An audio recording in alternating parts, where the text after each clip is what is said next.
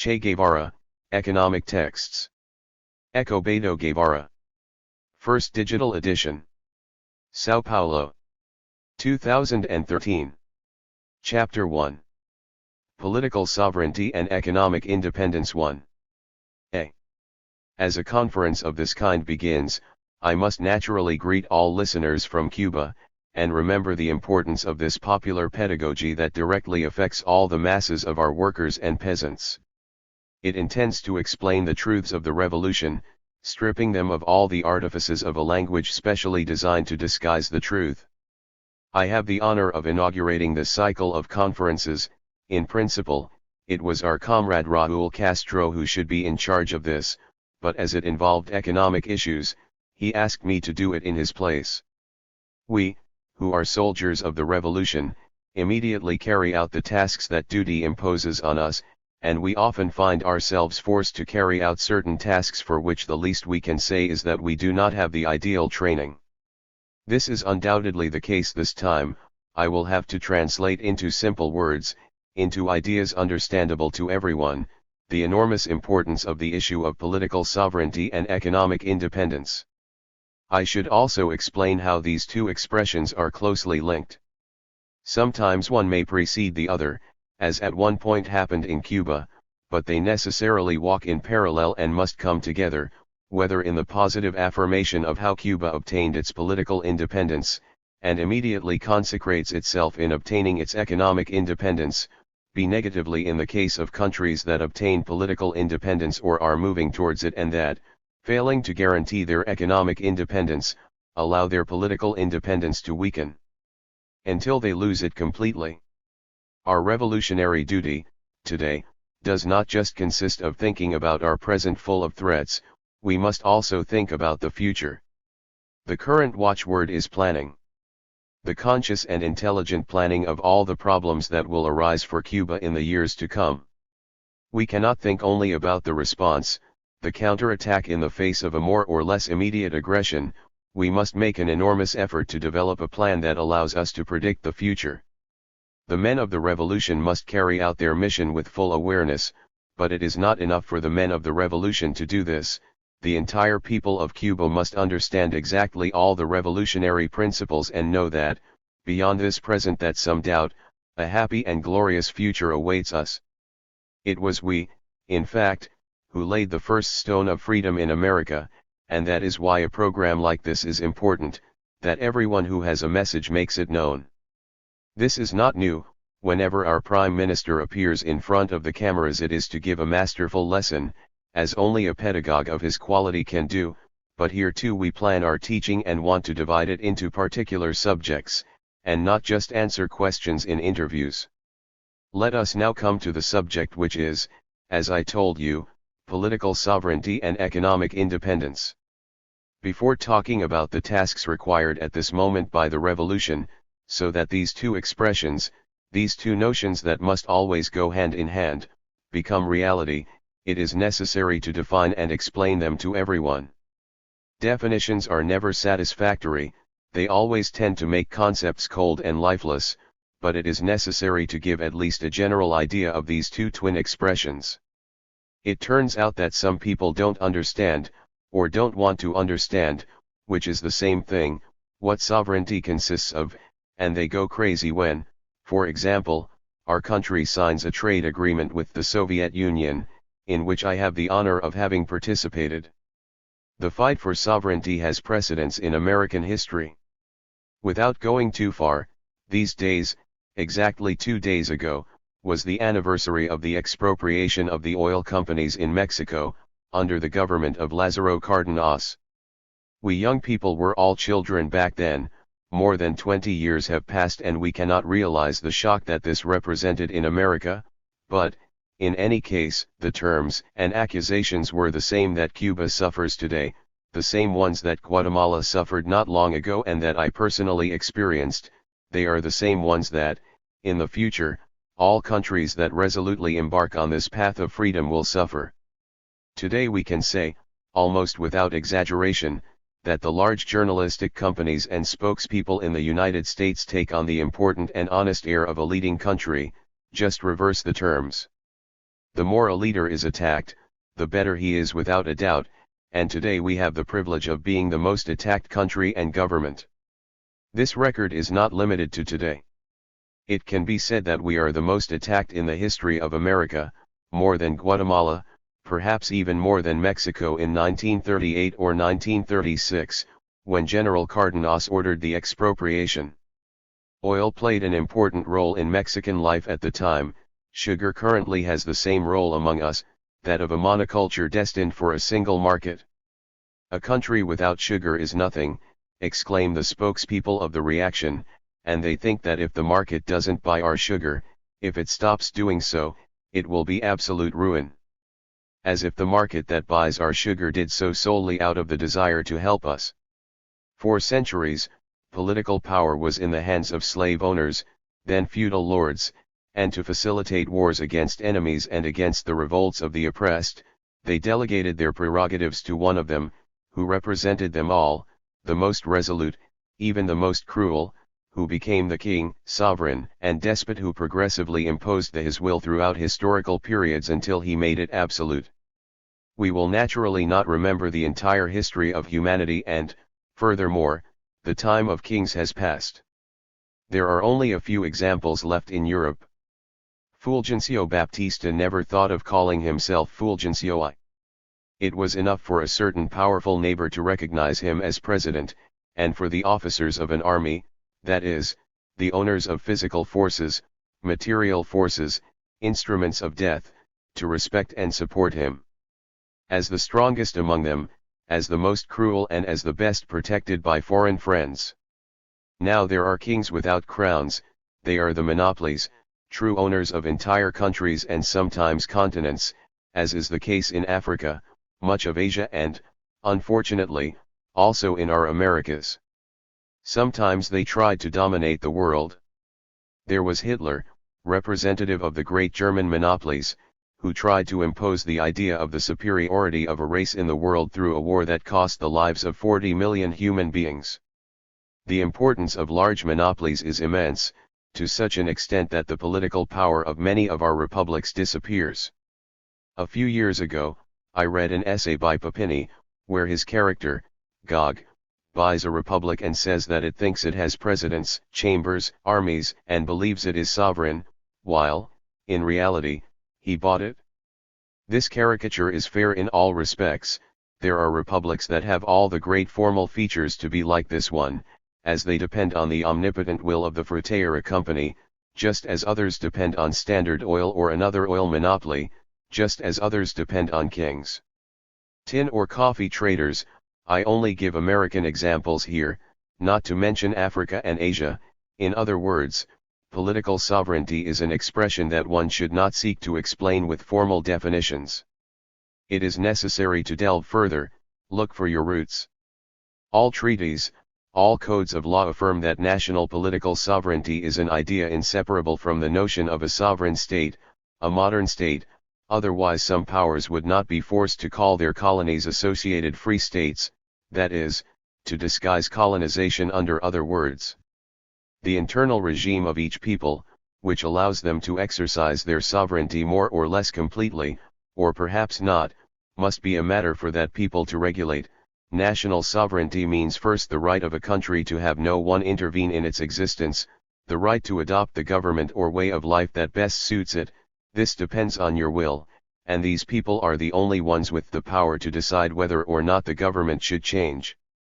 Now, all these principles of political sovereignty, of national sovereignty, are empty words if they are not accompanied by economic independence. We said at the beginning that political sovereignty and economic independence go hand in hand.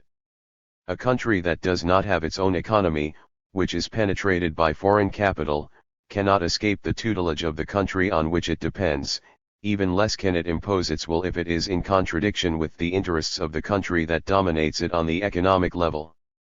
This is still not very clear to the Cubans, and it is still necessary to resist on this point. The foundations of political sovereignty, which were laid on January 1, 1959, will only be completely consolidated when we have acquired absolute economic independence. And we can say that we are on the right path, if every day we take a measure that guarantees our economic independence. If this progression is interrupted or taken back even a step by government measures, everything is lost and we inevitably return to colonization systems that are more or less covered, depending on the characteristics of each country and each social moment. It has become very difficult to suffocate a country's political sovereignty through pure and simple violence. The last two examples are the merciless and concerted attack by French colonialists on Port Said in Egypt and the landing of American troops in Lebanon. However, the United States no longer sends its Marines with impunity as before, and it is much easier to weave a web of lies than to invade a country for the simple reason that the economic interests of some monopolies had been harmed. It is difficult to invade a country that demands the right to exercise its sovereignty, at a time when the people want to make their voices and votes heard. And it is not easy to put public opinion in the affected country and the entire world to sleep.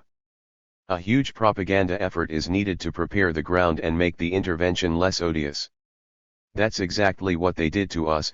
We must never fail to emphasize, whenever possible, that everything is being prepared to reduce Cuba no matter how, and that it is in our hands to ensure that this aggression does not take place.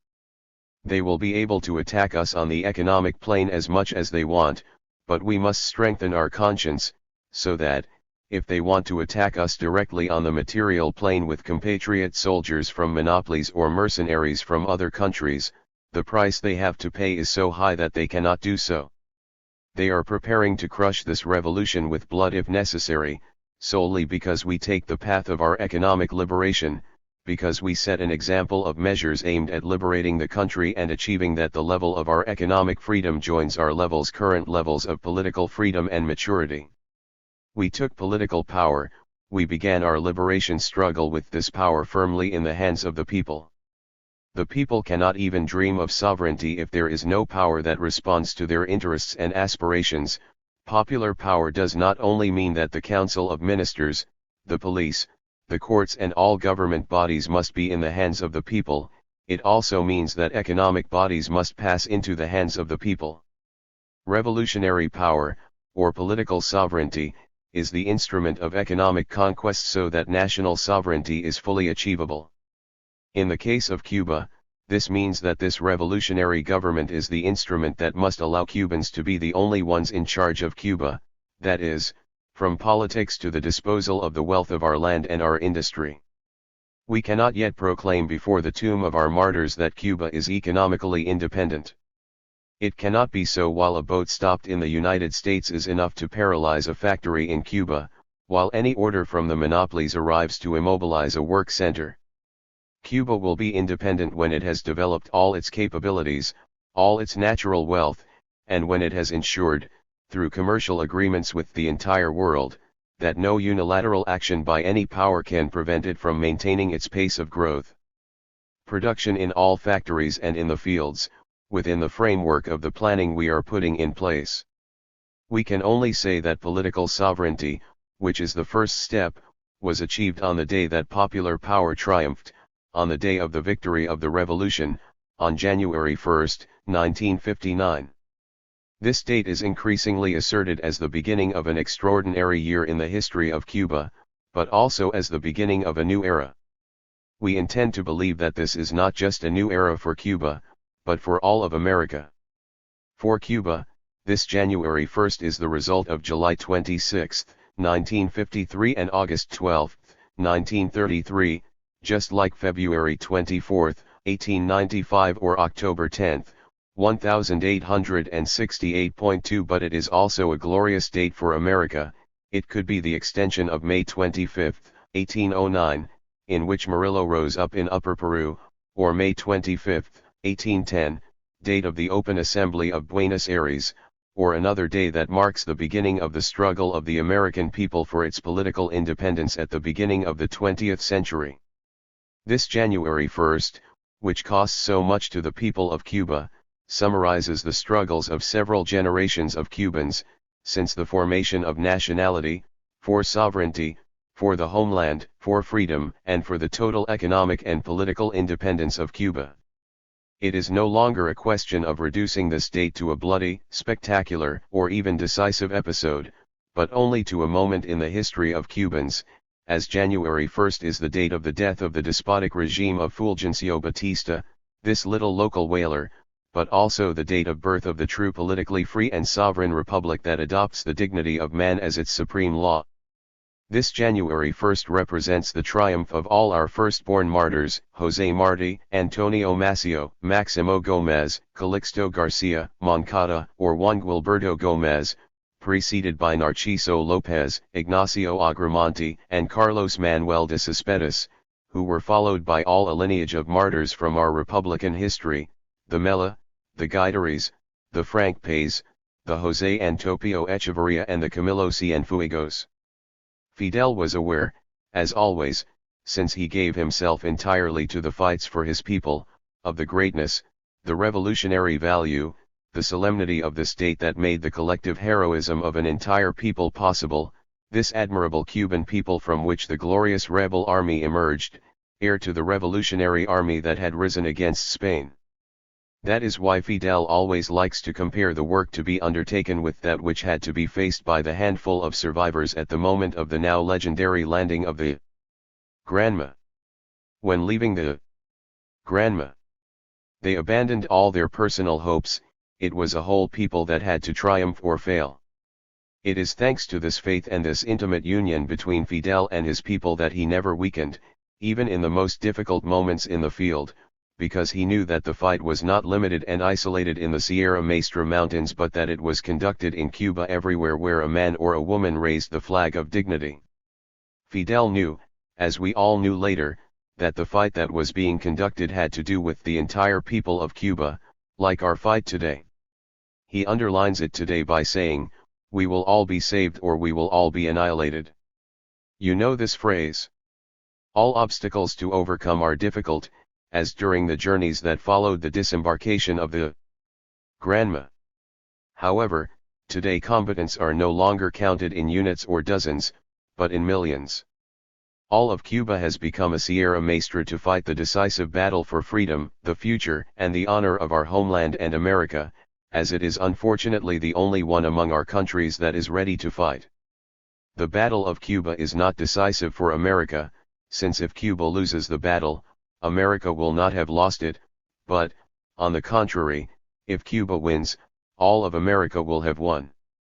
Such is the importance of our island, and that is why they want to suppress this bad example that we set. In 1956, the strategic objective, that is, the general objective of our war was the overthrow of Batista's tyranny, the restoration of the principles of democracy, sovereignty, and independence violated by foreign monopolies. Since March 10,3 Cuba was nothing more than a barracks.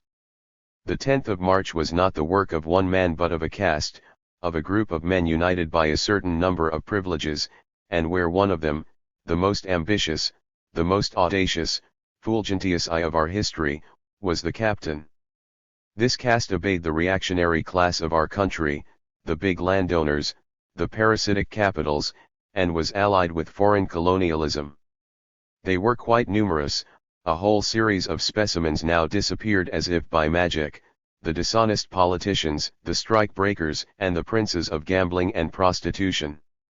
On January 1st, the fundamental strategic objective of the revolution at that time was achieved, that is, the destruction of the tyranny that had been bleeding Cuba for around 7 years. But our revolution, which is a conscious revolution, knows that political sovereignty and economic sovereignty are closely linked. Our revolution does not want to repeat the mistakes that followed 1930, simply liquidate a man, without realizing that this man represents a class and a state of things, and that, if this entire state of things is not destroyed, the enemies of the people will invent another man. The revolution must, therefore, radically destroy the evil that crushes Cuba.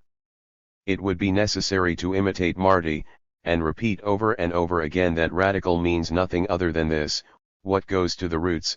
Radical does not apply to those who do not see the bottom of things, nor to those who do not contribute to the security and happiness of men. Fidel gave a new definition: this revolution aims to uproot injustices, he said, with different words from Marty S., but in the same sense.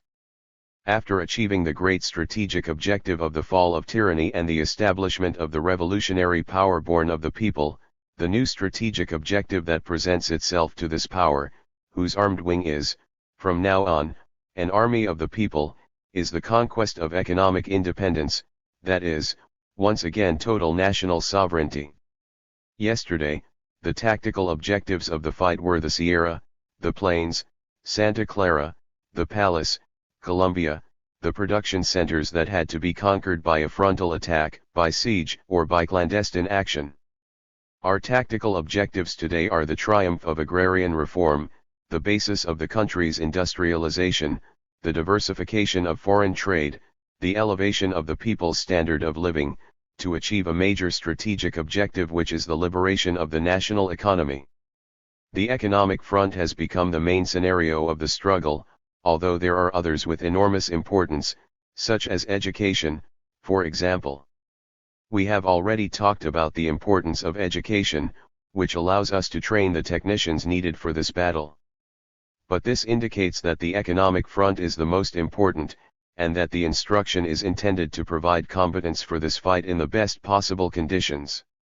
I can say that I am a soldier who came from the people, who took up arms like so many others simply obeying a call, who fulfilled his duty when it was necessary and who is today in the position you know.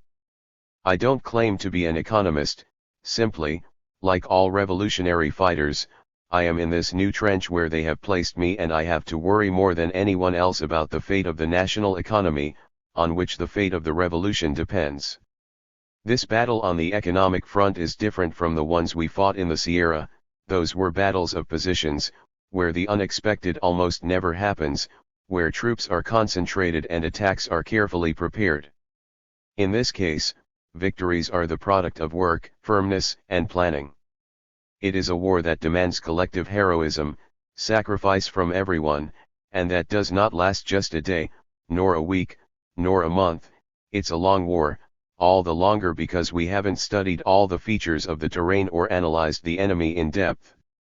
This war is also fought with many weapons, from workers contributing 4% of their salary to industrialization, to work in each cooperative, the establishment of branches hitherto ignored in national industries such as petrochemicals, heavy chemicals, or steel. Its main strategic objective, let us always remember, is the conquest of national sovereignty. To conquer something, we must take it from someone. It is necessary to speak clearly and not hide behind words that are susceptible to being misinterpreted. What we must achieve, the country's sovereignty, we must snatch it from the monopoly. Although monopolies in general do not have a homeland, they at least have a common definition. All the monopolies that are in Cuba, that have taken advantage of Cuban land, have very close ties with the United States. It means that our economic war will be fought with the great power of the North, and that it is not a simple war. Our path to liberation depends on victory over American monopolies. Control of the economy of one country by another fatally diminishes the economy of the controlled country. On February 24, Fidel Castro declared to CTC4, "How can we conceive a revolution that expects the solution of its problems from the investments of private foreign capital? How can we conceive that a revolution that demands the rights of workers, trampled on for so many years, expects solutions from foreign capital that appears where there are more profits? Who invests not in the most necessary items for the country, but in those that allow him the maximum profits?" The revolution could not, therefore, take this path of exploitation. It was necessary to find another one. It was necessary to shake the most annoying of all monopolies, that of land ownership, destroy it, pass the land into the hands of the people and then begin the real struggle. It is a fact that the battle was not fought at the level of agrarian reform. It is being fought now and will be fought in the future, because if the big monopolies had large areas of land here, it is not in this area that they are most important, it's in the chemical industry, in mechanical construction, in oil. That's where the example bothers them, the bad example of Cuba, as they say. It was necessary, however, to start with agrarian reform. About half of the landowners, Cuban or not, but Cuban landowners, owned 46% of the national surface, and 70% only owned 12% of the national surface. There were 62,000 plots with less than 3/4 of cavalry. 5. While our agrarian reform considers that 2 caballerías represent the number necessary for a family of 5 to be able to live on rain-fed land with a minimum of resources. In the province of Camagüey, 5 sugar companies controlled 56,000 caballerías. That is, 20% of the total surface of the province. The monopolies held, on the other hand, nickel, cobalt, iron, chromium, manganese, and all oil explorations. In oil, for example, between the permitted and requested concessions, the total exceeded the national surface. This means that the entire national surface was distributed, plus all groups of rocks, plus the entire Cuban continental shelf. On the other hand, some areas they were requested by 2 or 3 companies at the same time, and they entered into litigation. It was also necessary to liquidate the ownership relationships of American companies. Real estate speculation was also hit by the reduction in rents and now by plans by INAV, Instituto Nacional de Ahorro y Vivienda, 6 aimed at providing economical accommodation. There were numerous real estate monopolies here. Even if they were not all Americans, they were parasitic capitals allied with the Americans, even if only because of the ideological conception of private property at the service of an individual for the exploitation of a people. With the intervention of large markets and the creation of popular warehouses, of which there are now 1,400 in the Cuban countryside, we were able to stop or at least begin to stop speculation and the monopoly of internal trade. You know how the prices of products change, and if there are peasants who listen to us, they know the great difference between the current prices charged by bandits in this sad time throughout the Cuban countryside. The action triggered by monopolies in public services was, at least, eliminated. We still had to overcome one of the important stages of our liberation struggle, the attack against the monopoly of foreign trade. We have already signed several commercial agreements with different countries, and new countries are constantly seeking the Cuban market on an absolute equal footing. Of all the agreements signed, the most important is, without a doubt, the one we negotiated with the Soviet Union. We sold him something extraordinary, our entire quota of sugar, leaving nothing for the world market. On the other hand, we have guaranteed annual sales of 1 million tons for 5 years. Naturally, we only receive dollars for 20% of this sugar, but the dollar is just a purchasing instrument, it has no other value than its purchasing power, and we, making ourselves pay in manufactured products or raw materials, are simply using the sugar as dollar. Someone told me recently that the distance that separates the Soviet Union from Cuba considerably increases the price of all the products we import. The contract we signed for oil dispelled these conjectures. The Soviet Union undertakes to supply Cuba with oil that meets various specifications at a price 33% lower than that of the American monopolies, which are within our reach. This is economic liberation. There are, of course, those who claim that all these sales by the Soviet Union are political sales that only serve to annoy the United States. We can admit it. The Soviet Union is free to bother the United States if it feels like it, but it is to us that it sells oil and buys sugar to bother the United States, and whatever its intentions, we are doing nothing more than selling goods and not our national sovereignty as was the case in the past. Let's now talk as equals. Today, when a representative from a new country comes to see us, they speak to us as equals. It doesn't matter the size of the country it comes from or the power of its cannons. Cuba, an independent nation, has the right to vote at the United Nations. Just like the United States and the Soviet Union. It is in this spirit that all agreements were signed and all new commercial treaties will be made. Marty had seen this well, a long time ago, when he stated that the nation that buys is in charge, while the nation that sells obeys. When Fidel Castro explained that the trade agreement with the Soviet Union was very favorable to Cuba, we can say that he expressed the feelings of the entire Cuban people. We all felt a little freer when we knew we could sign business agreements with whoever we wanted, and we should feel even freer today, knowing that this trade agreement that we signed by virtue of our sovereignty is, on the other hand, one of the most advantageous for Cuba. If we study the onerous loans of American companies and if we compare them to the credit that the Soviet Union granted us for 12 years at an interest rate of 2.5%, one of the lowest rates in international commercial relations, we will understand their importance. This credit will naturally be used to buy Soviet goods, but it is also quite clear that loans granted, for example, by the Export Bank, which claims to be an international organization, are used to buy certain products from foreign monopolies. Let's imagine a Burmese electricity company, for example. The Export Bank lends you 8, 10, or 15 million pesos. It then installs the appliances, provides very expensive and very poor quality electrical energy, amounts to enormous sums, and the nation has to pay. These are international credit systems, very different from credit granted to a nation so that it can take advantage of it, so that all its children can benefit from it. It would be completely different if the Soviet Union had loaned 100 million pesos to one of its companies to set up a business and export its dividends to the Soviet Union. But what was actually envisaged was the installation of a large steel company and an oil refinery, completely national and at the service of the people. In other words, everything we pay represents solely the return for what we receive, a fair and honest return, as we saw in the case of oil. I do not mean to say that as we sign other contracts, in the same frank manner in which the government explains all its dealings, we will always be able to announce to you such extraordinarily low prices for all the goods we buy, for all manufactured products. The Marina Diary. 7. It is still necessary to mention it is opposed to this.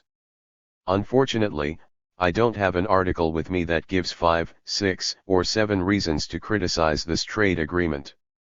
They are all false, of course, false in the interpretation, which is already serious, but also false in the information. It states, for example, that this agreement means that Cuba is committed to supporting Soviet maneuvers at the United Nations.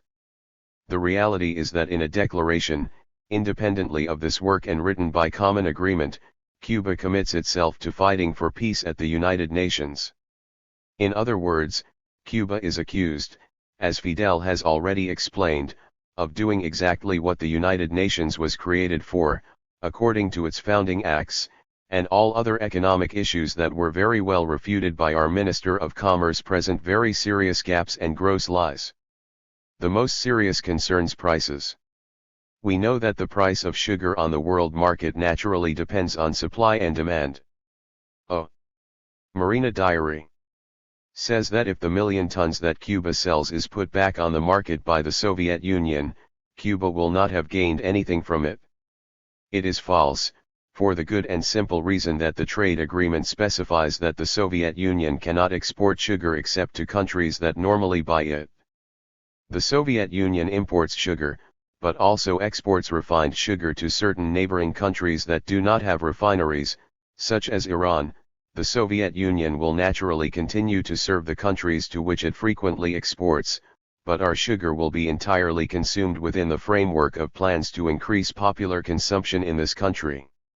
If the Americans are very restless, Congress itself says that the Soviet Union is catching up with them.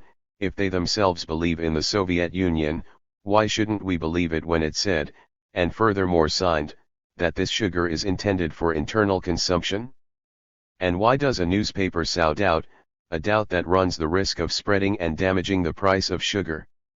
It is simply the role of counter-revolution. The role of those who do not resign themselves to losing their privileges. On the other hand, with regard to the price of Cuban sugar, the Lincoln Price 8 deserved special mention from opponents. They claim that these 100 or 140 million pesos that the United States paid extra for sugar were an offer to Cuba. It's not accurate. Cuba thus signed customs agreements that meant that for every peso that Americans spent in Cuba, Cuba spent approximately 1 peso and 15 cents. Which means that, In 10 years, $1 billion passed from the hands of the Cuban people to those of the American monopolies. We have no reason to make offers to anyone, but we would most like this money to go from the Cuban people to the American people, while monopolies are nothing more than instruments of oppression to prevent the enslaved people of the world from taking the paths to their liberation. The modest loans that the United States made to Cuba cost us 61 cents in interest for each peso, in the short term, nor do we say what a long-term loan like the one we obtained from the Soviet Union would cost us.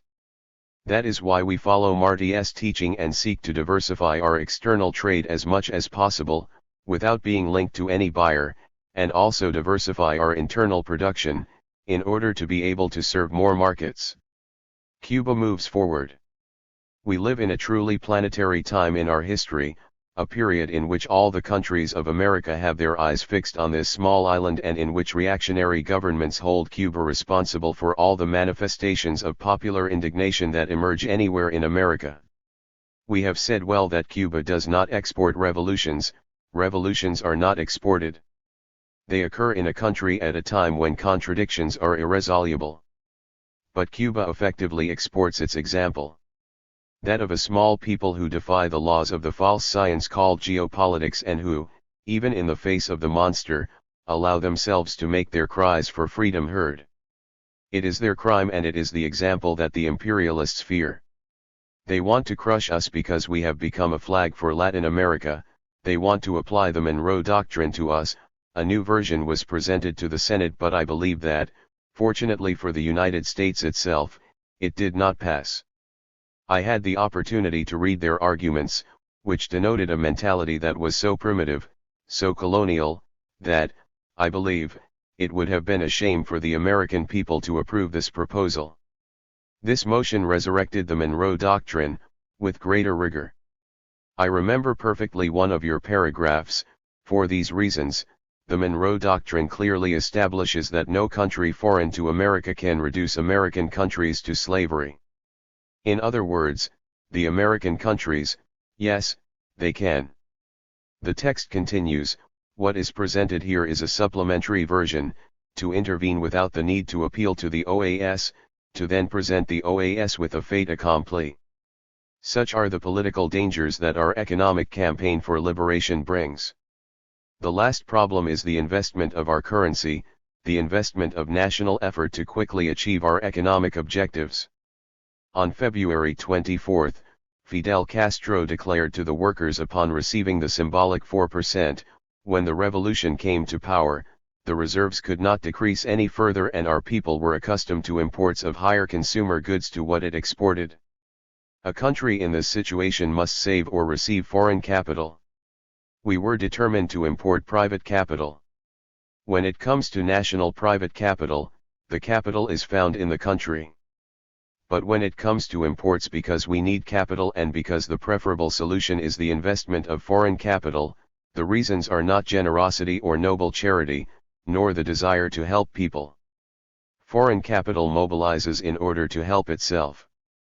Foreign private capital is excess capital in one country, which is transported to another country where wages are lower, living conditions and raw materials are cheaper, in order to obtain better profits. It is not generosity that encourages foreign private capital investment, but profit, and the thesis that has always been defended here was that of private capital profit to solve the problems of industrialization. We will invest $300 million in agriculture and industry. It is the battle for the development of our country and the cure for its ills. It is clear that it is not an easy path. You know that we are threatened, that there is talk of economic reprisals, of maneuvers, of suppressing our quotas, etc., when we try to sell our products. Does this mean we should retreat? Abandon all hope of improvement? Just because they threaten us? What is the fair path for the people? Who do we harm by wanting to progress? Do we want to live off the work of other people? What do we Cubans want? We don't want to live off other people's sweat, but on our own. We do not want to live on other people's wealth, but on our own, to satisfy all the material needs of our people and, from there, solve the country's other problems, education, hygiene, free time. How we are going to apply all these millions, is what another companion will explain to you in one of his lectures. He will also show you why, not just how, we are going to apply them in the path we have chosen. Now, for the weak, for those who are afraid, for those who think that we find ourselves in a unique situation in history, in a desperate situation, for those who believe that if we don't stop or if we don't retreat, we are lost, I want to quote a brief anecdote from Jesus Silva Herzog, Mexican economist, author of the oil expropriation law, and who speaks precisely of the time Mexico experienced when it prospered equally international capital, that sums up everything that is said about Cuba. Here it is. Of course, it was said that Mexico was a communist country. The ghost of communism has appeared. Ambassador Daniels, in the book that I already mentioned in one of the previous conferences, says that he made a trip to Washington during those difficult days, and that an English gentleman told him about Mexican communism. Daniels replied, "Well, in Mexico, the only communist I know is Diego de Rivera, but what is a communist?" he immediately asked the English gentleman. He, who was sitting in a comfortable armchair, reflected, got up and tried to make a definition. That didn't satisfy him. He sat down again, reflected again, began to sweat, stood up again, and gave a new definition. That didn't suit him either. The maneuver continued until finally, in despair, he said to Daniels, "Dear sir, a communist is someone who shocks us." You can see how historical situations repeat themselves. I'm sure we shocked each other quite a bit. It seems that Raul and I have the honor of being among the most shocking, therefore, historical situations repeat themselves. Just as Mexico nationalized oil and was able to continue, and Cardenas is considered the greatest president the country has ever had, so too will we continue. Those on the other side will call us by all kinds of names, they will always have something to say. It remains for us to work for the good of the people, that we not retreat, and that those expropriated, those confiscated, those whom the revolution plundered, do not return. One lecture given on March 20, 1960, as part of the Popular University broadcasts. October 2, 1868, Grito de Yara, by Manuel de Cespedes, beginning of the First Cuban War of Independence against Spain. February 24, 1895, decision by Martí, Maceo, and Gómez, of the Second War of Independence. August 12, 1933, Dictator Machado is expelled by a general uprising. July 26, 1953, attack on the Moncada barracks by Fidel de Castro. March 10, 1952, Batista's coup d'état on the eve of the elections. 4. Confederation of Cuban Workers. 5.1. Cavalry. Equivalent to around 13.5 hectares. 6. National Institute of Savings and Housing. 7. Traditional spokesperson for the Cuban bourgeoisie, the Marina Diary. That he would have to move to Miami. 8. Price guaranteed by agreement, by the United States government, for the purchase of the annual quota of sugar from Cuba. Chapter 2. About the Geneva Conference on Trade and Development. Immediately after the end of the Second World War, the imperialist powers tried to organize the division of the world. At that time, what was fundamentally at stake was the preservation of the economic interests of the United States, the strongest power and the only one that had emerged unscathed from the war. This is how the International Monetary Fund and the International Bank for Reconstruction and Development were formed, and, later, in 1947, the Havana Charter was signed and, soon after, the General Agreement on Customs Tariffs and Trade, whose initials in English constitute the acronym GATT, the name by which it is known. GATT was the first attempt to systematize relations by countries in the capitalist area, under the sign of the dollar and on the basis of the exploitation of oppressed peoples. Over time, with the birth of new nations and the development of national consciousness throughout the world, GATT gradually became the greatest instrument of developed countries against the hypothetical inflation of products from other areas in their markets. All this within the framework of an increasingly accentuated imperialist exploitation and an inter-imperialist struggle that went through different stages and processes. For its part, the socialist bloc was consolidating, and the bloc of Afro-Asian countries emerged, which in Bandung gave the first proof of its potential as a new global force. At first, the discussion at the United Nations was about the need for a trade conference, a conference that should regulate all the difficult relations between countless countries with different degrees of development and different social regimes. However, under pressure from dependent countries, today publicly called developing, the trade conference acquired a new title, World Conference for Trade and Development. Development has become a key theme in the analysis of relations between countries with different degrees of economic growth. Unequal exchange, carefully masked under the apologia for capitalist relations, came to the surface and became the main topic of the moment. At the same time, as a new phenomenon at the time, the bloc of Latin American countries met in Brasilia to agree on a whole series of issues that had more than one purpose, but were fundamentally aimed at demanding from the United States and other imperialist powers greater opening of markets and respect for the price of raw materials and export products from these countries. When the conference began, the different groups of countries and their different attitudes could be clearly detected. The group of socialist countries had the clear idea of trying to boost East-West trade as much as possible and seeking an agreement with the countries in the so-called underdeveloped group, which is absolutely in the majority.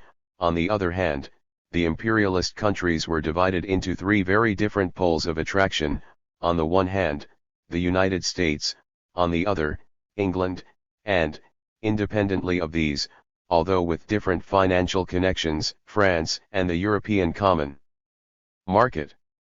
The different European countries belonging to the English market followed approximately its line, those of the European Common Market, the French line, and the South American countries, despite serious contradictions, maintained a certain loyalty to the United States. On the other hand, there were groups of African countries that followed the guidelines of England or France quite faithfully, others responded to the United States, and there were still a certain number of countries with an independent position. A noteworthy feature is the control exercised by imperialists through new forms of exploitation such as neocolonialism. Proof of this are selective exclusions. The Federal Republic of Germany, South Korea, South Vietnam, and Taiwan recalled with their presence the great international injustices: the absence of the People's Republic of China, the German Democratic Republic, the People's Republic of Korea, and the Democratic Republic of Vietnam. The imperialists continue, in practice, to dominate international conferences and can exclude some socialist countries while letting their adventure partners enter through the back door. The problems presented to the conference are of such magnitude that it is difficult to establish how they can be combined so that a declaration emerges that satisfies everyone and that is signed and followed by everyone. Furthermore, it seems impossible for us to achieve this, unless some compromise solutions are reached so that the document says nothing, as is traditional in this type of meeting. The raison d'être of imperialism lies precisely in the unequal exchange it maintains with its economic colonies. Asking him to renounce that is almost the same as asking him to renounce the system and imperialism. This is not asked to be done, it is something that has to be achieved. Unequal exchange appears as a main contradiction, but in the face of it different attitudes of imperialist countries were observed. France, with a powerful force of African countries, former colonies that support it and that are its allies integrated in the preferential market, appeared offering, in vague terms, increase in raw material prices and greater participation of underdeveloped people in the market. It is not possible to predict what kind of concessions it could make, but it is clear that something concrete would have to be offered in exchange for other desirable pieces, for example, Latin America. England, on the other hand, appearing to have a supposedly open attitude, received with sympathy the requests of its own economic colonies not to give in on the issue of preferential treaties, and on the other hand it proposed a program very similar to the so-called GATT Action Plan, an imperialist effort to rejuvenate an organism already historically condemned. The United States had nothing to offer, and as a logical consequence, continuing the arrogant and inhumane policy of its leaders, it threw cold water on the hopes of its docile Latin American friends. All this is a logical consequence of historical development. Latin America began its capitalist stage some time ago, although feudal structures that coexist with capitalist ones still exist internally in the various countries. Its ruling classes have many affinities with the United States, but there is a conflict between them that is difficult to resolve. The ruling classes of Latin America are involved in the problem of finding a way to return something of what they extract from the people of each country, to improve their general living conditions and avoid the outbreak of revolutionary wars. At this crossroads, and not wanting to give away what they believe belongs to them, they turn to the United States to give them a part of their enormous profits. The United States offered conditions under which it was not their monopolies that lost, but rather the country's intermediaries. Colonized and, definitely, the people. This is the philosophy of the Alliance for Progress. This contradiction does not explode given the presence of the proletariat, which is increasingly fighting more openly for the seizure of political power, and in the face of which the importing or industrial bourgeoisie and the foreign monopoly bourgeoisie form a common front with a vision illustrated by the example of the Cuban Revolution, which gives them a very faithful image of the future that awaits them when the people take power into their hands.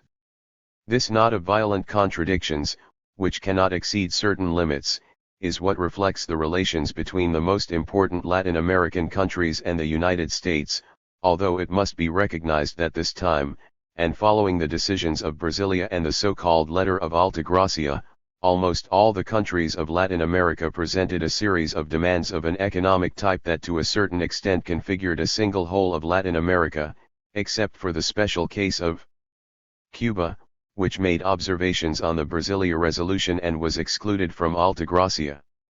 A few days after the conference began, a military coup overthrew the Brazilian constitutional regime, and the results of well-planned and far from casual coups by the United States during that time were immediately seen. Not only did Brazil fall, but also Panama, faced with a brutal ultimatum, had to accept North American conditions. A few days later, in Laos, there is an attempted coup d'état whose definitive results are not yet known, and in Cuba new attacks begin, while in Geneva the so-called Kennedy Round, a system of customs tariff negotiations within the GATT framework, begins parallel to the trade conference, without the intervention of Cuba or any socialist country. These are consequent steps of a brutal but exact and conscious policy. The efficient Dallas farmer, less florid than his murdered predecessor, is, nevertheless, tightening the necessary screws to achieve various objectives, with the aim of perpetuating imperialism and, perhaps, liquidating socialism. As immediate objectives it intends to maintain all its economic colonies and expand its domination across the colonial territories of other imperialist powers in Asia and Africa. Kennedy's death means the step towards a new policy, which is not different in its general terms, because first and foremost imperialists are imperialists, but rather in the degree of aggressiveness it entails. While Kennedy seemed to have some consistent ideas about peaceful coexistence, the current monopoly groups are more skeptical and are willing to walk on the brink of war, as Foster Dulles advocates, to achieve their goals. In this first stage, the clearest objectives of containment against socialism are South Vietnam and Cuba, and it is in these 2 points that a spark can be produced that, ultimately, will acquire global conflagration proportions. After Brazil fell, Latin American countries prudently retreated to less compromised positions, and Brazil, which was one of the strongest and most belligerent underdeveloped countries, began to speak with a different voice. North American imperialism ensures the loyalty of its economic colonies, if necessary, by resorting to arms. The French and English, less strong, and therefore in greater need of maneuver, offer some trifles to their still unsuspecting interlocutors, in exchange for markets. However, the basic attitude cannot be different. Imperialism without a market is obsolete imperialism, dying imperialism, and they know this well, but it is not just a market in the commercial sense of the word. For imperialism to be able to exercise its action, this market must be dependent and, to a certain extent, exclusive, such as that of the United States in Latin America, that of England in the Commonwealth, that of France in the African community that supports it. The underdeveloped countries quickly group themselves along basically these three lines, leaving, as we said, a group of independent countries. This made it very difficult to establish a common line of action and made all the efforts of some independent countries, socialist countries, and the Secretary General of the Conference, Dr. Prebys, clearly on the side of the disinherited. In this way, it became difficult to achieve the strong natural unity that should exist between socialist countries and underdeveloped countries. The general line of both strategies, that of imperialism and that of socialism, would clash around the problem of unity. Socialists need unity with all underdeveloped people against the imperialists, and they need this unity and the consolidation of dependent blocs. Despite the contradictions between the imperialists over the markets, there was a tacit understanding not to allow the desires of dependent countries to converge into a single front of wills. In this first stage, it can be said that the imperialist countries managed to prevent a full identity of action between the socialist countries and the underdeveloped countries. This, naturally, leads the conference into an even more dead end, if possible, than if it had been possible to reach a more or less complete understanding between the discriminated and exploited countries. Most likely, the conference gave nothing but a feeling of frustration to all those who believed in some possibility of improving exchange ratios and a general improvement in relations between countries with such different levels of development, such as monopolists and their colonies. The International Trade Organization, proposed by some countries, has so far not shown signs of vitality, and there is persistent talk of compromise formulas. The imperialists gave nothing away. The underdeveloped countries demand concessions with equal vehemence from any developed country, regardless of its social system.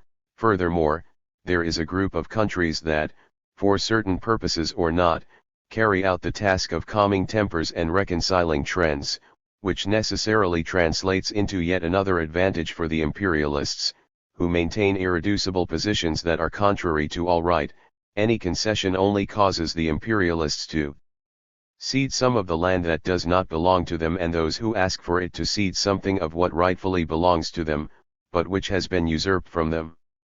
It would be long and too meticulous for the scope of these notes to point out, one by one, the attitudes of each of the different countries, as naturally there were variations in each group.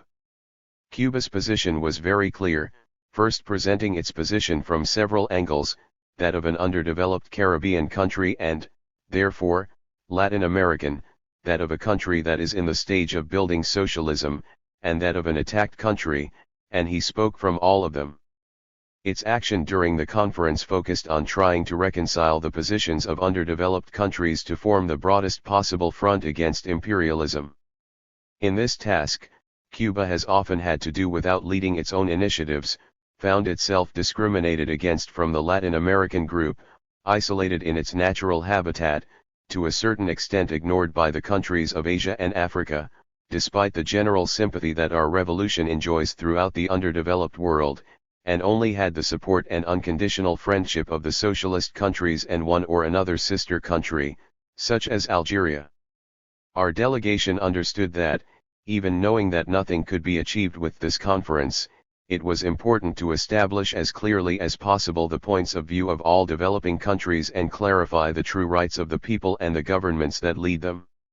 If, as expected, everything was reduced to vague declarations, the conference nevertheless had a great merit, that of allowing such a large and heterogeneous number of underdeveloped countries to come together, to feel the communion of interests that characterizes them and the magnitude of the problems that devour their economies.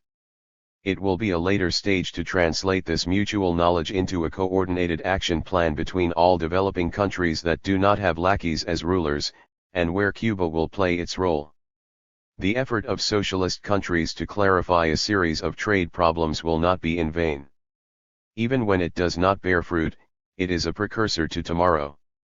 Even if the imperialists play with the hopes of the people and specifically exclude countries that are enormously representative of the world, the anti-colonial forces are awakening at an increasing rate. Hearing how the delegates from some small republics in Black Africa challenged the statements of the North American representatives in the committees, in an ironic and disdainful tone, was a stimulus for us, our little sword, in the army of those who fight against the imperialist powers, opened a breach in the enemy camp and taught that imperialism also has its Achilles heel and that we are in another era in the world, in which North American ships can no longer appear at the mouth of the ports to dictate their laws with a cannon salute. Cuba played its role with dignity, saved its prestige as a revolutionary country that proclaims its truths from the rooftops, reaffirmed its socialist position and was not afraid to call itself underdeveloped, in the face of the timid definitions of a developing country with which we are baptized. In the Geneva Trench, sterile for many reasons but rich in experiences and lessons for everyone, the Cuban Revolution showed once again the role it had to play in the struggle for the emancipation of Latin America and all the underdeveloped countries of the world. Chapter 3. Communication by Escobedo Che Guevara, Minister of Industry and head of the Cuban delegation, to the First Conference for Trade and Development. Geneva, 1964. F. The delegation from Cuba, an island country located at the mouth of the Gulf of Mexico, in the Caribbean Sea, hails you. She speaks to you based on the multiple rights she has to come to this assembly and proclaim her truth. I speak to you, firstly, as a country that is carrying out the gigantic experience of building socialism. It also speaks as a country belonging to the group of Latin American nations, even though anti-legal decisions have temporarily separated it from the regional organization, due to pressure and action from the United States. The geographical relationship indicates that we are talking about an underdeveloped country that suffered in the flesh the effects of colonialist and imperialist exploitation and that lived the bitter experience of the subjection of its markets and its economy, or, what is the same, the subjection of its entire apparatus governmental to a foreign power. Cuba speaks, moreover, of its condition as an attacked country. It was all these characteristics that placed our nation at the forefront of news around the world, despite its smallness, its little economic importance and its small population. At this conference, Cuba will express its opinion through different perspectives that characterize its peculiar situation in the world, but will base the analysis on its most important and positive condition, that of a country that builds socialism. In its Latin American and underdeveloped condition, it will join the main pretensions of its sister countries, and in its attacked condition, it will denounce from the first moment the machinations plotted by the coercive apparatus of the imperialist power of the United States. We use these explanatory words as an introduction, because our country considers it essential to define exactly the scope of the conference, its meaning, and its possible importance. We are at this meeting 17 years after the Havana Conference, in which the aim was to organize the world in accordance with the interests of the competing imperialist powers. Despite Cuba hosting that conference, our revolutionary government does not feel in the least committed to the role played by a government dependent on imperialist interests, nor to the content or scope of the so-called Havana Charter. At this conference, and at the previous one, at Bretton Woods, a series of international organizations were created whose actions have been harmful to the interests of dependent countries. And, although the United States has not ratified the Havana Charter, considering it too daring, the various international financial and credit organizations and the General Agreement on Tariffs and Trade, GATT, General Agreement on Tariffs and Trade, concrete results of those two meetings, proved to be efficient weapons for defending their interests and, even more, weapons for attacking our countries. These are topics that we will deal with extensively later.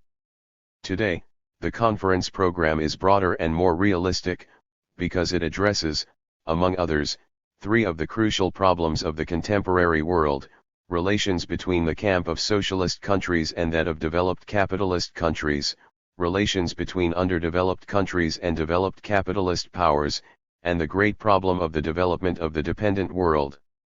The number of participants in this new meeting far exceeds that held in 1947, in Havana. We cannot, however, say with complete justice that this is an assembly of the peoples of the world. The strange legal interpretations that certain powers wield with impunity mean that countries of great global significance, such as the People's Republic of China, the sole and legitimate representative of the largest people of humanity, are not present at this meeting, and that, in their place, it occupies this I create a false representation of those people who, to further contradiction, even have the right to veto in the United Nations. It should also be noted that representations of the Democratic Republic of Korea and the Democratic Republic of Vietnam, authentic governments of their people, are missing here, while representatives of governments from the southern parts of both divided states are present and, increasing the contradictions, note it is clear that, while the German Democratic Republic is unfairly overlooked, the Federal Republic of Germany, in parallel, attends this conference and obtains a vice presidency. And, while the aforementioned socialist republics are not represented here, the government of South Africa, which violates the Charter of the United Nations with its inhumane and fascist policy of apartheid, sanctioned by its own laws and which defies the United Nations by refusing to provide information about the territories it holds, has a place in this room. All these anomalies mean that the meeting cannot be defined as an assembly of the peoples of the world. It is our duty to point this out and draw the attention of those present, because, as long as this state of affairs continues and justice is manipulated by a few powerful interests, legal interpretations will continue to be made according to the convenience of the oppressive powers, and it will be difficult to eliminate the prevailing tension, which certainly implies danger for humanity.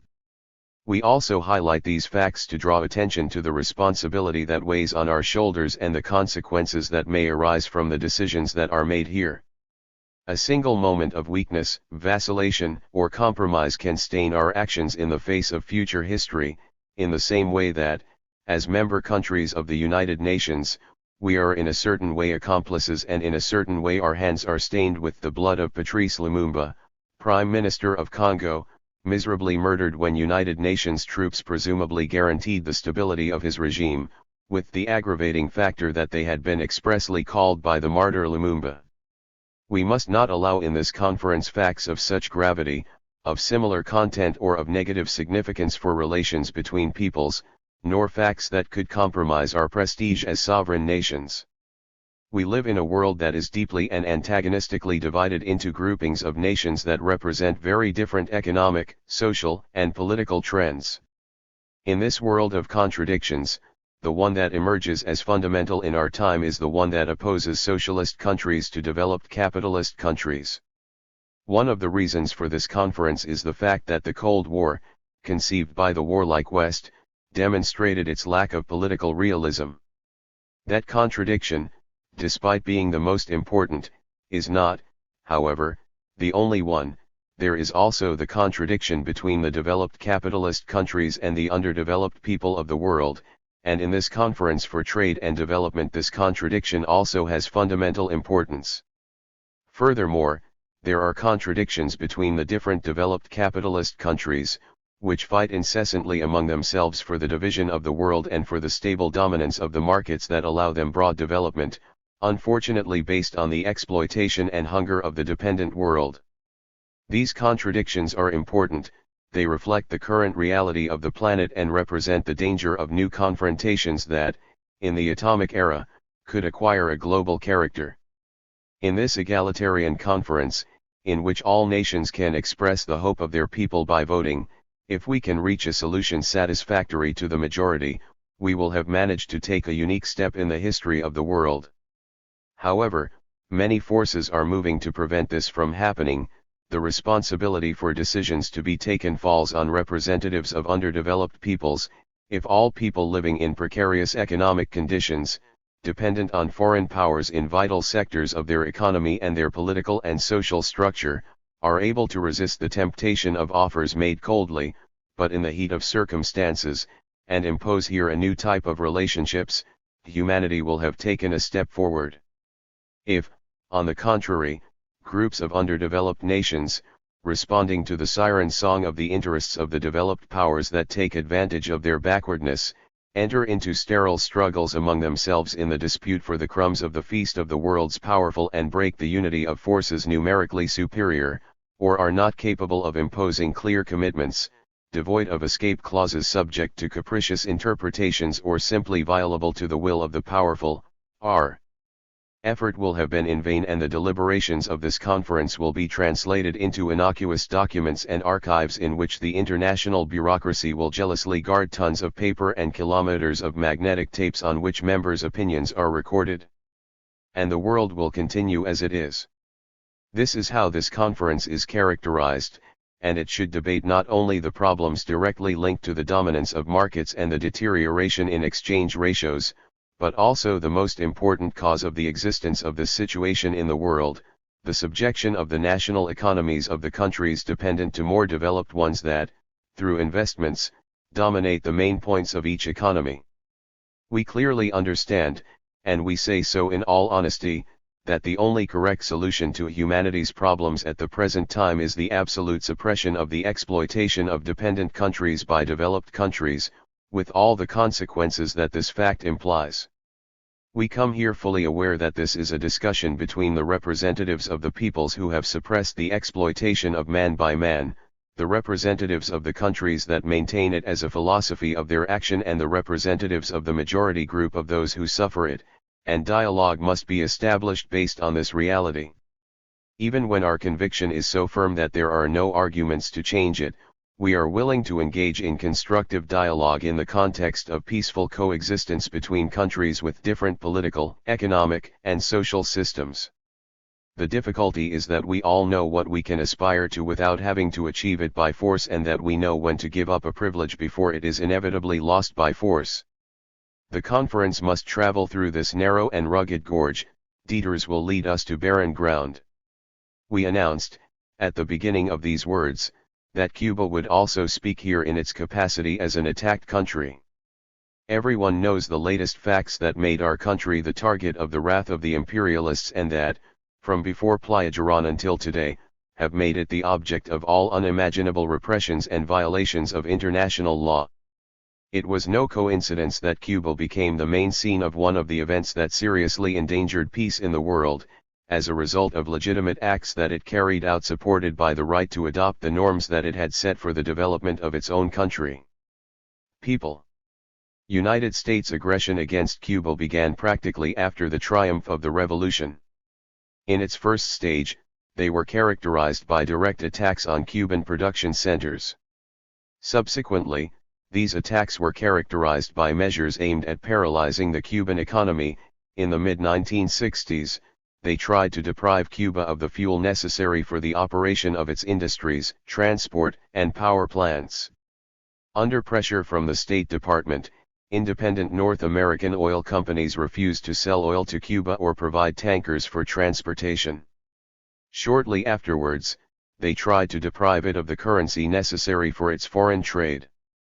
On July 6, 1960, then-President Eisenhower reduced Cuba's sugar quota in the United States by 700,000 tons, completely suppressing this quota on March 31, 1961, a few days after the announced Alliance for Progress and days before Playa Girón. They attempted to paralyze Cuba's industry, depriving it of raw materials and replacement parts for machinery, with the United States Department of Commerce enacting for this purpose, on October 19, 1960, a resolution prohibiting the shipment of numerous products to our island.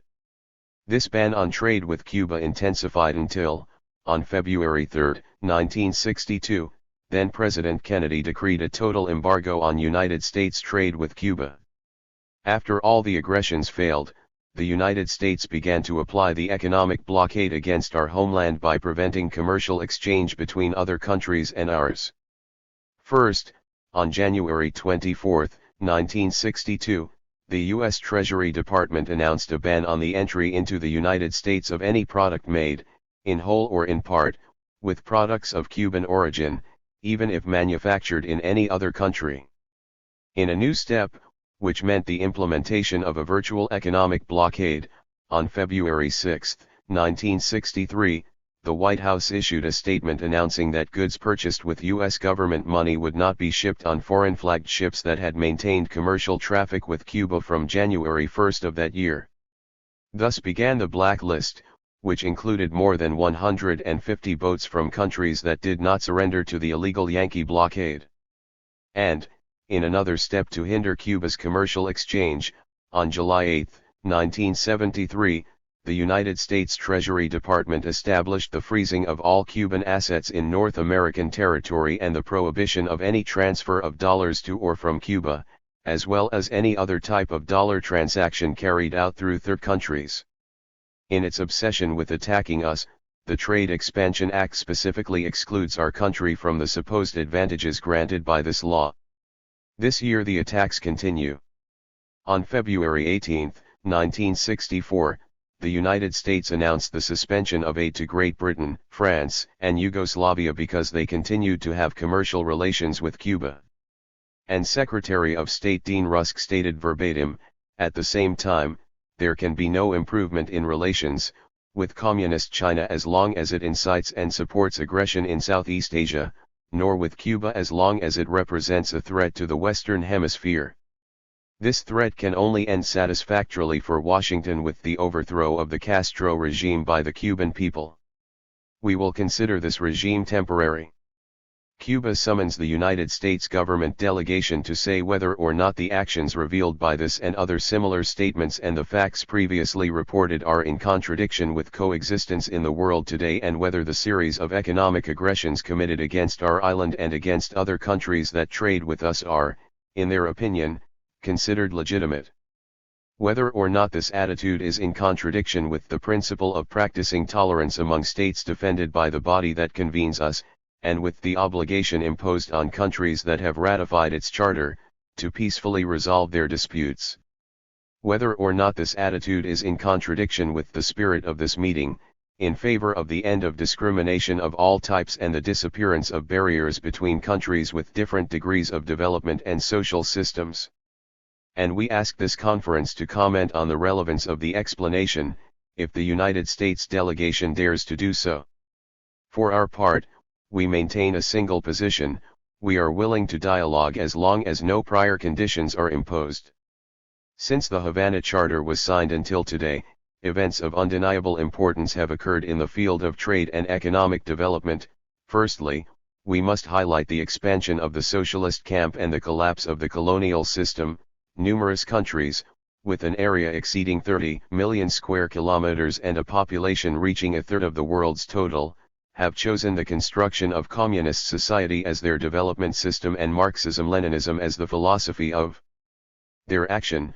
Others stated their desire to lay the foundations for the construction of socialism, even when they did not directly embrace the Marxist-Leninist philosophy. Europe, Asia, and now Africa and America are continents shaken by the new ideas of the world. The socialist field developed uninterruptedly at growth rates much higher than those of capitalist countries, despite, in general, starting from very low levels of development and having endured wars of extermination and tight blockades. In contrast to the impetuous growth of the socialist countries and the development, albeit at a much slower pace, of most capitalist countries, there is the undeniable fact of the total stagnation of a large part of the so-called underdeveloped countries, which sometimes even present economic growth rates lower than demographic growth. These characteristics are not accidental, they directly correspond to the nature of the developed capitalist system in full expansion, which transfers the most abusive and blatant forms of exploitation to dependent countries. Since the end of the last century, this expansionist and aggressive tendency has resulted in countless attacks on several countries on the most backward continents, but nowadays it essentially translates into control, by developed powers, of the production and trade of raw materials of dependent countries. In general, it is manifested by the dependence of a given country on a single basic product which, in turn, is aimed at a specific market and in quantities limited to its needs. The penetration of capital from developed countries is the essential condition for the establishment of economic dependence. This penetration takes different forms. It presents itself as loans under onerous conditions, investments that subject a given country to investors, almost absolute technological dependence of the dependent country on the developed country, control of foreign trade by large international monopolies and, in the last resort, the use of force.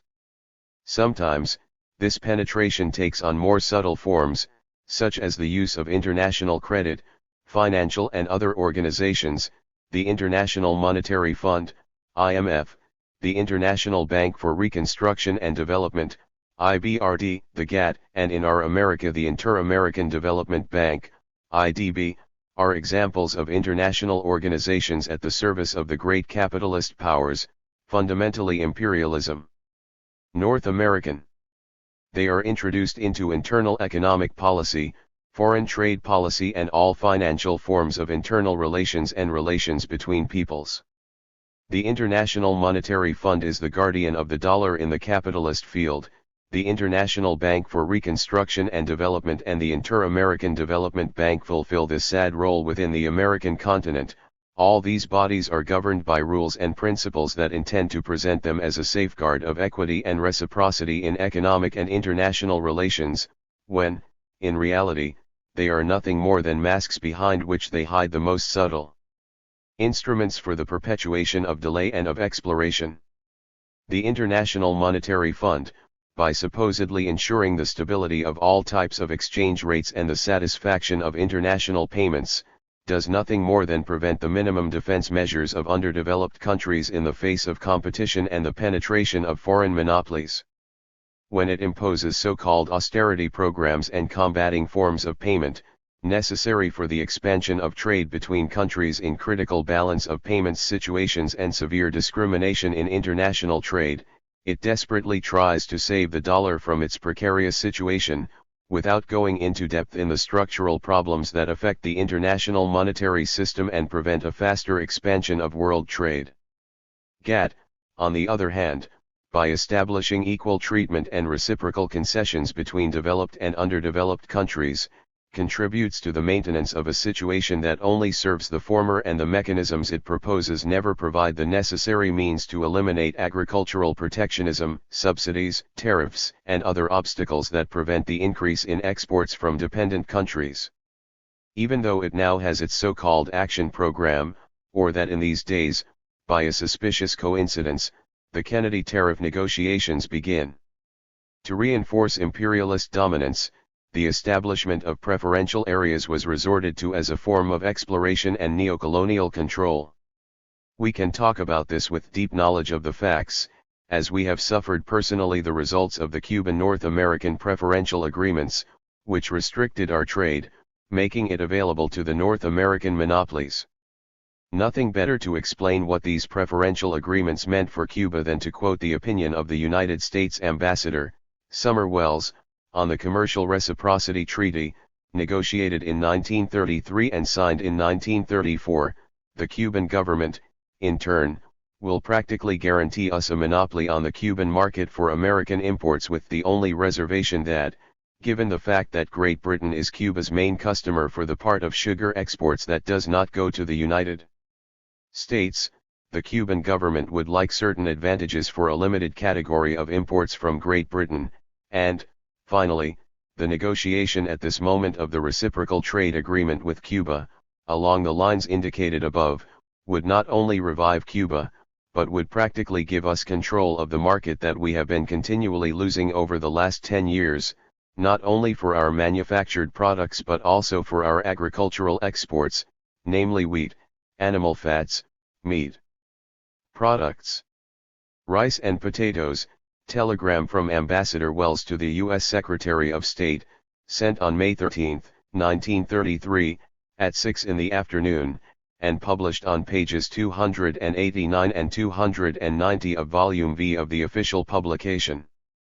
Foreign Relations of the United States. Corresponding to 1933. The results of the so-called Commercial Reciprocity Treaty confirmed Ambassador Wells' opinion. Our country had to leave with its fundamental product, sugar, collecting currency from all over the world in order to compensate for the imbalance in the balance with the United States, and special tariffs prevented producers from other European countries, or national producers themselves, from could compete with the North Americans. It is enough to cite a few numbers to prove that Cuba played this role of seeking currency from all over the world for the United States. In the period 1948 to 1957, Cuba had a persistent negative trade balance with the United States, totaling 382.7 million pesos, while its trade balance with the rest of the world was systematically favorable, reaching a total of 1,274 billion. And the balance of payments in the period 1948 to 1958 was even more eloquent. Cuba had a positive balance with the world, with the exception of the United States, of 543.9 million pesos, which it lost to the hands of its rich neighbor, with which it had a negative balance of 952.1 million pesos, which determined the reduction of its foreign exchange reserves of 408.2 million pesos. The so-called Alliance for Progress is another tangible demonstration of the fraudulent methods used by the United States to maintain false hope in the people while exploitation intensifies.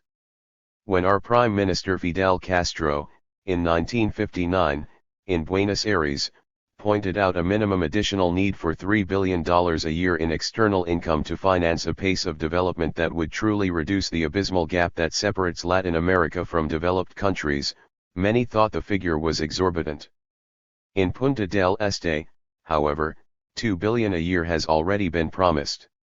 Today it is recognized that only the loss due to the deterioration of exchange ratios in 1961, the last year available, would require, to be compensated, an increase of 30% of the hypothetical average annual funds.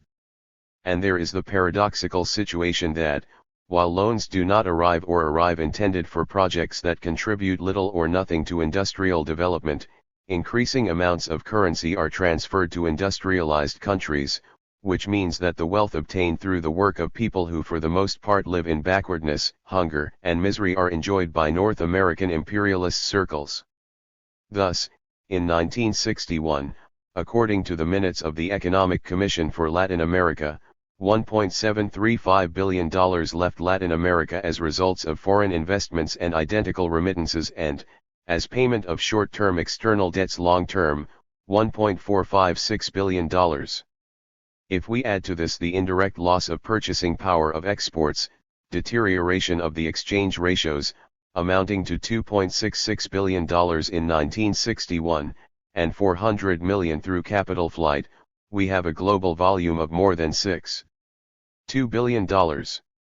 That is, more than 3 annual alliances for progress, in such a way that, if the situation in 1964 did not worsen further during the 3 months of sessions of this conference, the Latin American countries integrated into the Alliance for Progress will directly or indirectly lose almost $1.6 billion of the wealth created by their people.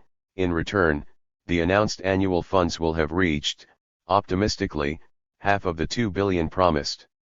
Latin America's experience regarding the real results of this type of aid, presented as the most accurate and the best remedy for increasing external income, instead of doing so directly by increasing the value and volume of exports and modifying their structure, it's sad.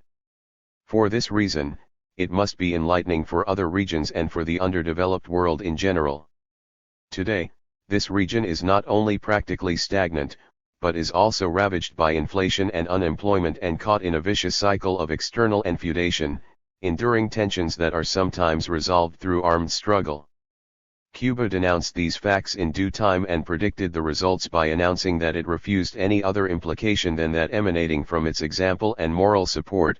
The development of events proves us right. The Second Havana Declaration shows its historical validity.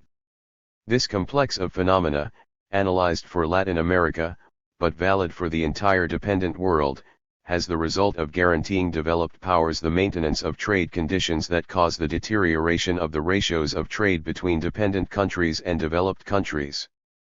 This aspect, one of the most evident and which cannot be covered up by the capitalist propaganda machine, is another of the factors that provoked the meeting we attended. The deterioration of trade ratios is expressed, in practice, in a simple way: Underdeveloped countries have to export more and more raw materials and basic products to import the same quantities of industrial products. The problem is more serious in relation to machines and equipment essential for agricultural and industrial development.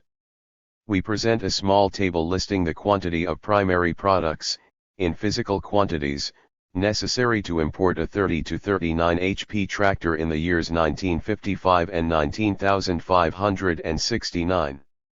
With these data, we only intend to illustrate the problem we are dealing with. It is evident that some primary products did not fall in price, or may even have risen a little during this period, and that there may be machines and equipment whose relative increase is not as pronounced as in the example we offer. We intend to present the general trend. We take some representative countries as producers of raw materials or basic products considered here, which does not mean that they are the only ones or that they do not have another type of meaning. Many underdeveloped countries, analyzing their ills, reach a conclusion on apparently logical grounds. They say that if the deterioration of the ratios of trade is an objective reality and is the basis of most of their problems because of the fall in prices of raw materials that they export and the rise in prices of manufactured products that they import, by maintaining trade relations with socialist countries within the scope of the world market at current prices, they benefit from the existing state of affairs, since they are, in general, exporters of goods, manufacturers and importers of raw materials. We must honestly recognize that this is true, but with the same honesty we must recognize that these countries did not cause this situation, that they only absorb 10% of the exports of primary products from underdeveloped countries, in relation to the rest of the world, and that, therefore, for historical reasons, they have been forced to trade under the conditions existing in the world market, a product of imperialist domination over the internal economy and external markets of dependent countries. These are not the bases on which socialist countries establish their long-term trade with underdeveloped countries. There are numerous examples of this, including Cuba in particular. When our world status changed and our relations with the socialist camp acquired another degree of mutual trust, without ceasing to be underdeveloped, we established a new type of relations with countries in that camp.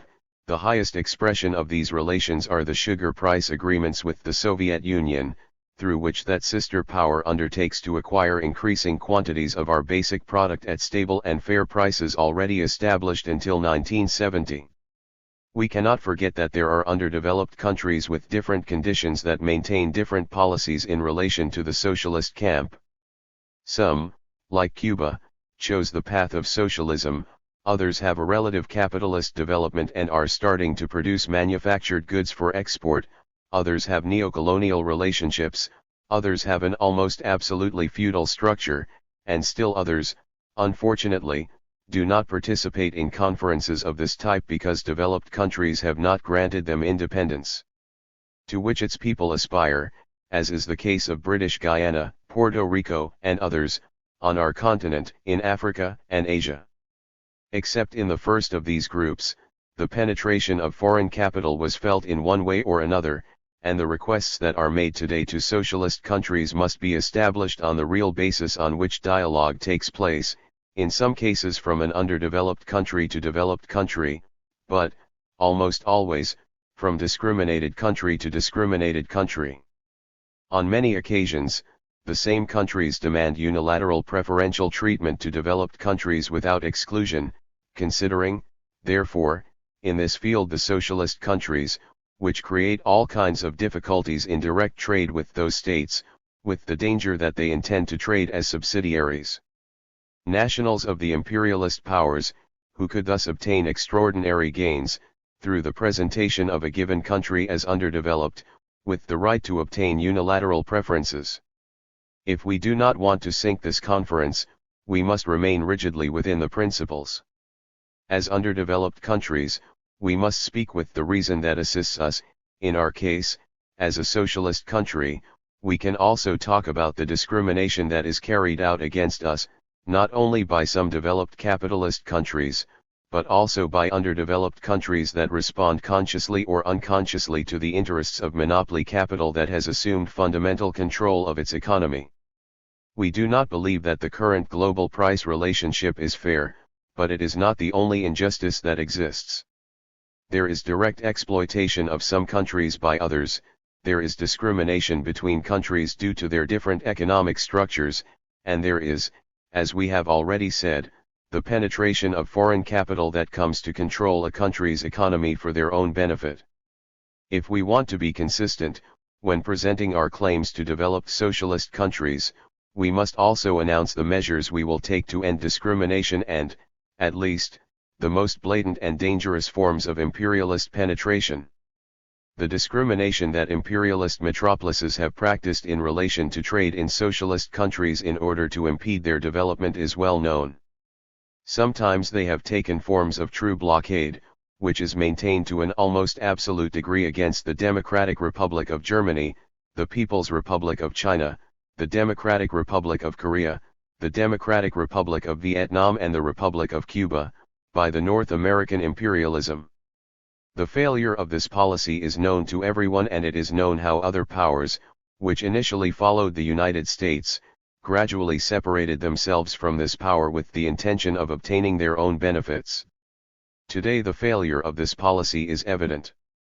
Discrimination is also practiced in trade between dependent countries and socialist countries, with the fundamental aim of ensuring that monopolies do not lose their field of exploitation and, at the same time, of reinforcing the blockade of the socialist field.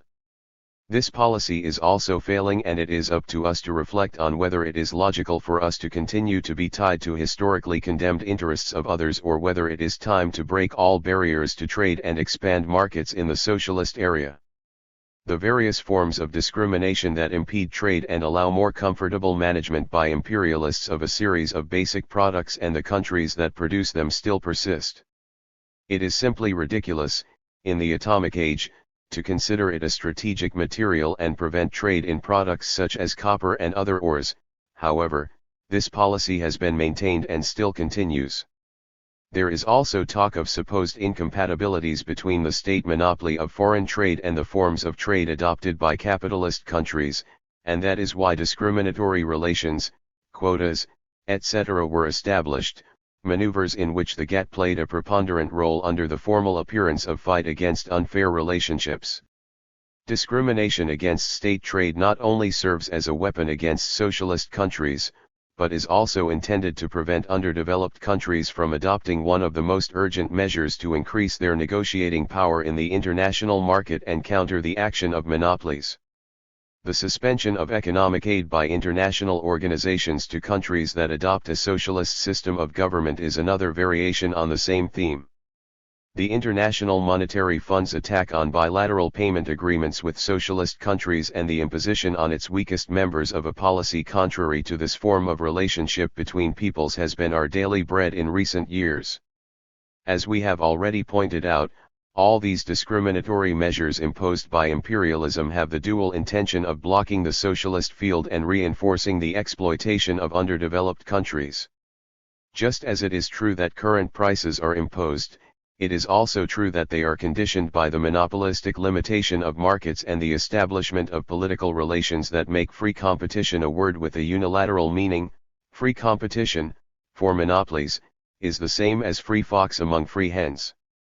If the broad and growing markets of the socialist camp open up, even without considering the agreements that may emanate from this conference, it will have contributed to the increase in the prices of raw materials. The world is hungry, but it does not have money to buy food and, paradoxically, in the underdeveloped world, in the world of hunger, possible expansions of food production are discouraged in order to maintain prices, that is, to be able to eat. It is the inexorable law of the philosophy of plunder that must cease as a norm of relations between peoples. There is, moreover, the possibility of some underdeveloped countries exporting manufactured goods to socialist countries and even making long-term agreements to achieve better use of the natural wealth of some people and specialization in certain industrial branches that allow them to participate in trade world as countries producing manufactured goods. All of this can be complemented by granting long-term credits for the development of these industrial branches, but it must always be considered that in relations between socialist countries and underdeveloped countries there are certain measures that cannot be taken unilaterally. There is a strange paradox when the United Nations, in the foreign trade of underdeveloped countries, and the Secretary-General of the Conference, Mr. Priebus, emphasize the dangers that maintaining this state of affairs represents, if we also talk about the possibility and, in some cases, as in the case of so-called strategic materials, the necessity, of discrimination in relation to certain states because they belong to the camp of socialist countries.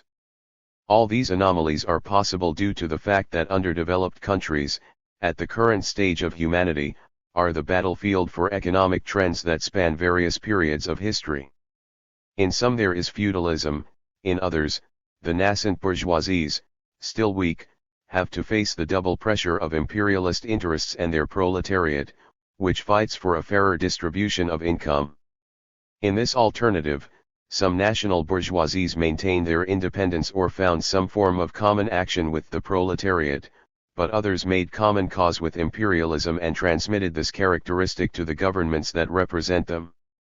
It is necessary to warn that this type of dependence, used with skill, can endanger the achievement of significant advances in the conference, but it must also be seen that the advantages that these governments obtain today as the price of disunity will be paid double tomorrow, when they have to face alone, bearing the hostility of their own people, the monopolistic struggle, which has no other law than that of maximum profit. We carried out a summary analysis of the causes and consequences of the contradictions between the fields of explored countries and that of exploitative countries. Here are two clear dangers to world peace. But it is also necessary to point out that the increasing rise of some capitalist countries and their fatal expansion in the search for new markets has led to changes in the correlation of forces between them and to considerable tensions for the preservation of world peace. Let us remember that the last two general conflagrations were started by clashes between developed powers that found no other way of solution than by force. A series of phenomena are currently taking place that clearly demonstrate the growing intensification of this struggle. This may pose real dangers for world peace in the future, but today it constitutes a great danger for the harmonious development of this conference. There is a clear distribution of spheres of influence between the United States and other developed capitalist powers, which encompass the backward and, in some cases, Europe. If these influences have such strength that they can convert the field of exploited countries into a scene of struggles whose combatants fight for the benefit of the imperialist powers, the conference will have foundered. Cuba considers, as expressed in the joint declaration of the underdeveloped countries, that the commercial problems of our countries are well known and that what we desire is the adoption of clear principles and concrete action that will lead to the establishment of a new era in the world. We also consider that the Declaration of Principles presented by the USSR and other socialist countries constitutes a correct basis for starting dialogue, and we fully support it. Our country also supports the measures presented at the meeting of experts in Brasilia, which translate into the consistent application of the principles we advocate and which we set out below. Cuba makes a prior declaration: we must not come to beg for help, we must demand justice, but not justice subject to fallacious interpretations that we have often seen triumph in meetings of international organizations, justice that perhaps people do not know how to define in legal terms, but whose desire springs from the depths of spirits oppressed by generations of exploitation. Cuba affirms that a definition of international trade must emerge from this conference as an effective instrument for the most rapid economic development of underdeveloped and discriminated peoples, and that this definition must lead to the elimination of all discrimination and differences, even those that emanate from supposed equal treatment. The treatment must be equitable, and equity is not, in this case, equality. Equity is the inequality necessary for exploited people to achieve an acceptable standard of living. We must establish here the basis for the implementation of a new international division of labor, through the full use of all the natural resources of a country, progressively increasing its level of elaboration up to the most complicated forms of industrial transformation. Likewise, a new division of labor must be achieved by restoring markets for traditional export products from underdeveloped countries, which were taken from them by artificial measures to protect and stimulate production in developed countries, a fair share in future increases in consumption should also be obtained. This conference must recommend concrete ways of regulating the use of surpluses of basic products, preventing them from being transformed into subsidies for exports from developed countries to the detriment of traditional exports from underdeveloped countries, or into an instrument for the penetration of foreign capital into an underdeveloped country.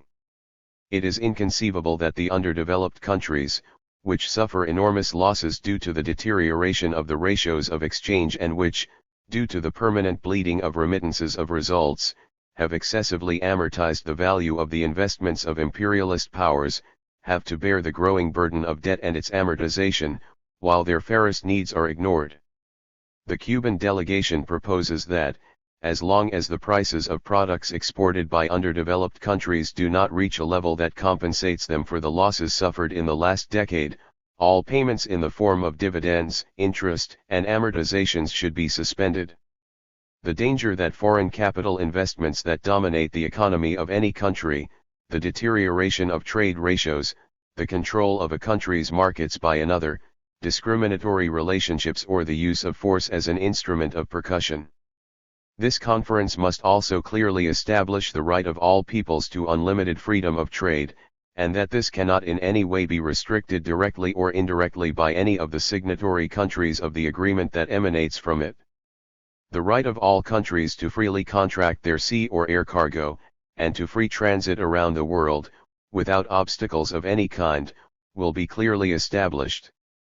The application or encouragement of measures of an economic nature used by one state to force the sovereign freedom of another and to obtain advantages of any nature or the collapse of its economy must be condemned.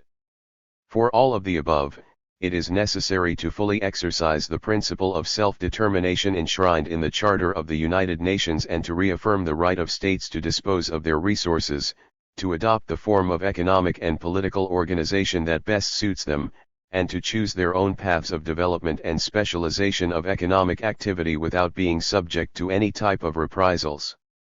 The conference must adopt measures to promote the creation of rules, financial, credit and tariff bodies whose norms are based on unrestricted equality, justice, and equity, and which replace current bodies, which are obsolete from the point of view of their foundations and reprehensible from the point of view of their concrete objective. To ensure that a people have full access to their resources, it is necessary to condemn the existence of foreign bases, the permanence, temporary or otherwise, of foreign troops in a given country without their consent and the maintenance of colonial regimes by some developed capitalist powers. For all of this, it is necessary for the conference to reach an agreement and lay the firm foundations for the constitution of an international trade organization, governed by the principle of equality and universality of its members, and which has sufficient authority to make decisions that be respected by all signatory countries, abandoning the practice of keeping countries that freed themselves after the establishment of the United Nations and whose social systems do not please certain powerful people in the world. Only the constitution of an organization of the type mentioned, which replaces the current organizations that serve as support for the status quo and discrimination, and not indirect formulas that only serve to periodically talk, until we get tired, about what we already know, can guarantee compliance with new norms in international relations and obtain the economic security we desire. In all relevant points, the deadlines for the entry into force of the established measures must be exactly set. These are the most important points that the Cuban delegation wanted to communicate to you. It should be noted that many ideas that are now recognized when expressed by international organizations, through the precise analysis of the current situation in developing countries presented by the Secretary General of the Conference, Mr. Priebus, and initiatives approved by other states, trade with socialist countries, obtaining credit from them, need for basic social reforms for economic development, etc., were presented and put into practice by Cuba during the 5 years of revolutionary government, and therefore Cuba was the victim of unfair convictions and economic and military aggression approved by some countries that today defend them. It is enough to remember the criticism and condemnation received by our country for establishing exchange and collaboration relations with countries outside our hemisphere and, even now, the de facto exclusion of the Latin American regional group, which meets under the auspices of the Charter of Altagracia, that is, from the Organization of American States, OAS, from which Cuba is excluded. We deal with fundamental points regarding foreign trade, the need for changes in the foreign policy of developed countries in relation to underdeveloped countries, and the need to restructure all international credit, financing, and other organizations, but it is necessary to emphasize that these are not sufficient conditions to guarantee economic development, but rather that they also require other measures that Cuba, an underdeveloped country, has put into practice. At a minimum, it is necessary to establish transfer control, preventing remittances of funds abroad or limiting them in an appreciable way, the control of foreign trade by the state, agrarian reform, the recovery by the nation of all natural resources, the promotion of technical teaching, and other measures of internal reorganization essential to begin the path of accelerated development. Cuba does not list, among the minimum indispensable measures, that the state takes over all means of production, as it respects the will of the governments represented here, but it believes that this measure would contribute to solving the serious problems they are facing, with greater efficiency and speed. And will the imperialists sit idly by? No. The system they practice is the cause of the evils from which we suffer, but they will try to obscure the causes with fraudulent arguments, of which they are masters. They will try to integrate the conference into existing means and create disunity in the field of exploited countries by offering crumbs. They will try, by all means, to maintain the validity of the old international organizations, which serve their purposes so well, offering superficial reforms. They will look for a way for the conference to reach a dead end and be suspended or postponed. They will try to see it lose its importance in the face of other events called for by them, or that it comes to an end without concrete definitions. They will not accept a new international trade body, they will threaten to boycott it, and they probably will. They will try to demonstrate that the current international division of labor is beneficial for everyone, calling industrialization an excessive and dangerous ambition. And, finally, they will claim that those who are to blame for underdevelopment are the underdeveloped. To this last allegation we can respond that, to a certain extent, they are right, and that they will be much more so if we are not able to truly and decisively unite to present a united front for the discriminated and exploited. The questions we wish to ask this assembly are, will we be able to carry out the task that history asks of us? Will developed capitalist countries have the political acumen to meet the minimum requirements? If the measures indicated here cannot be adopted by this conference and only a hybrid document is registered, once again, full of vague declarations and escape premises, and if, at the very least, the economic and political barriers that prevent both trade between all regions of the world and international collaboration, underdeveloped countries will continue to face increasingly difficult economic situations, and tension in the world may increase dangerously.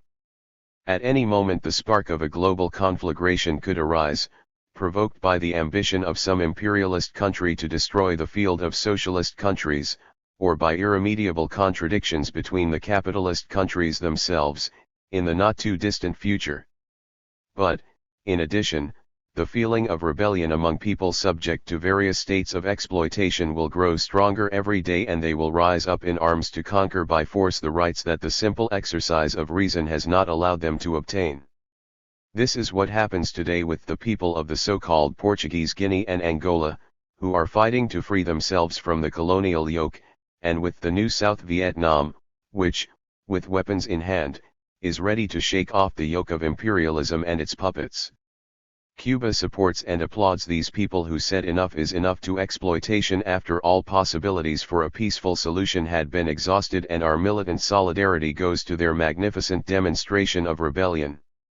We express the fundamental points on which our analysis of the current situation is based, express the recommendations that we consider pertinent for this conference, and also our assessments about the future, that no progress will be achieved in commercial relations between countries, an effective vehicle to alleviate tension and contribute to development, we want to make it clear that our hope is that the constructive dialogue we are talking about will be achieved. We direct our efforts towards achieving this dialogue, with benefits for everyone. To boost the unity of the field of the world's underdeveloped countries, in order to offer a cohesive front, our efforts are directed. Our hopes are also placed on the success of this conference, and we cordially unite them with those of the poor of the world and the countries of the socialist camp, putting all our weak forces at the service of their triumph. 9. See the table on the next page, NA. Chapter 4. On the conception of value in response to some statements. 10. N. This number of Nuestra Industria, Economic Magazine. We reproduce the article by Alberto Mora entitled Around the Question of the Functioning of the Law of Value in the Cuban Economy at the Current Moment, recently published by the magazine Foreign Trade. Edited by the respective ministry. The article begins like this: some comrades consider that the law of value does not currently work in the state sector of the Cuban economy. The denial of arguments is important, but it is also important to know who they refer to. Some do not have a name and surname, but the individuals to whom the criticism is directed do and are personalized in the Ministry of Industry, which signs the article, and in the companion Luis Alvarez Ram, Minister of Finance, not to mention others to whom we can refer to us for following the current budgetary financing system. We emphasize this initially, as it is good to establish not only the concepts, but also the people who defend them. We would like to clarify 3 statements made by Mora in his conclusions. We are of the opinion that the issue in the article that is most important to discuss is not the dispute against those who deny the law of value, but rather the definition of value itself that is given, as it does not fit Marx's ideas. Anyway, what is value? As for me, if we attribute some consistent meaning to the value category, we cannot fail to observe that it contains, or rather, expresses, a relationship. Firstly, it is a measurement and, as such, it expresses a relationship, and, secondly, it is consequently a category created by man in certain circumstances and with a certain purpose, contained within the framework of the social relations developed by him. Let's see. A few lines earlier, Alberto Mora states, but the measure of a thing is not the thing itself, referring to value, and now he says, in the first place it is a measure and, as such, it expresses a relationship. This seems contradictory to us. And then he says, and, secondly, it is consequently a category created by man in certain circumstances and with a certain purpose. This is in complete contradiction with Marx's ideas about the economic laws of society. All of his work was dedicated to discovering the essence of phenomena beneath appearances, demonstrating that the various fetishes acquired by humanity only serve to disguise their ignorance. We consider that if there is something that man cannot do, it is to create value for certain purposes. The relations of production gave rise to value, it exists objectively and, whether we know it or not, the reality of its existence does not vary, nor does the spontaneity of expression of capitalist relations. From Marx onwards, light was shed on the intricate mechanism in capitalist production relations, but his knowledge in no way changes reality. The only thing man can do is change certain conditions in society, but not invent laws. Further on, Mora adds, let us remember that only one type of work creates value, socially necessary work, that is, the application of the limited resources available to satisfy a socially recognized need. It is precisely this relationship that is expressed in the value category, it is precisely the value.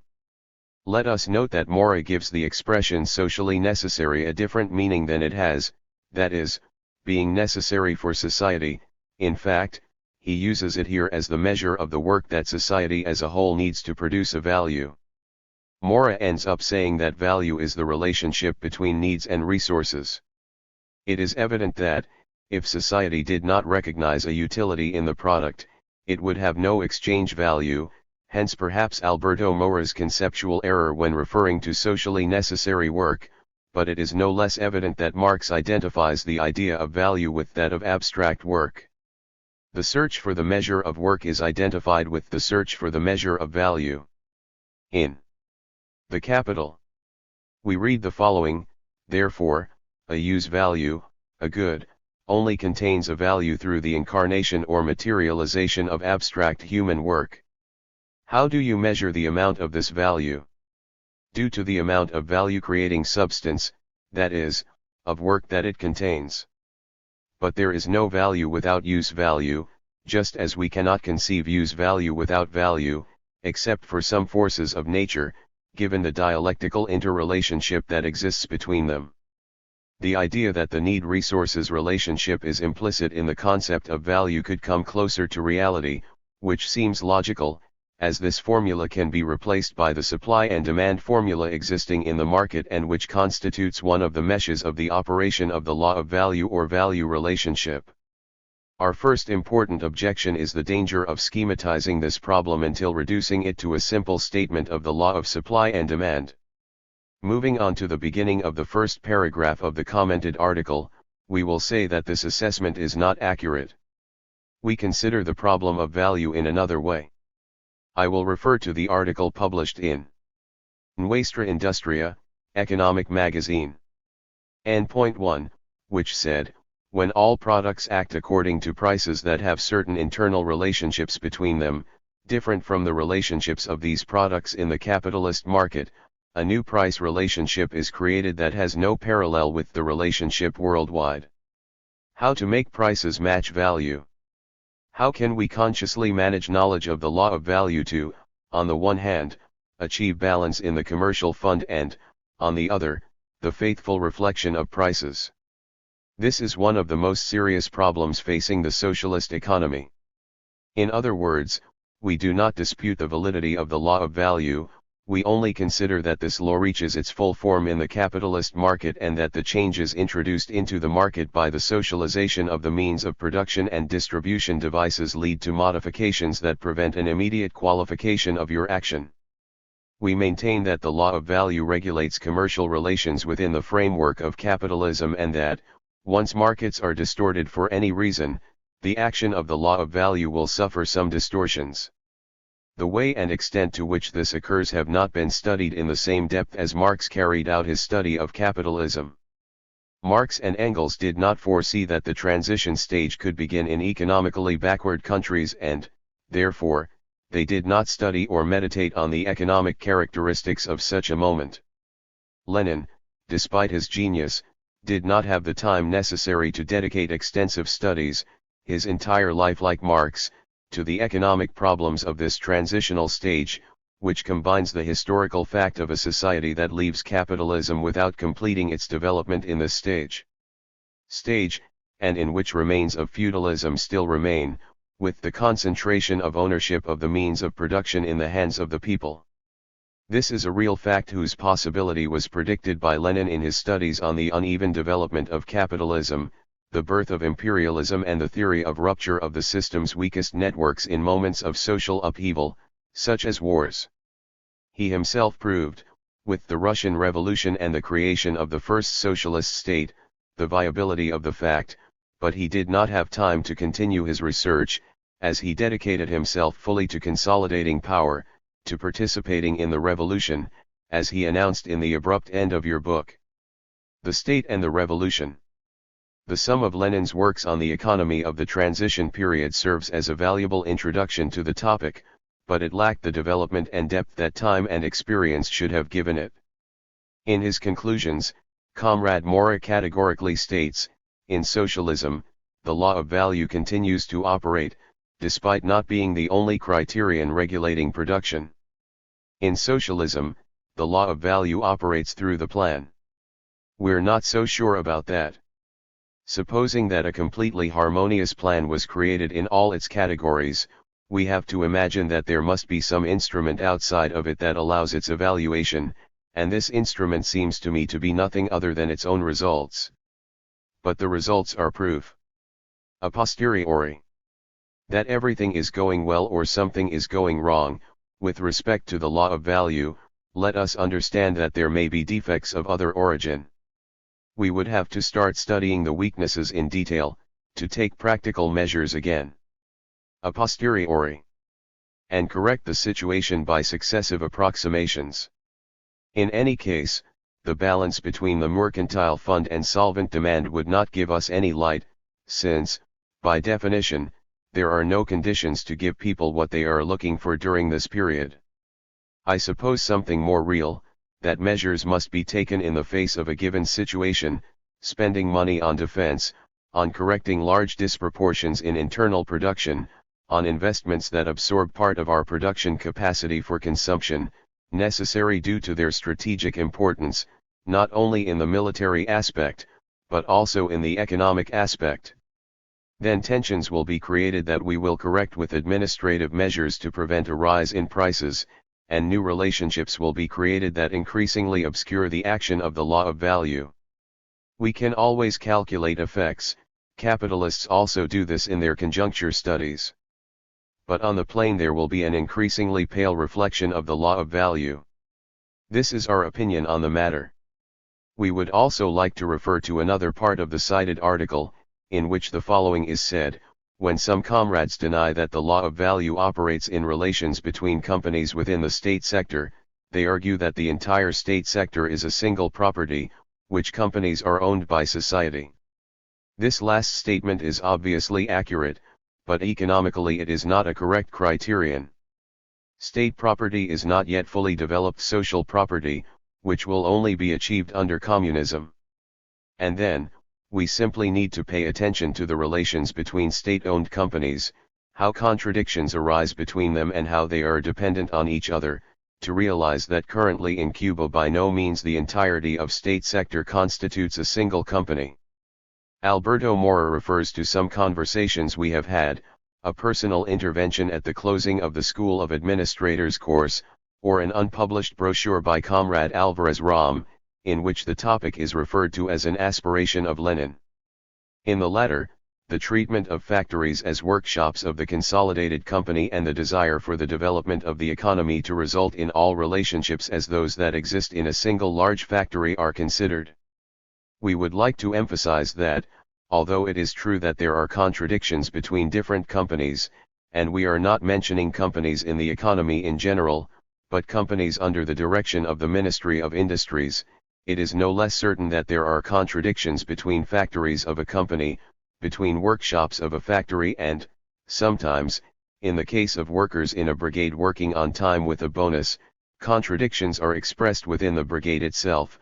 A practical example: when a brigade refuses for one of its workers to dedicate an hour to learn from other comrades, because the group's productivity decreases and salaries suffer. Therefore, little by little, we build socialism and suppress the exploitation of man by man. In a capitalist regime, in the workshops of a factory, dependent on each other, don't similar things happen? Is it by chance that the two systems have contradictions of a similar type?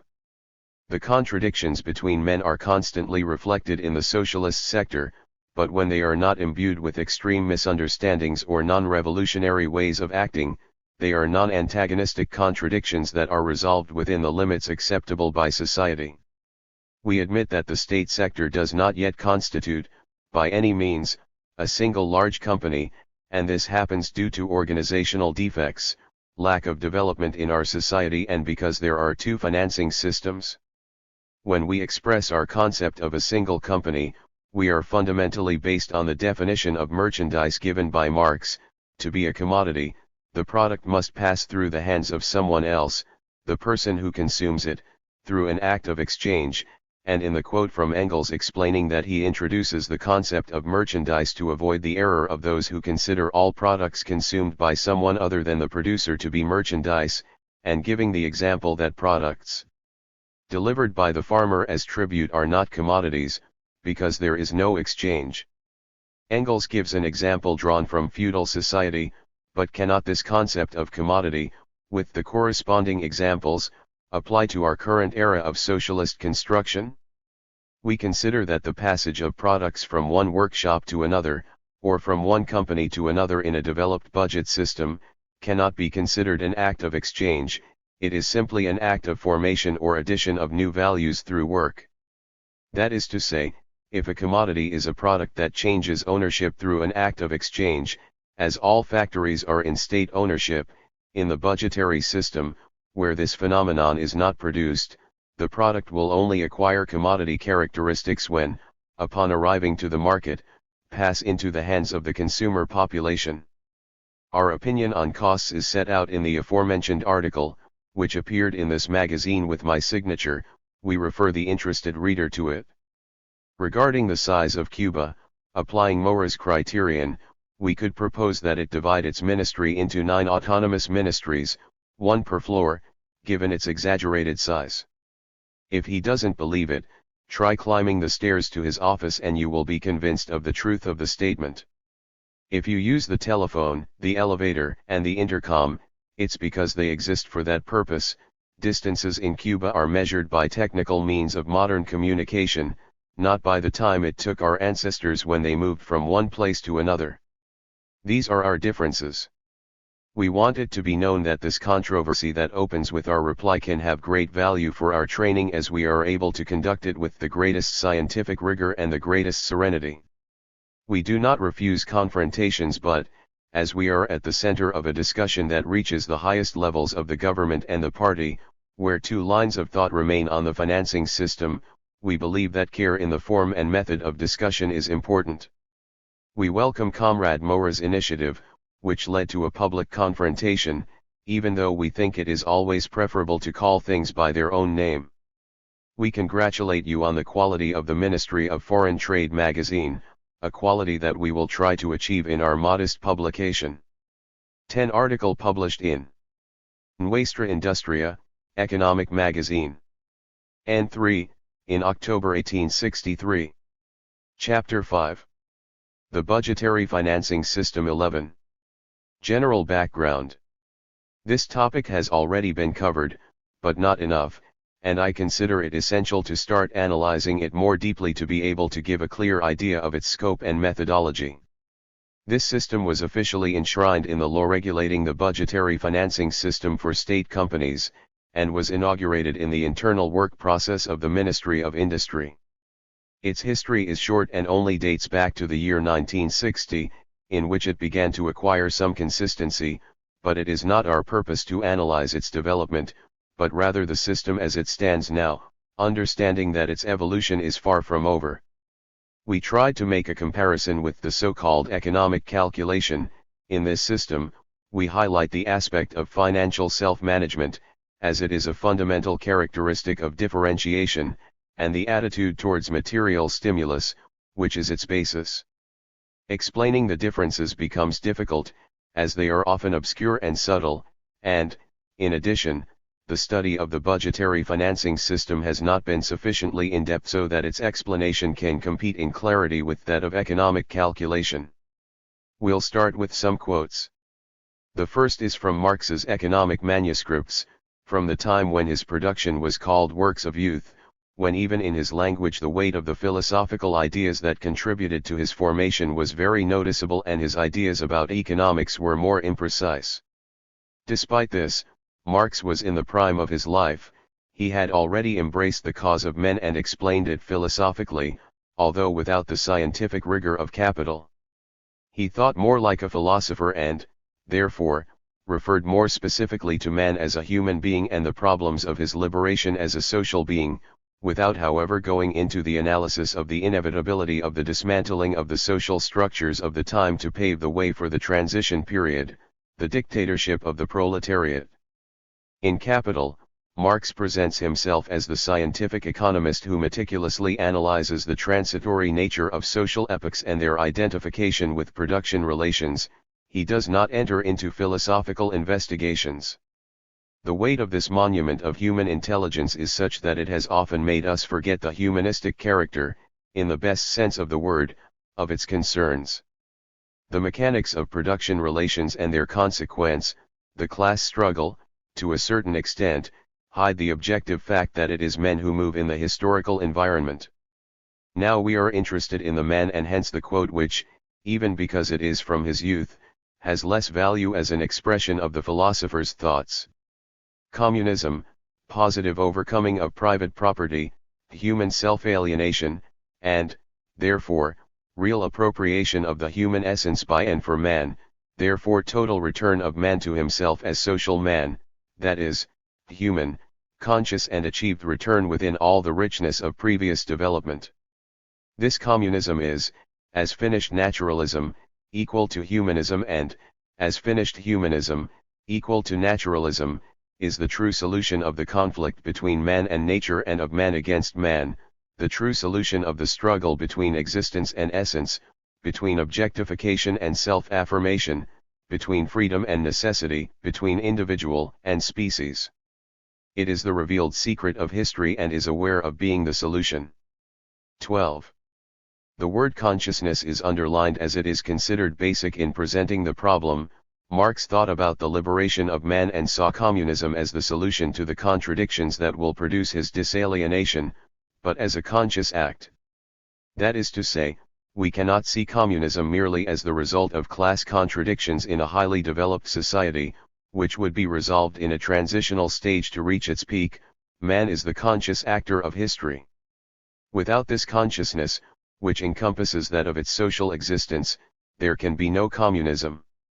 During the preparation of Capital, Marx did not abandon his militant attitude, when, in 1875, he held the Congress of Gotha for the unification of the existing workers' organizations in Germany, Social Democratic Workers' Party and General Association of German Workers, and the program with the same name was drawn up. His response was the critique of the program of Gotha. This text, written in the middle of his fundamental work, and with a clear polemical orientation, is important because in it Marx refers, albeit in passing, to the theme of the transition period. In the analysis of point 3 of the Gotha program, something is expanded on certain most important themes of that period, considered by him to be the result of the dismantling of the developed capitalist system. At this stage, the use of money is not assumed, but rather individual remuneration for work because here we are not talking about a communist society, which has developed on its own basis, but rather one that has just left capitalist society and which, therefore, still brings in all its aspects, in the economic, in the moral and in the intellectual, the mark of the old society from whose depths it comes. Accordingly, the individual producer obtains from society, after making the mandatory deductions, exactly what it gave him. What the producer gave to society is his individual quota of work. 13. Marx could only have an intuition of the development of the world imperialist system. Lenin analyzes it and makes his diagnosis. Unequal economic and political development is an absolute law of capitalism. From this it can be deduced that it is possible for the victory of socialism to begin in a few capitalist countries or even in a single capitalist country. The triumphant proletariat of this country, after expropriating the capitalists and organizing socialist production within its borders, would stand before the rest of the world, the capitalist world, attracting the oppressed classes of these countries to its side. Raising in them the insurrection against the capitalists, employing, if necessary, even the force of arms against the exploiting classes and their states. The political form of society in which the proletariat triumphs, overthrowing the bourgeoisie, will be the democratic republic, which will increasingly centralize the forces of the proletariat of that nation or nations in the struggle against states that are not yet socialist. It is impossible to suppress classes without a dictatorship of the oppressed class, the proletariat. The free union of nations under socialism is impossible without a tenacious, more or less prolonged struggle by the socialist republics against the backward states. 14. A few years later, Stalin systematized the idea to the point of considering socialist revolution in the colonies possible. The third contradiction is the contradiction between a handful of dominating civilized nations and the hundreds of millions of men of the colonized and dependent peoples of the world. Imperialism is the most blatant exploitation and the most inhumane oppression of the hundreds of millions of inhabitants of the immense colonies and dependent countries. Allowing super profits, such is the aim of this exploitation and oppression. But, by exploiting these countries, imperialism finds itself forced to build railways, factories, and workshops, industrial and commercial centers. The emergence of the proletarian class, the formation of an intellectuality, the awakening of national consciousness, the increase in the liberation movement, are many other inevitable results of this politics. The increase in the revolutionary movement in all the colonies and in all dependent countries, without exception, clearly testifies to this. This circumstance is important for the proletariat, since it undermines the positions of capitalism at its roots, converting colonies and dependent countries from reserves of imperialism into reserves of the proletarian revolution. 15. Lenin's theses were demonstrated in practice when they managed to triumph in Russia, giving rise to the USSR. We are facing a new phenomenon, the advent of the socialist revolution in a single country, economically backward, with 22 million square kilometers, low population density, worsening poverty due to war and, as if all this were not enough, attacked by the imperialist powers. After a period of war communism, Lenin laid the foundations of the NEP and, with them, the foundations of the development of Soviet society to this day. Here, it is necessary to highlight the moment that the Soviet Union was going through and, for this, no one better than Lenin. Thus, in 1918 he maintained the opinion that state capitalism constituted a step forward in relation to the economic situation then existing in the Soviet Republic. This sounds very strange and, in fact, even absurd, as our republic was already a socialist republic. We then adopted, every day with more haste, perhaps with excessive haste, various socialist measures and, however, I thought that state capitalism would represent a step forward in relation to the economic situation of the Soviet Republic, and I explained this idea by simply enumerating the elements of Russia's economic regime. These elements were, in his opinion, the following: 1. Patriarchal form, that is, the most primitive, of agriculture; 2. Small market production, including the majority of peasants who sell their wheat; 3. Private capitalism; 4. State capitalism; and 5. Socialism. All these economic elements coexisted in Russia at that time. So I set about the task of explaining the relationships that existed between these elements and seeing if it would not be opportune to consider any of the non-socialist elements, precisely state capitalism, superior to socialism. I repeat, it will seem very strange to you all that a non-socialist element is more appreciated and considered superior to socialism in a republic that proclaims itself to be socialist. But you will understand the issue if you remember that we did not even remotely consider Russia's economic regime as something homogeneous and highly developed, but rather we were fully aware that, alongside the socialist form, there was in Russia patriarchal agriculture, whether say, the primitive form of agricultural economy. What role could state capitalism play in such a situation? After highlighting that, as early as 1918, we considered state capitalism as a possible line of tactical retreat, I proceed to analyze the results of our new economic policy. I repeat, it was still a very vague idea at the time, but, in 1921, after having passed the most important stage of the Civil War, and having overcome it victoriously, we faced a great internal political crisis, I suppose the biggest, in Soviet Russia, a crisis that aroused discontent, not only from a considerable part of peasants, but also of workers.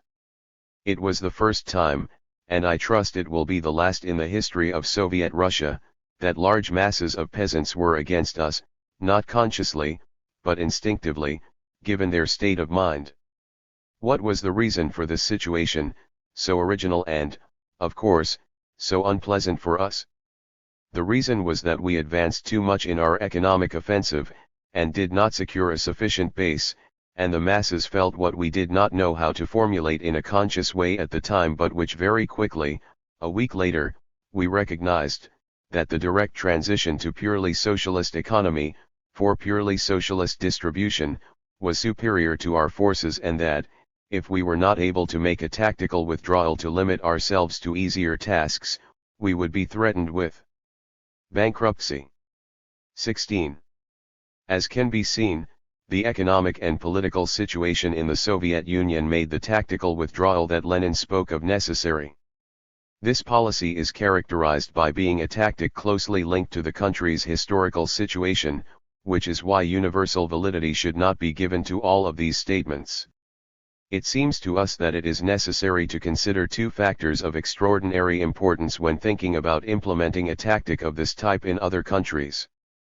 First, the characteristics of Tsarist Russia at the time of the revolution, including the development of technology at all levels, the special character of its people and the general conditions of the country, to which were added the destruction caused by a world war and the devastation of the White Hordes and the imperialist invaders. Second, the general characteristics of the time, regarding the techniques for directing and controlling the economy.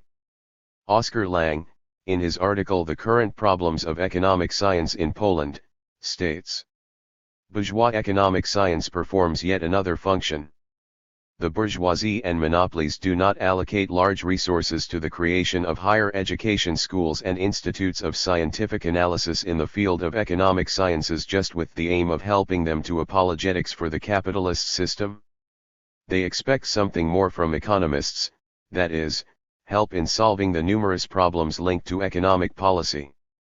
In the competitive phase of capitalism, tasks in this field were limited, restricted to financial administration, monetary and customs policy, transport, etc. But under the conditions of monopoly capitalism and especially under the conditions of the recent penetration of state capitalism into economic life, this kind of problems increases. We can list a few: market analysis to facilitate the pricing policy of large monopolies, the methods of a set of centrally managed industrial enterprises, the reciprocal accounting regulations between these companies, the connection and advertising of their activity and development, location, amortization or investment policy. From all this arise questions related to the activity of the capitalist state in the current period, as well as the activity criteria of nationalized industries, their investment policy and location, for example, in the energy field, the mode of political economic intervention in the entire national economy, etc. Added to all these problems were a series of technical economic acquisitions that, in certain fields, such as market analysis or the programming of the activity of companies that are part of a group, or the accounting rules within each factory or the group, in terms of amortization criteria and others, can be partially used by us in the process of building socialism, as, without a doubt, workers in currently capitalist countries will use them in the future, when the transition to socialism takes place. Let us note that, when this was written, Cuba had not carried out the transition, nor even started the revolution. Many of the technical advances described by Lang existed in Cuba, that is, the conditions of Cuban society at that time allowed centralized control of some companies, whose headquarters were in Havana or New York. The Consolidated Petroleum Company, formed with the unification of the three existing imperialist refineries, Esso, Texaco, and Shell, maintained and, in some cases, improved control systems, and is considered a model in this ministry. In those where there was no centralizing tradition or practical conditions, these were created on the basis of a national experience, as in the Consolidated Flour Company, which deserved first place among those of the Vice Ministry of Light Industry. Even though the practice of the early days of industrial management fully convinces us of the impossibility of rationally following another path, it would be superfluous to discuss now whether the organizational measures that were taken would have given similar or better results with the implementation of the unit's self-management. The important is that this produced very difficult conditions and that centralization made it possible to liquidate, in the case of the footwear industry, for example, a large number of small inefficient units, and send 6,000 workers to other branches of production. With this series of citations, we intend to establish the themes that we consider basic for explaining the system. First, communism is a goal of humanity that is achieved consciously, therefore, education, the elimination of the defects of the old society in people's consciousness is an extremely important factor, without forgetting, of course, that without parallel advances in production there will be no such a society can never be achieved. Second, the ways of conducting the economy, from a technological perspective, must be sought where they are most developed and can be adapted to the new society. The petrochemical technology of the imperialist camp can be used by the socialist camp without the danger of contagion of bourgeois ideology. In the economic direction, the same thing happens in everything that refers to technical rules for controlling production and direction. We could, if it is not considered too pretentious, paraphrase Marx in his reference to the use of Hegel's dialectics, and speak of inversion in relation to these techniques. An analysis of the accounting techniques commonly used today in socialist countries shows us that there is a differential notion between them and ours that could be equivalent to that which exists in the capitalist field between competitive capitalism and monopoly capitalism. Ultimately, the previous techniques served as the basis for both systems, with the necessary inversion and, from then on, the paths were separated, since socialism has its own production relations and, consequently, its own demands. We can therefore say that, as a technique, the predecessor of the budgetary financing system was the imperialist monopoly based in Cuba, which had already gone through the adaptations inherent to the long process of developing the technique of direction and control, from the beginning of the monopoly system to our days, in which it has reached higher levels. When the monopolists withdrew, they took their senior management and some middle management. At the same time, our immature notion of revolution has led us to destroy a series of established processes, simply because they are capitalist. Therefore, our system has not yet reached the level of efficiency that the monopoly branches had in terms of directing and controlling production. We move in this direction, eliminating any previous failure. General differences between the economic calculation and the budgetary financing system. Between the economic calculation and the budgetary financing system, there are differences at several levels. We will try to divide them into two large groups and explain them briefly. There are differences of a methodological nature, practical, let's say, and differences of a deeper nature, but whose nature can, if not done very carefully, give an insignificant appearance to the analysis. It is worth clarifying now that what we are looking for is a more efficient way of achieving communism. There is no discrepancy in principle. Economic calculation has demonstrated its practical effectiveness and, starting from the same basis, we have the same ends in mind. We believe that the action scheme of our system, properly developed, can increase the effectiveness of the economic management of the socialist state, raise the consciousness of the masses and give even more cohesion to the world socialist system, on the basis of comprehensive action. The most immediate difference arises when talking about a company. For us, a company is a conglomerate of factories or units that have a similar technological base, a common production destination or, in some cases, a delimited geographic location. For the economic calculation system, a company is a production unit with its own legal personality. A sugar central is, for this method, a company and, for us, the totality of sugar centrals, and other units related to sugar, constitute the Consolidated Sugar Company. Recently, the USSR carried out tests of this type adapted to the conditions specific to that sister country. 17. Another difference is the way the money is used. In our system, it only acts as arithmetic money, as a reflection in the company's management prices, which central bodies will analyze to control its operation, in the economic calculation, and not only that, but also a means of payment that acts as an indirect instrument of control, as these funds are what allow the unit to act, and its relations with the bank are similar to those of a private producer in contact with banks' capitalists to whom he must exhaustively explain his plans and demonstrate his solvency. Naturally, in this case, an arbitrary decision will not apply, but rather the subjection to a plan, affecting relations between state organizations. As a result of the way we use money, our companies do not have their own funds. In the bank there are separate accounts for withdrawal and deposit, and the company can withdraw funds according to the plan from the general expense account and the special salary payment account, but when making a deposit it automatically passes into the possession of the state. Companies in most sister countries have their own funds in banks, which they reinforce with credits from these banks, on which they pay interest, despite the fact that these own funds, like the credits, actually belong to society, with the company's financial state being translated for its movement. As for labor standards, economic calculation companies use time-regulated work and hourly piecework, contract work. We tried to get all our factories to practice time-regulated work, with overproduction premiums limited by the upper echelon tariff. We will return to this particular issue later.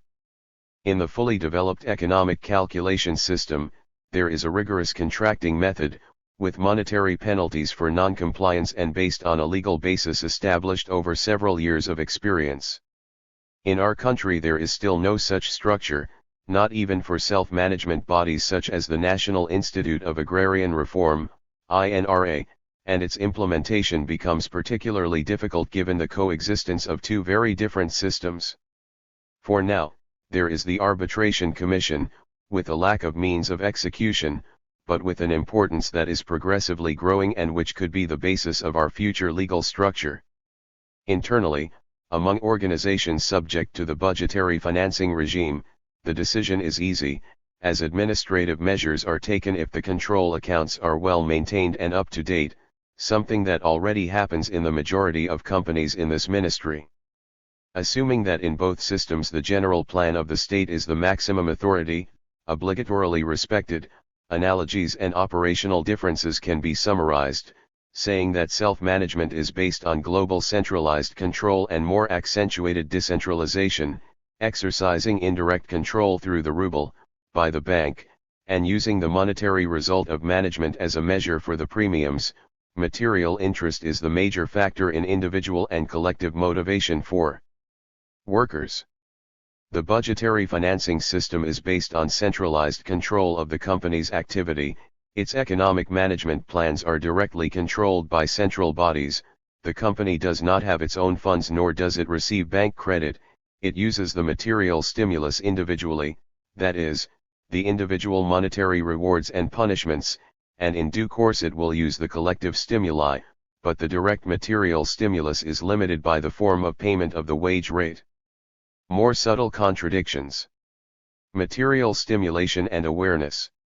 Here we enter fully into the field of more subtle contradictions that must be better explained. The topic of material stimulus versus moral stimulus gave rise to many discussions among those interested in these matters. It is necessary to clarify one thing: we do not deny the objective need for material stimulus, but we insist on its use as a fundamental driving motivation. We consider that, in economics, this type of motivation quickly asserts itself and imposes its force on relationships between men. We cannot forget that it comes from capitalism and is destined to die in socialism. How will we liquidate it? Little by little, with the gradual increase in consumer goods for the people, which will make this stimulus unnecessary, they answer us. And in this conception we see mechanics that are too rigid. Consumer goods are the theme and definitely the major element in the formation of consciousness, in the conception of the defenders of the other system. In our opinion, direct material stimulus and consciousness are contradictory terms. This is a point at which our disagreements take on concrete dimensions. These are no longer about variance. For supporters of financial self-management, direct material stimulus, projected into the future and accompanying society in the various stages of the construction of communism, is not opposed to the development of consciousness, but for us it is. That is why we fight against its predominance, as it would mean delaying the development of socialist morality.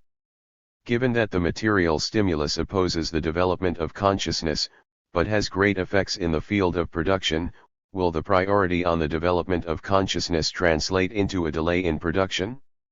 In relative terms, at a given time, it is possible that yes, even if no one has made the appropriate calculations, we affirm that in a relatively short term the development of consciousness has more effects on the growth of production than material stimulus, and we say this based on the general projection of the development of society in transition to communism, which presupposes that work ceases to be a painful necessity to be converted into a pleasant imperative. This statement, loaded with subjectivism, will have to be sanctioned by experience, and we dedicate our efforts to this. If, in its course, it proves to be a dangerous obstacle to the development of the productive forces, it will be necessary to make a decision to nip the evil in the bud and turn back.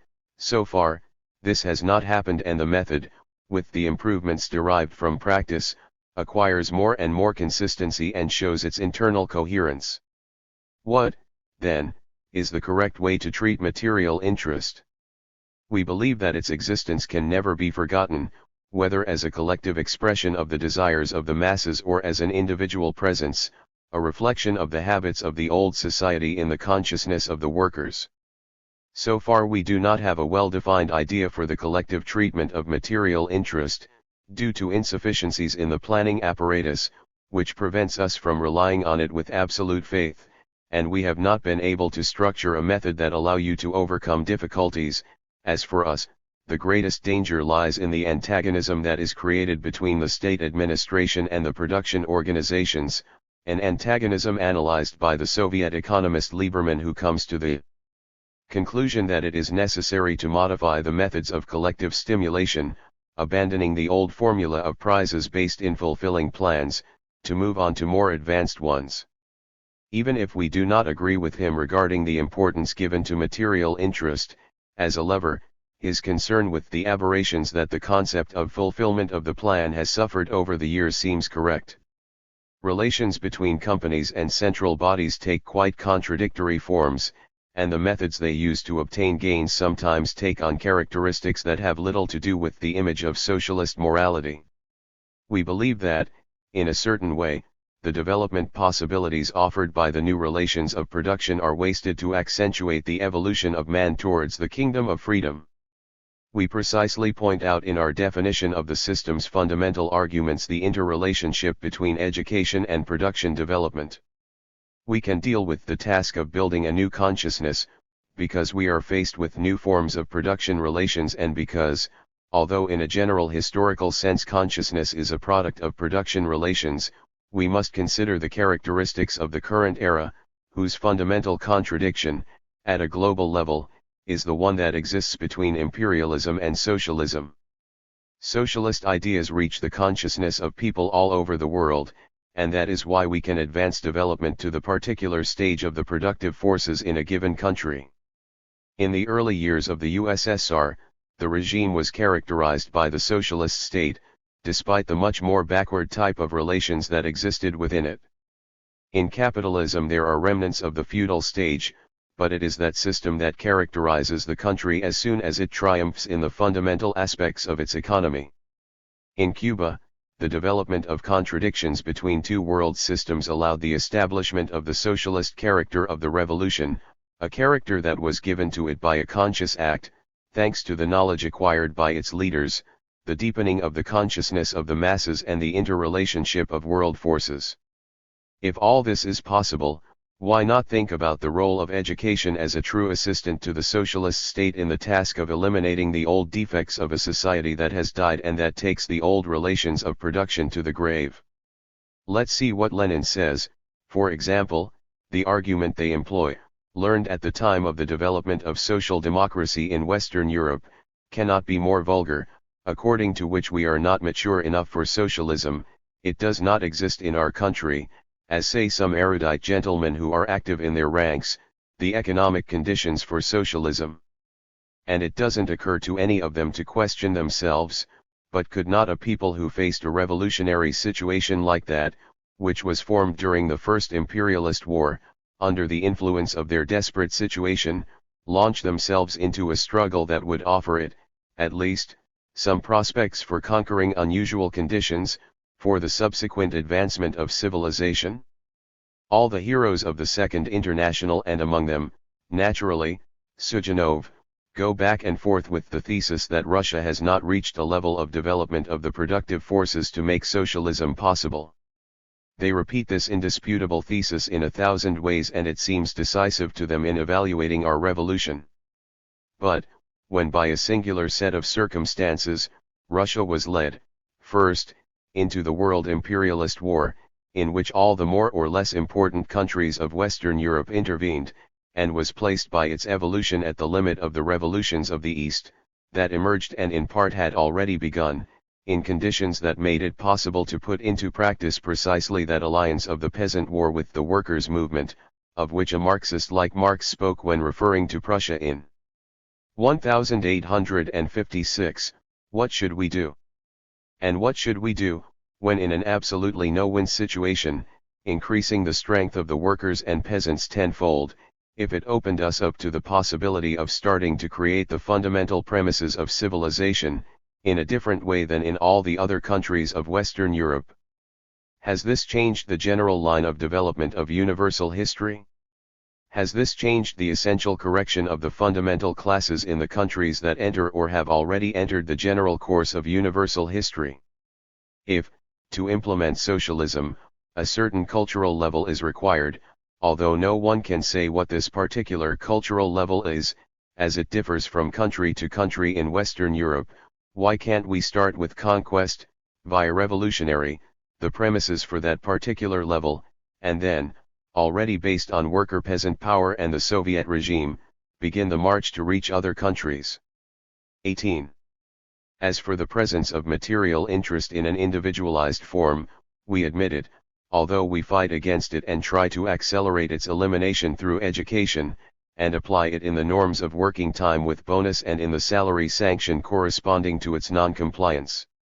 The subtle difference between supporters of self-management and us, in relation to this point, is in the arguments for paying a regulated salary, and for rewards and punishments. The production norm is the average amount of work that creates a product in a given time, with an average qualification and under certain conditions of use of the equipment. It is the delivery to society of a work quota by one of its members, in fulfillment of their social duty. If the norms are exceeded, there is a greater benefit for society and the worker who does so can be considered to fulfill his duties better, therefore deserving a material reward. We accept this conception as a necessary evil in a period of transition, but we do not accept that the exact interpretation of the principle from each according to his ability, and to each according to his work should translate into full payment, in addition to the salary, the percentage of overcompliance with a certain standard. There are cases in which the payment exceeds the percentage of overcompliance, as an extra stimulus for individual productivity. Marx explains very clearly, in the Critique of the Gotha program, that a considerable part of the worker's salary has destinations far removed from its immediate relationship.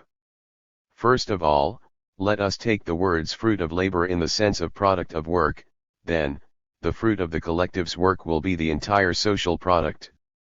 But from here it is necessary to deduce 1 degree a part to replace the means of production consumed, 2 degree an additional part to expand production, 3 degree the reserve or insurance fund against accidents, disorders caused by natural phenomena, etc.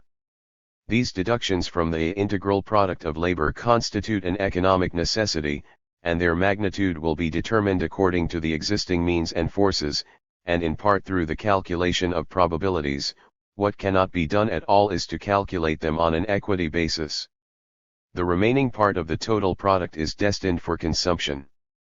But, before this part reaches the individual distribution, it is also necessary to deduce 1 degree general administration expenses, which do not refer directly to production. Here a very considerable reduction will be achieved from the outset, compared to the current society, a reduction that will progressively increase with the development of the new society. 2 degree funds for the support of people unable to work, etc., in short, everything that today falls under the so-called official charity. Only after this can we proceed with the distribution that the program, influenced by Lassalle and in a restricted conception, refers to as unique, that is, the part of consumer goods that is distributed among the individual producers of the community. The integral product of labor has already imperceptibly transformed into a partial product, even though what is taken from the producer as an individual is returned to him, directly or indirectly, in his capacity as a member of society. And just as the expression integral product of labor was dissolved, the expression product of labor in general is now dissolved. 19. All of this shows us that the extent of reserve funds depends on a series of political economic or political administrative decisions. As all assets in the reserve always come from unrequited work, we must deduce that decisions about the volume of funds analyzed by Marx cause changes in payments, that is, variations in the volume of work not directly repaid. To all of the above, it must be added that there is no, or unknown, mathematical rule that determines the fair overpayment premium, nor base salary, and, therefore, the legal structure that sanctions the form of distribution by collective share of the work of the individual worker must be fundamentally based on new social relations.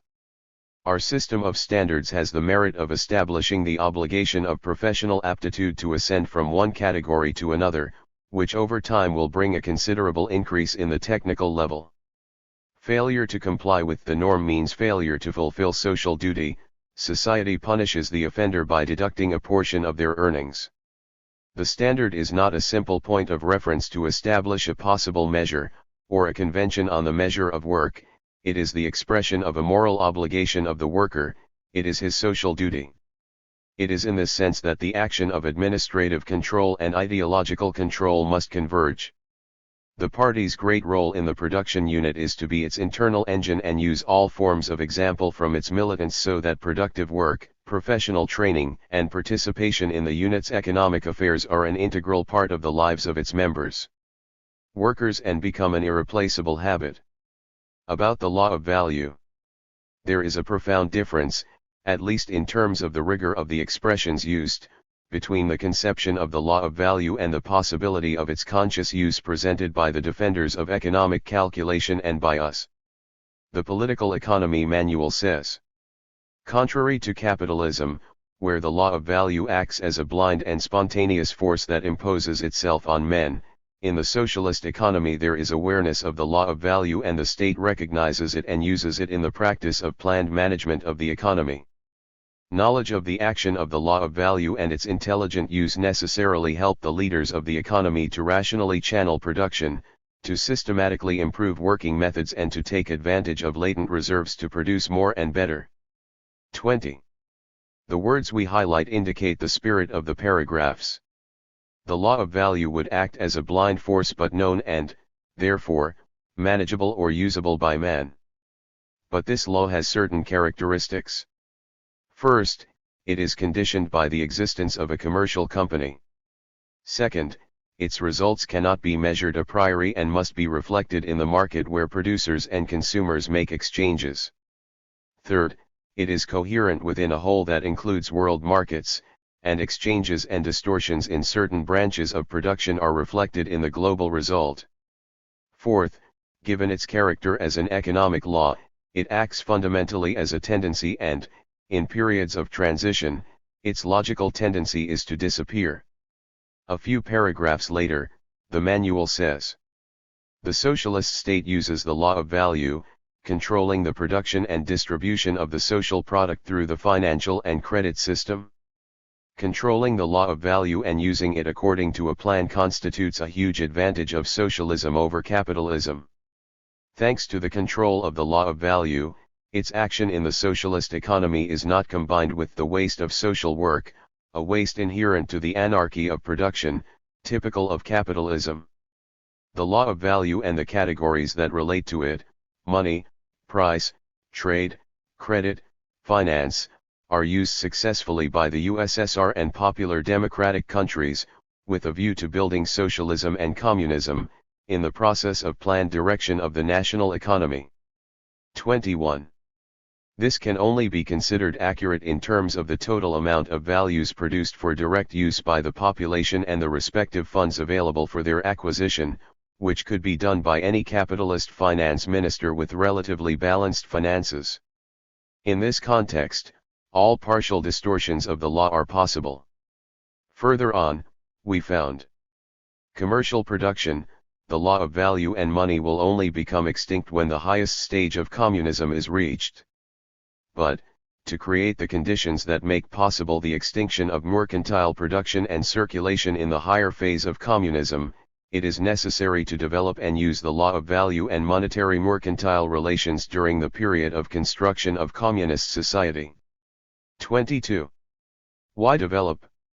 We understand that the categories of capitalism must be maintained for a certain period of time and that this period cannot be determined in advance, but the characteristics of the transition period are those of a society that breaks its old ties to quickly enter the new stage.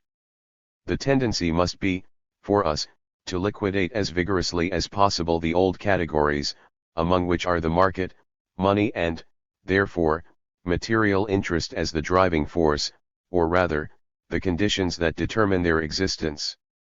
The opposite would lead to the assumption that the task of building socialism in a backward society is something like a historical accident, and that its leaders, in order to repair the error, must dedicate themselves to consolidating all the categories inherent to the intermediate society, remaining as the only foundations of the new society the distribution of income according to work and the tendency to eliminate the exploitation of man by man, which in itself proves to be insufficient as a factor in the development of the gigantic change in consciousness necessary to face the transition, a change that should this can be seen through the multiple action of all new relationships, education, and social morality, against the individualistic conception that direct material stimulus exerts on consciousness, hindering the development of man as a social being. To summarize our differences, we consider the law of value to be partially existing, due to remnants of the commercial society that survive, which is also reflected in the type of change that takes place between the supplying state and the consumer. We believe that, particularly in a society with highly developed foreign trade, like ours, the law of value on an international scale must be accepted as a fact that directs commercial transactions, even in the socialist field, and we recognize the need for this trade to pass immediately to superior forms in the countries of the new society, preventing the differences between the developed countries and the most backward countries from worsening due to exchanges. In other words, it is necessary to find trade formulas that allow the financing of industrial investments in developing countries, even if the existing price systems in the capitalist world market are violated, which will allow for more equal progress of the entire socialist field, with the natural consequences of smoothing out rough edges and giving strength to the spirit of proletarian internationalism. The rest of the agreement between Cuba and the USSR is proof of the steps that can be taken in this direction. We deny the possibility of conscious use of the law of value, based on the non-existence of a free market that automatically expresses the contradiction between producers and consumers. We deny the existence of the commodity category in the relationship between state-owned companies and consider all establishments as part of the only large company that is the state, although, in practice, this still happens in our country. The law of value and the plan are two expressions linked by a contradiction and its solution, so we can say that centralized planning is the affirmation of socialist society, the category that defines it and the point at which man's consciousness can finally synthesize and guide the economy towards its objective, the full liberation of human beings within the framework of communist society. About pricing. We also have profound divergences regarding the theory of price formation. In self-management, prices are formed according to the law of value, but it is not explained which expression of the law of value is taken.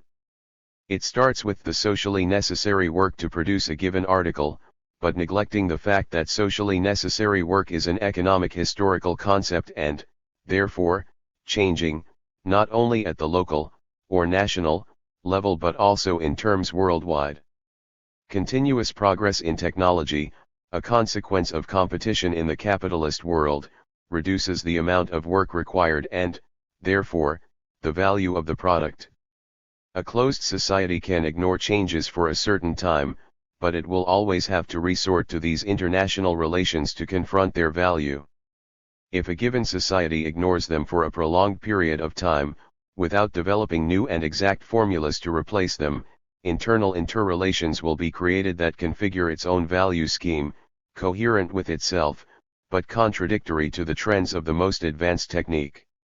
Development, for example, steel and plastic, this can cause relative delays of some importance and, inevitably, distortions of the law of value on an international scale that make economies incomparable.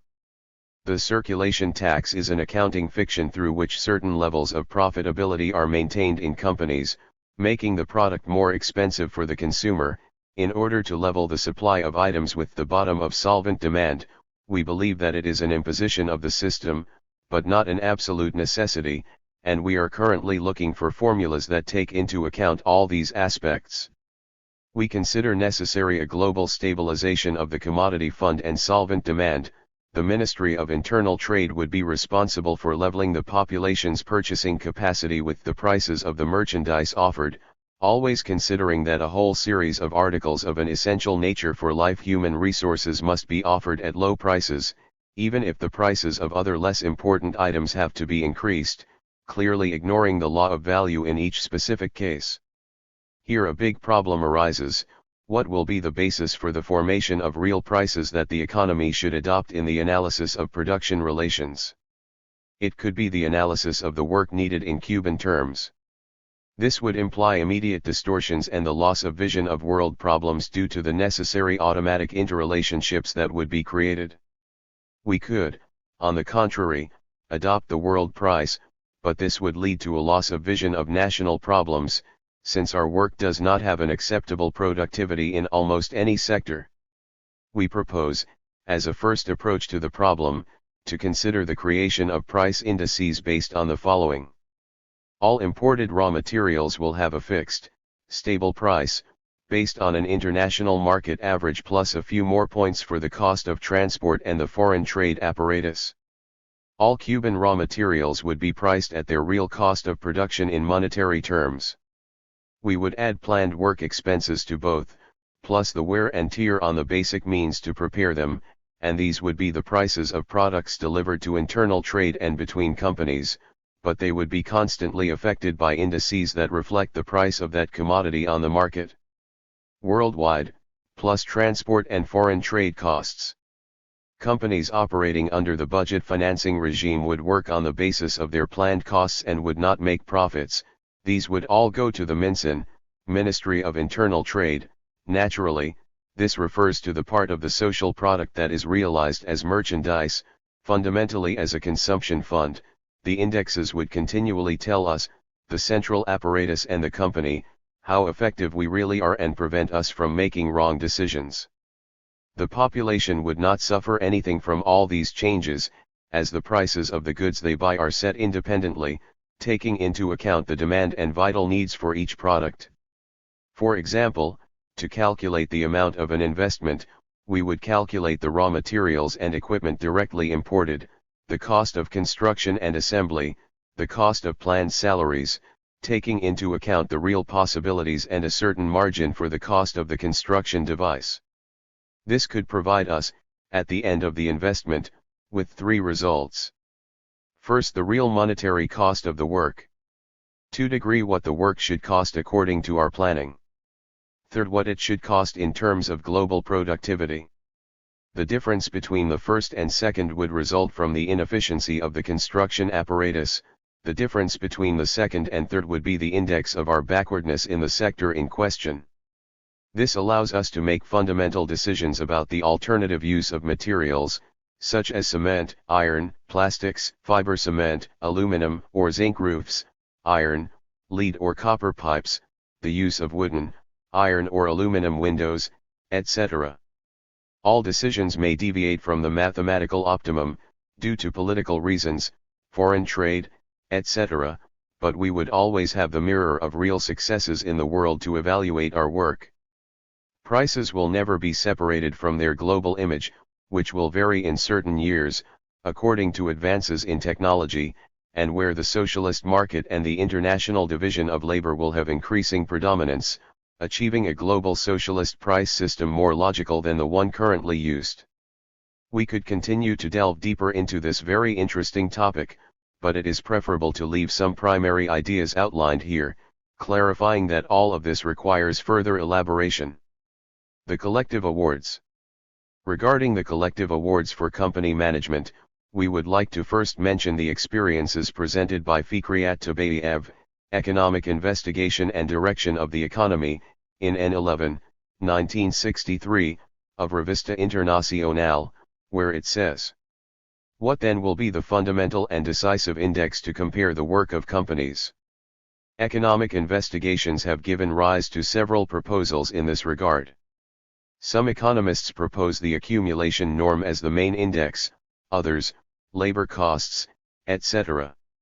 The Soviet press reflected in its pages the broad discussion provoked by an article by Professor Lieberman, in which the degree of profitability, the norm of accumulation and earnings were proposed as the fundamental exponent of the company's work. We believe that, to judge the functioning of a company, it is first and foremost important to consider the contribution of its staff to a given type of production. This is, ultimately, not in opposition to the struggle for a sufficiently high profitability of production, and makes it possible to better concentrate the efforts of the company's personnel on improving the production process. Social organizations in Tartary proposed that the value standard for each piece be used as the main index. To prove the possibility of putting this proposal into practice, an economic experiment was carried out.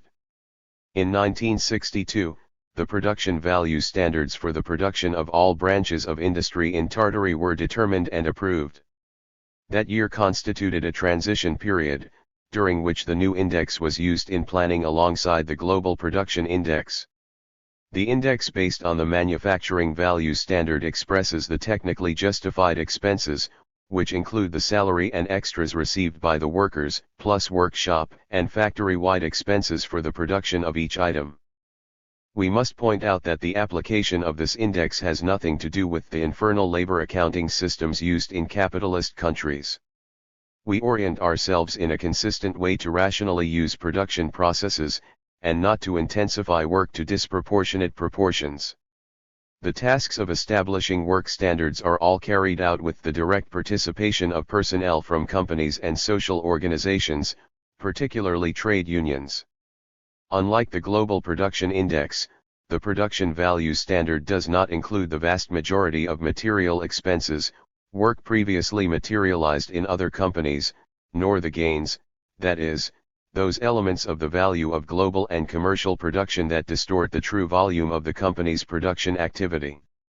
By reflecting more accurately on the work invested in the manufacture of each item, the index that expresses the manufacturing value standard makes it possible to determine in a more realistic way the tasks related to increasing yield, reducing costs and profitability of a given type of product. Production. It is also the most convenient from the point of view of internal factory planning and the organization of economic calculations in the company. Furthermore, it allows you to compare work productivity in similar companies. This Soviet investigation seems worthy of study and coincides in some aspects with our thesis. Summary of ideas about the budgetary financing system. To summarize our ideas about the budgetary financing system, we must begin by clarifying what a global concept is, that its objective action would be exercised when it participates in all aspects of the economy, in a single whole that, starting from political decisions and passing through the Central Planning Board, Plan, it reached companies and units through ministry channels and then merged with the population to return to the origin of the political decision, forming a gigantic, well-leveled wheel, in which certain rhythms could be modified more or less automatically, because production control would allow it. The ministries would have the specific responsibility for establishing and controlling the plans, which would be executed by the companies and units, according to decision scales that could be more or less elastic, depending on the degree of organization achieved, the type of production or the moment. Plan would be in charge of global and central controls of the economy and would be assisted in this action by the Ministry of Finance, in all financial control, and of labor, in planning the workforce. As this does not happen, we will describe our current reality with all its limitations, its small triumphs, its defects and its defeats, some justified or justifiable, others the product of our inexperience or gross failures. Plan only formulates the general lines of the plan and the control elements of the so-called basic products and which it more or less controls. Central bodies, including the Ministry of Industry, control the so-called centralized products, with other products being determined by contract between companies. After the plan has been established and made compatible, the contracts are signed, Sometimes this is even done in advance, and the work begins. The central apparatus of the ministry is responsible for ensuring compliance with production at the company level, and the company must be responsible for compliance at the unit level. The fundamental thing is that accounting is consolidated in these 2 points, the company and the ministry. Basic resources and inventories must be maintained centrally, so that resources that for some reason are immobile in certain units can be easily moved throughout the entire set of units. The ministry also has the authority to move basic resources between different companies. The funds do not have a commercial nature, so the corresponding entry is only made in the books, writing off on one side and entering on others. Part of the production is delivered directly to the population through Minson, and another to production units of other types, for which it constitutes intermediate production. Our fundamental idea is that throughout this process the product acquires value through the work that goes into it, but that this does not necessarily imply commercial relations between companies. Quite simply, delivery contracts and the corresponding purchase orders, or the document to be required at a given time, record the fulfillment of the duty to produce and deliver a given product. The fact that a company accepts an article would mean, ideally in a certain way at the current time, let's say, recognition of the quality of the product. This becomes a commodity when it legally changes ownership, entering individual consumption. The means of production for other companies do not constitute goods, but must be valued according to the indices previously proposed, in relation to the work required in the norm intended for consumption, so that a price can be attributed to the basic means of production or to the material cousin in question. Quality, quantity, and choice must follow quarterly plans. In the unit, it would pay the salary directly to the workers, in accordance with its work standards. There remains one question that has not yet been addressed: how the community can repay a production unit for its particularly brilliant action, or more brilliant than average, in the economy as a whole, and whether or not to punish other factories that have not been able to adequately perform its function. The current state of the budgetary financing system. What happens nowadays? Firstly, it happens that the factory can never count on supplies in the form and at the time indicated, so that it does not fulfill its production plans and, what is worse, in many cases it receives raw materials for technology processes different, which requires technological modifications for its transformation. This affects direct production costs, the amount of labor and, sometimes, investments, often dismantling the entire plan and forcing frequent changes. Currently, at ministerial level, we have been reduced to mere receivers and recorders of all these anomalies, but we are already entering the phase in which we will be able to act on certain categories of the plan, at least to require that any deviation be predicted in an accounting or mathematical way to that can be controlled.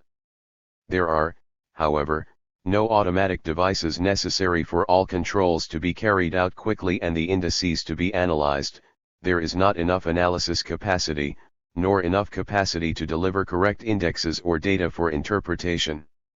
Companies are linked directly to their factories, sometimes by telephone or telegraph or by a provincial delegate, in other cases, through ministry delegations that serve as control, and in municipalities, or economic political places of this type, there are so-called silos, which are a meeting of administrators from neighboring units, who are responsible for analyzing their problems and deciding on small mutual aids whose bureaucratic procedures would be very time-consuming through all channels, and in some cases they may provide basic means, but always considering that it is necessary to consult the corresponding company before making definitive transfers.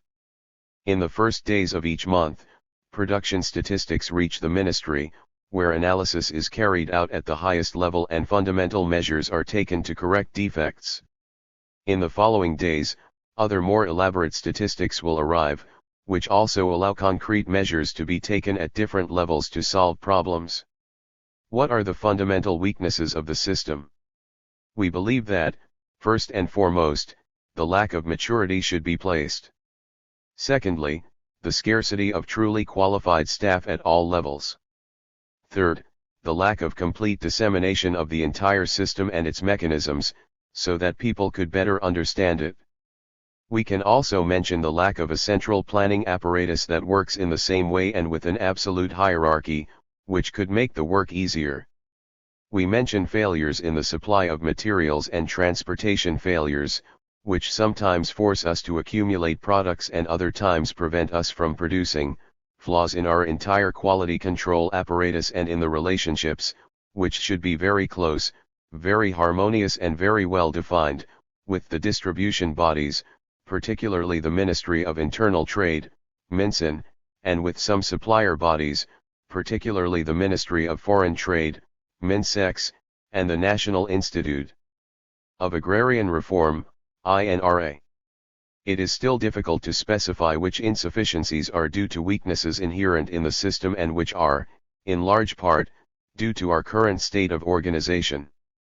The factory does not currently have, nor does the company, a material stimulus of a collective type.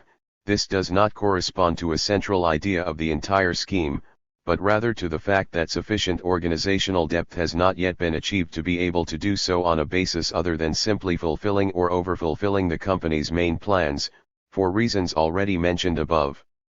The system is attributed with a tendency towards bureaucratism, and one of the points that must be constantly insisted on is the rationalization of the entire administrative apparatus, so that bureaucracy is as less burdensome as possible.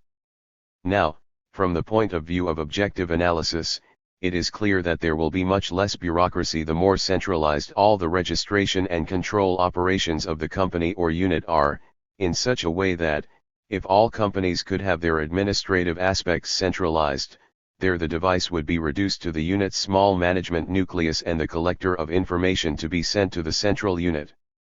This is impossible at the current time, but we must however set out to create units of optimal size, which is greatly facilitated by the system by establishing work standards with a single type of salary qualification, so that ideas are broken narrow focus on the company as the center of individual action and puts society as a whole in first place. General advantages of the system. In our opinion, this system has the following advantages. 1. Moving towards centralization, it tends towards a more rational use of national funds. 2. It tends towards greater rationalization of the entire administrative apparatus of the state. 3. This same tendency towards centralization forces us to create larger units, within appropriate limits that save workforce and increase productivity. 4. Integrated into a single system of standards, it makes the entire ministry, in one case, and all ministries, if possible, a single large state company in which one can move from one side to the other and ascend in different branches without any salary problems, and simply complying with a national scale. 5. By relying on budgeted construction organizations, we can greatly simplify the control of investments, whose concrete monitoring will be carried out by the contracting investor and whose financial supervision will be carried out by the Ministry of Finance. It is important to point out that the general idea of cooperation between everyone is being created in the worker, the idea of belonging to a large group that is the country's population, the development of their awareness of social duty is encouraged. The following quote from Marx is interesting, which, when removing the words that presuppose the capitalist system, exposes the process of formation of work traditions, which can serve us as an antecedent for the construction of socialism. It is not enough for working conditions to crystallize in one of the poles as capital and in the opposite pole as a man who has nothing left to sell other than his labor power. Nor is it enough to force them to sell themselves voluntarily. In the course of capitalist production, a working class is formed which, by virtue of education, tradition, and custom, submits to the demands of this production regime as well as the most logical natural laws. The organization of the already developed capitalist production process overcomes all resistance. The constant existence of a relative overpopulation maintains the law of supply and demand for work at the mercy of capital's needs for exploitation, and the silent pressure of economic conditions ratifies the power of the capitalist over the worker. However, direct, extra-economic violence is occasionally used, but only in exceptional cases. Within the natural course of things, the worker can now be left at the mercy of the natural laws of production, that is, handed over to the predominance of capital, a predominance that the conditions of production themselves engender, guarantee and perpetuate. Productive forces develop, production relations are transformed, everything awaits the direct action of the worker's state on consciousness.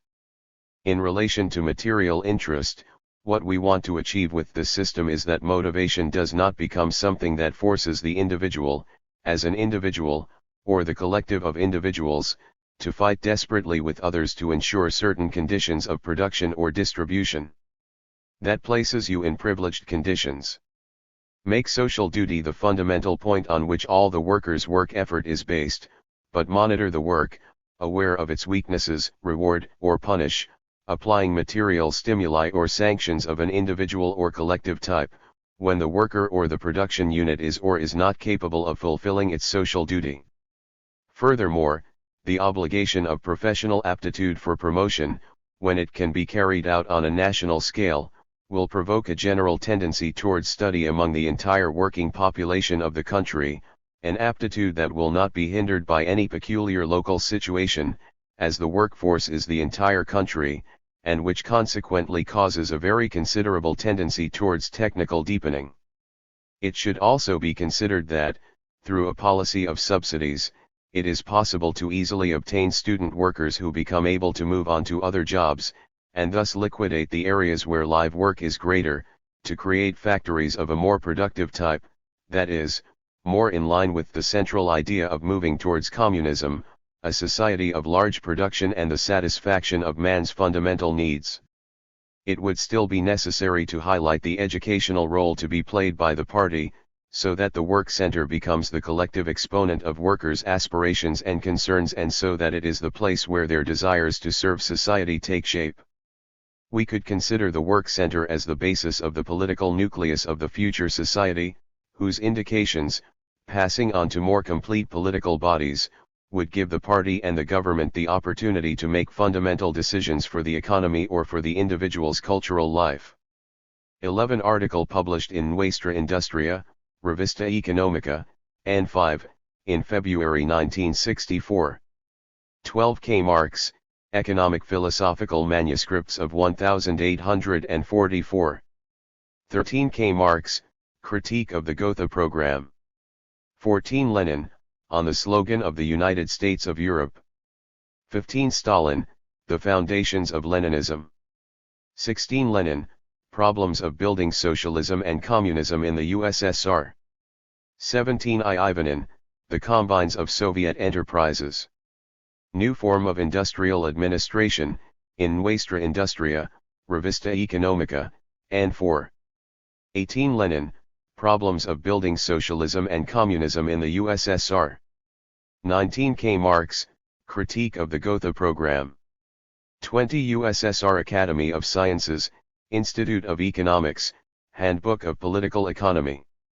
21 Item. 22 OPCIT. Chapter 6. Considerations on production costs as a basis for the economic analysis of companies in a budgetary system. Among the multiple problems posed by the practice of planning in a socialist economy, it is necessary to take into account the analysis of company management in light of the new situation created by the development of the revolution.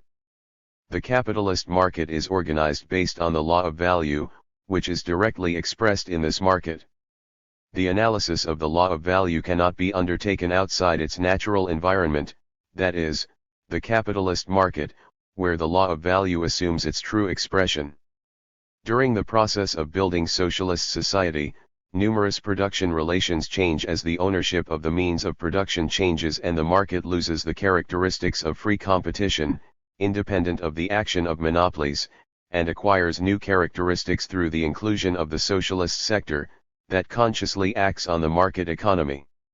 In our case, when there is a shortage of goods, there is an immediate increase in prices in the market, which re-establishes the relationship between supply and demand at another level. But we decided to firmly block prices, establishing a rationing system in which the real value of goods can only be expressed through the market, which currently has particular characteristics. Even when rationing constitutes a period of transition, over time the planned economy within a country will separate its characteristics from those of the outside world. In the complex process of production and distribution of goods, raw materials, and expenses of all kinds are involved and contribute to determining the price. When all products act according to prices that have certain internal relationships between them, different from the relationships of these products in the capitalist market, a new price relationship is created, which cannot be compared with the global one. How can I make the prices match the value? How can we consciously manage knowledge of the law of value to achieve, on the one hand, the balance of the commercial fund and, on the other, a faithful reflection in prices? This is one of the most serious problems facing the socialist economy. The Soviet Union, the first country that built socialism, and the countries that followed it decided to practice planning carried out through the main economic indices, translated into their financial results, abandoning relations between companies to a more or less free game. In this way, we arrived at the so-called economic calculation, a term that is a poor translation of the Russian original. In Spanish, to express ourselves more correctly, we can talk about company self-financing or financial self-management. Financial self-management is based, broadly speaking, on the establishment of global controls through financial balance sheets. It converts banks into bodies of primary control over company activity and develops material incentives so that they can, with the necessary adjustments, maintain an independent tendency towards maximum use of production capacities. This maximum utilization translates into greater benefits for the individual worker or the factory as a whole. In this system, credits granted to socialist companies are repaid with interest, which allows product rotation to be accelerated. In our economic practice, we began by centralizing all companies' financial activities, which allowed us to solve the essential problems of the moment. Over time, we began to think that we could develop new control techniques that were more centralized, less bureaucratic and, under certain conditions, more effective for industrial companies. This system is essentially based on the idea of adopting the progress made in the general accounting of capitalist companies, which, in a small country with good communications, not only land and air, but also telephone, would allow us continuous day-to-day control. In our system, the bank provides companies with the amount of money fixed by the budget, without interest, as there is no credit relationship in these operations. Our conception, which has not yet been realized, except in certain economic sectors, considers the product to be a vast process of internal flow in the course of the transformation it undergoes within the socialist sector until it becomes a commodity, which only happens when there is some tendency to bureaucratism. In any case, from one company to another, or from one ministry to another, a part of the production process that adds value to the product must be considered, converting the bank into a simple cash register of movements. The company does not have its own funds and, consequently, its revenues are reintegrated into the national budget. The system has shown that it can work. However, we can point out a series of objections, especially with regard to the absence of direct material stimuli and a certain tendency towards bureaucratism. In any case, this is not the time to discuss these problems. We want, however, to insist on the importance of economic analysis for company management in the budgetary system. How should it be assembled and from what premises? We must consider the production cost here as the fundamental element thanks to which the administrator of the unit, company, or ministry will be able to immediately observe in general terms the functioning of the production unit. We insist on this analysis of the cost of production, as part of our conception refers to the non-existence of a necessary coincidence or an intimate relationship between the cost of production and the price in the socialist sector. In Cuba, a poorly developed country with important foreign trade, relations with the rest of the world are essential. We believe that it is not necessary, in any way, to extract the general structure of domestic prices from that of prices on the external market, given that, as is obvious, these prices only respect the socialist sphere, where the fundamental function of financial arithmetic is fulfilled, which it is the provision of a measure. This is opposed by the countless difficulties caused by the distortion that exists due to external prices and technical advances, temporary distortions, or daily variations in prices in the international market under the influence of the intervention of monopolies in the markets. We also consider that we have not fully analyzed this problem, which could be remedied by establishing a general system that would be based on a certain historical evolution of prices in the capitalist market, with corrections introduced by the action of prices in the socialist market, and also, from a more immediate, on the external market of the capitalist market, an increase coefficient for the freight that will be necessary to pay from the places of origin to our country. The prices thus fixed would be established to be in force for a certain period. If we take the prices of the economy's fundamental products and compare them with those obtained through approximate calculations, we obtain a weighted historical index of world market prices, which makes it possible to automatically measure the relative effectiveness of all branches of the economy in that market. It is also objected that the structure of product prices would give a distorted image of national productivity, since they only measure average world productivity, and that this would develop dangerous trends in consumption, translated into attractive prices for products for the manufacture of which labor is required. Necessary was much higher than the world average. This is a reasonable objection, and in fact it is necessary to gather, in correct planning, some indices that characterize products according to their profitability. As the system is based on central control of the economy and greater centralization of decisions, relative profitability would have only one indicator, given that what really interests us is the general profitability of the production apparatus. This will be measured, if possible and as a permanent desire, in terms of world value, or otherwise, necessarily in relation to the general level of consumer prices. This does not mean, in any way, that we would have criteria for new investments, and that, according to the production costs of our companies and the possible production costs of new investments, we would automatically choose the policy to follow, depending on our possibilities of accumulation. This would not be possible, because the law of value is expressed in a relatively pure way in the world market, but, in our internal environment, its action is modified considerably by the incidence of the socialist sector and socially necessary work, at the local level, to produce certain articles. Not to mention that it is possible that we want to develop certain types of production much more that may not be the most profitable, but that may interest us, given their strategic importance or simply the interest of the population. It is necessary to consider, we insist once again, that there is no consumer price that in this system can be very different from the company's internal price. With this scheme, we would immediately have a vision that would reflect the entire functioning of the economy at a given moment. In this type of organization, it would not necessarily apply to the entire country, but only to some branches of industry. We could apply an increasingly improved system of economic analysis. The production cost would give real indications about the company's management. It doesn't matter whether this cost is higher or lower than the price level of the socialist sector, or even, in certain particular cases, than the public sales prices, because what interests us is the continuous observation of the company's management during given period, assessed by its ability to reduce costs.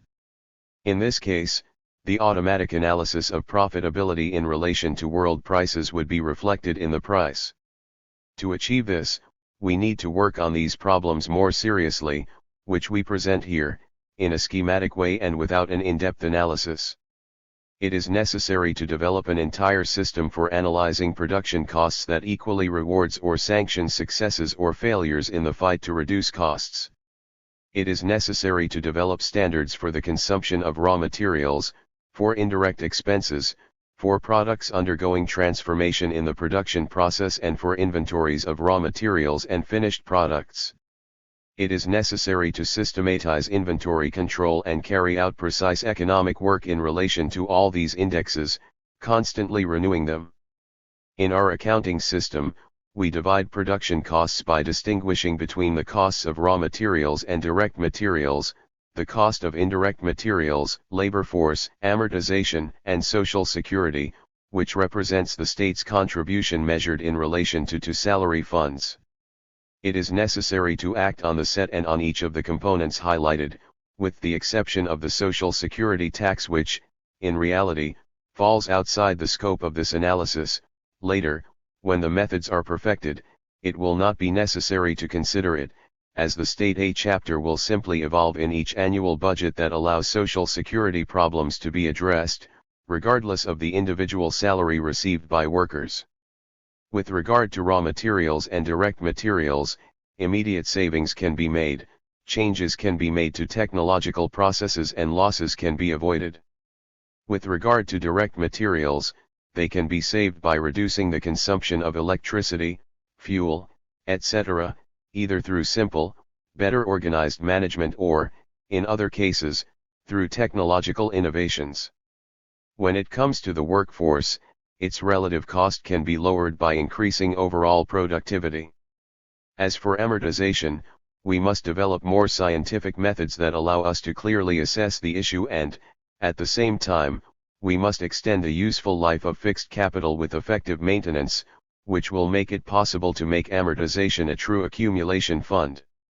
All of this brings us to a common denominator, whatever the angle from which the analysis is carried out, the increase in labor productivity, the fundamental basis for the construction of socialism and the indispensable premise of communism. There are currently several factors on which production cost control can be established. Firstly, management must act on the organization, on adequate controls and on the capacity of our management staff, who must get all staff used to immediately analyzing the cost of production and using this information in their daily work. As is natural, we currently have numerous difficulties in doing so, because of the weak tradition of economic analysis of our administrators, the low cultural level, and also because the economy is not well organized. But carrying out consistent work in this direction will immediately bear fruit. That's why we show so much interest in this task. It must be clear that the analysis of production costs does not implicitly lead to the adoption of necessary measures to correct the deficiencies highlighted. There are objective facts that will prevent this for a certain period of time: the poor organization of supplies dependent on the external market, the insufficiency of the maintenance work we have carried out so far, which forces us to resort to temporary solutions, and the absence of rules for legal relations between companies, which causes serious distortions in plans, when one of them does not want the requested products and suddenly changes orders. This means that the general effects of planning and the lack of external supply will contain rapid changes in the level of production costs in the production units and companies dominated by these problems for a certain period of time. But this should not worry us as much as the fact that we do not know how to interpret the phenomenon from the moment it occurs. We can thus develop individual cost control carried out by the worker during his work, when appropriate work standards have been established based on the quantity and quality of the work provided. Considering quality, saving raw materials can precisely be a weapon that yields substantial results in a short time. In this area, we are advancing steadily, although without the necessary speed. It is also necessary to insist on collective care in relation to production costs. The production unit will be collectively concerned with costs through the analysis of its economic management, an analysis that will be carried out through cost investigation, accompanied by stimuli, fundamentally of a social nature, to concentrate the interest of the masses in reducing production costs and thus obtain greater gains. A deepening of awareness then emerges, and at the same time a great qualitative leap in the organization. The action of the party, taking this task into its own hands and showing the masses its importance, can quickly achieve a change in the workers' attitude towards state administration, an attitude that currently differs little from that towards the capitalist state. But we cannot expect to act quickly enough on administrative issues, and it is necessary to make numerous adjustments over a period of time. We have some pilot factories, in which we study collective stimulus methods of a social nature that allow us to affect production costs. But it must be made clear once and for all that this analysis must be carried out on the basis of planned production and carried out without possible excuses, and that compliance with the production plan, except for very serious reasons, will be the premise from which the collective management will be able to analyze their activity to establish the nature of the stimuli. This whole general task is combined with the idea of the possibility of a centralized direction of the economy, but we must clearly say that this centralized direction should not mean that all decisions are made at the highest level, but rather that levels will be established that the organization will make to respect. At these levels, the necessary measures are taken without resorting to other bodies. Beforehand, we must clearly specify the relationships between each of these levels, what must be done and what is prohibited, without which the system will not be able to function correctly. We must orient all our work towards ensuring that the administrative task of control and direction becomes something increasingly simpler and the efforts of organizations are concentrated on planning and technological development. When all indices have been established and control methods and habits have been established, and with advances in planning in all sectors of the economy, this work will be mechanical and will not present serious problems. At that moment, modern planning methods will have their importance and it will be possible to approach the ideal of governing the economy through mathematical analyses and, with them, choose the most appropriate proportions between accumulation and consumption and between different productive branches. Without forgetting, of course, that human beings, the reason for our revolution and our work, cannot be reduced to a mere formula and that their needs will be increasingly complex, going beyond the simple satisfaction of material needs. The different branches of production will become automated, enormously increasing worker productivity. Free time will be dedicated to the highest degree to cultural, sporting, and scientific activities, and work will be a social necessity. The possibility of this distant future approaching us depends on the technical competence of workers and specialists to maintain each workshop in the best operating conditions, and on the value of planning, in such a way that the most urgent needs of the population are combined with the most vital needs of the economy, to provide at the same time the greatest quantity of goods and the necessary growth. Within the framework of this formula for the development of the economy, the task of control will be simplified and entrusted to specialized bodies which, for this purpose, will have mechanized means at their disposal.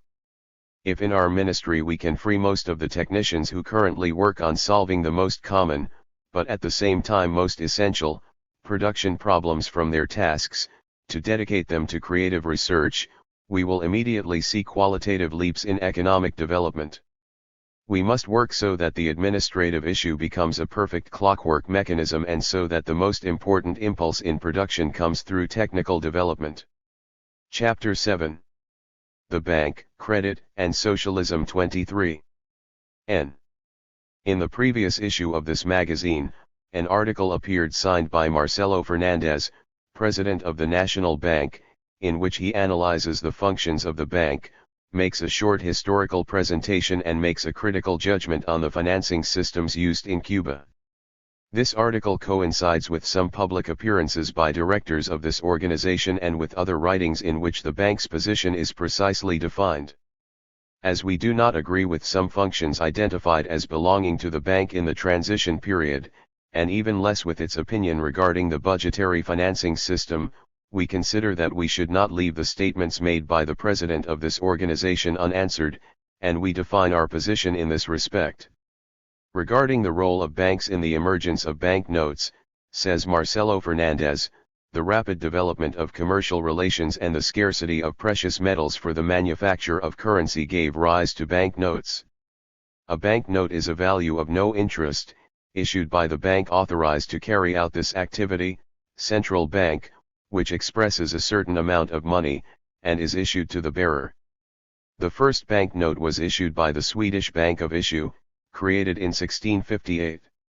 Without failing to recognize the publicity nature of this article, we must try to see why this phenomenon can occur. In this regard, Marx says, the problem finally arises as to why gold can be replaced by simple representations, things devoid of any value. But, as we have seen, gold is only replaceable to the extent that it functions exclusively as cash or an instrument of circulation. It is true that the exclusive character of this function is not accomplished by gold or silver coins set aside, even though certain used species continue to circulate. Gold pieces are only simple coins or means of circulation as long as they actually circulate. But what cannot be said about an isolated gold coin applies to the mass of gold that can be replaced by paper money. It constantly rotates in the orbit of circulation, continually functions as a means of circulation and, therefore, exists solely and exclusively as an agent of this function. Therefore, its dynamics are limited to representing the continuous mutations formed by the antagonistic processes of the metamorphosis of MDM commodities, in which its value configuration appears in the face of the commodity, only to then disappear again. The substantive incarnation of the exchange value of the commodity is in this process a simple moment that disappears. It is immediately replaced by another commodity. Therefore, in a process that continually changes hands, it is enough for money to exist symbolically. Its functional existence absorbs, so to speak, its material existence. It is nothing more than an objective reflection of the price of goods, a reflection destined to disappear and, naturally, replaceable by other representations, as it functions as a representation of itself. What happens is that the representation of money requires its own objective social validity, a validity that is given to the paper money symbol by mandatory circulation. This, which is obtained through coercive action by the state, is only exercised within the borders of a community, within its internal orbit of circulation, which are also the limits within which money is totally reduced to its function as a means of circulation or currency, and in which, therefore, paper money is given a modality of existence that is purely functional and independent of its metallic substance. 24. It is important to note, for later purposes, that money reflects the relations of production, cannot exist without a commercial society.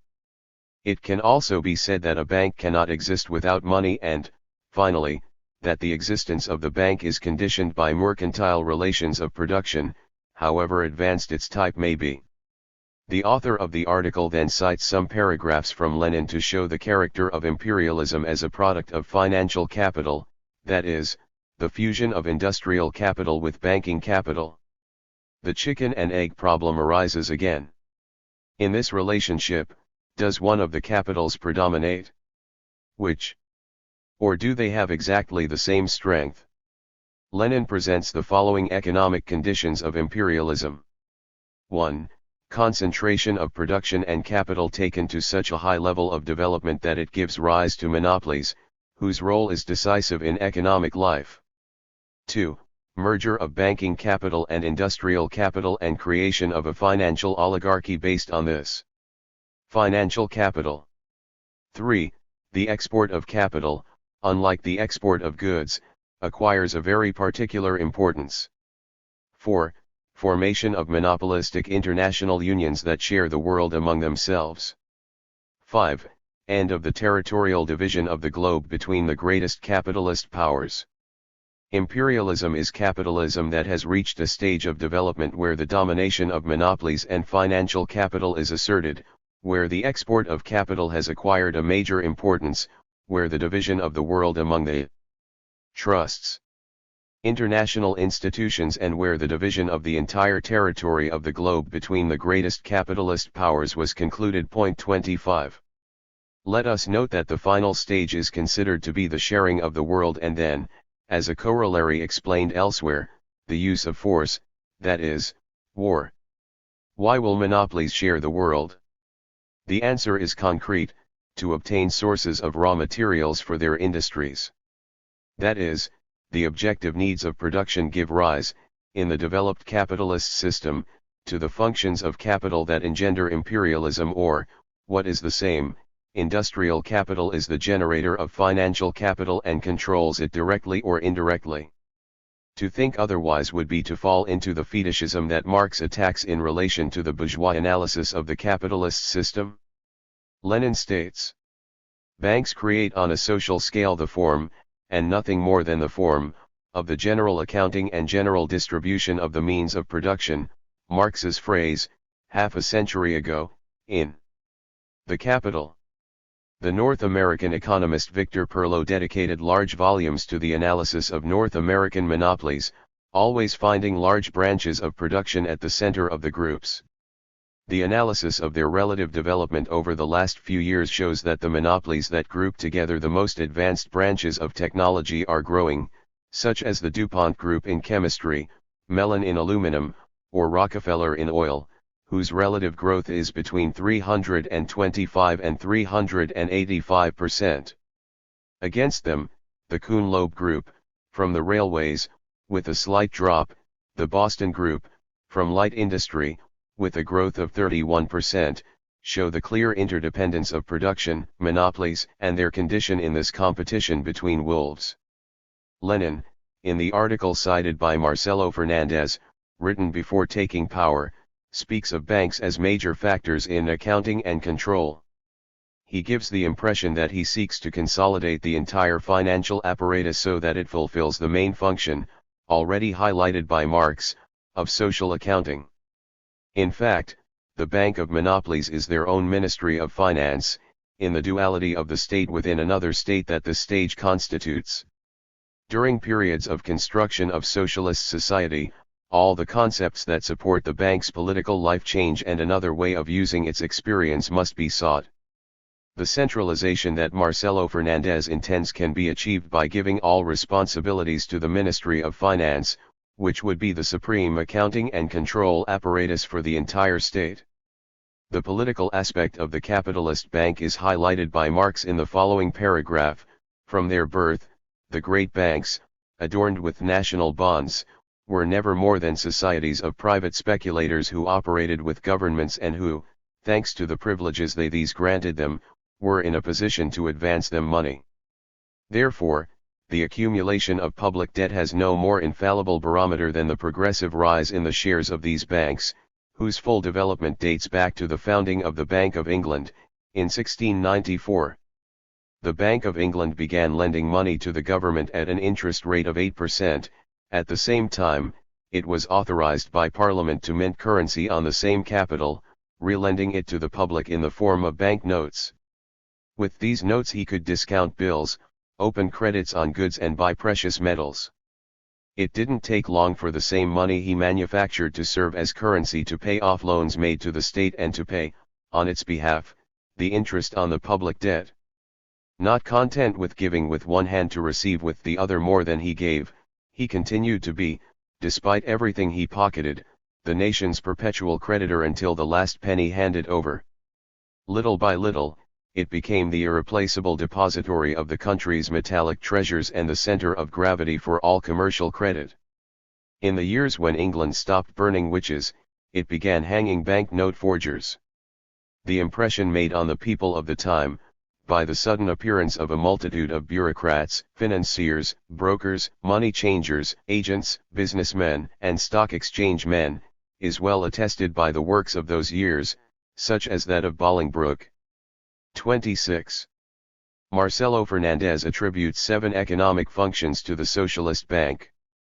Of these, those expressed in the first point, regulation of monetary circulation, and in the second point, country adjustments and payments center, do not present themselves in fundamental contradiction with our way of thinking, except perhaps regarding the degree of autonomy in relation to the maximum financial authority which is the Ministry of Finance, and regarding the doubt about the real possibility of control that the bank has in relation to monetary circulation. However, we think it is not the time to deepen this analysis. Regarding the third point, granting of credits, the article in question says, credit is a typical function of the bank, which does not disappear during the construction of socialism and which constitutes a flexible instrument that serves the proportional and harmonious development of the economy and the fulfillment of plans. Without going into the explanation of the origin of the banking credit system as a reaction to usury, we will, however, transcribe some paragraphs from Marx in this regard. We must not forget, however, firstly, that the basis from which the credit regime, by its very nature, will never be able to free itself, is money, in the form of precious metal. And, secondly, that the credit system presupposes the monopoly of the social means of production, in the form of capital and land ownership, in private hands, that is, that this system is, on the one hand, a immanent form of the capitalist system of production and, on the other, a driving force that drives its development to its ultimate and highest form. The banking system is, due to its formal organization and centralization, as stated in 1697 in Some Thoughts of the Interest of England, the most artificial and refined product that the capitalist production regime was capable of creating. Hence the enormous power that an institution like the Bank of England has over commerce and industry, despite the fact that its actual functioning develops completely outside it and the bank behaves passively in the face of its activities. It is true that this gives rise to a form of accounting and general distribution of the means of production on the social scale, but only one form. We have already seen that the average profit of the individual capitalist, or of each capital by itself, is determined not by the surplus of labor that this capital takes in at first hand, but rather by the quantity of the total surplus of labor that capital takes in as a whole, and that each special capital is limited to collecting its dividends as a proportional part of the global capital. This social character of capital is only carried out and fully realized through the full development of the credit system and the banking system. On the other hand, this system follows its own development. It makes available to industrial and commercial capitalists all the available capital of society and even the potential capital, which is not yet actively committed, in such a way that neither the one who lends the capital nor the one who employs it are its owners or producers. In this way, it destroys the private character of capital and potentially, but only potentially, halts the abolition of capital itself.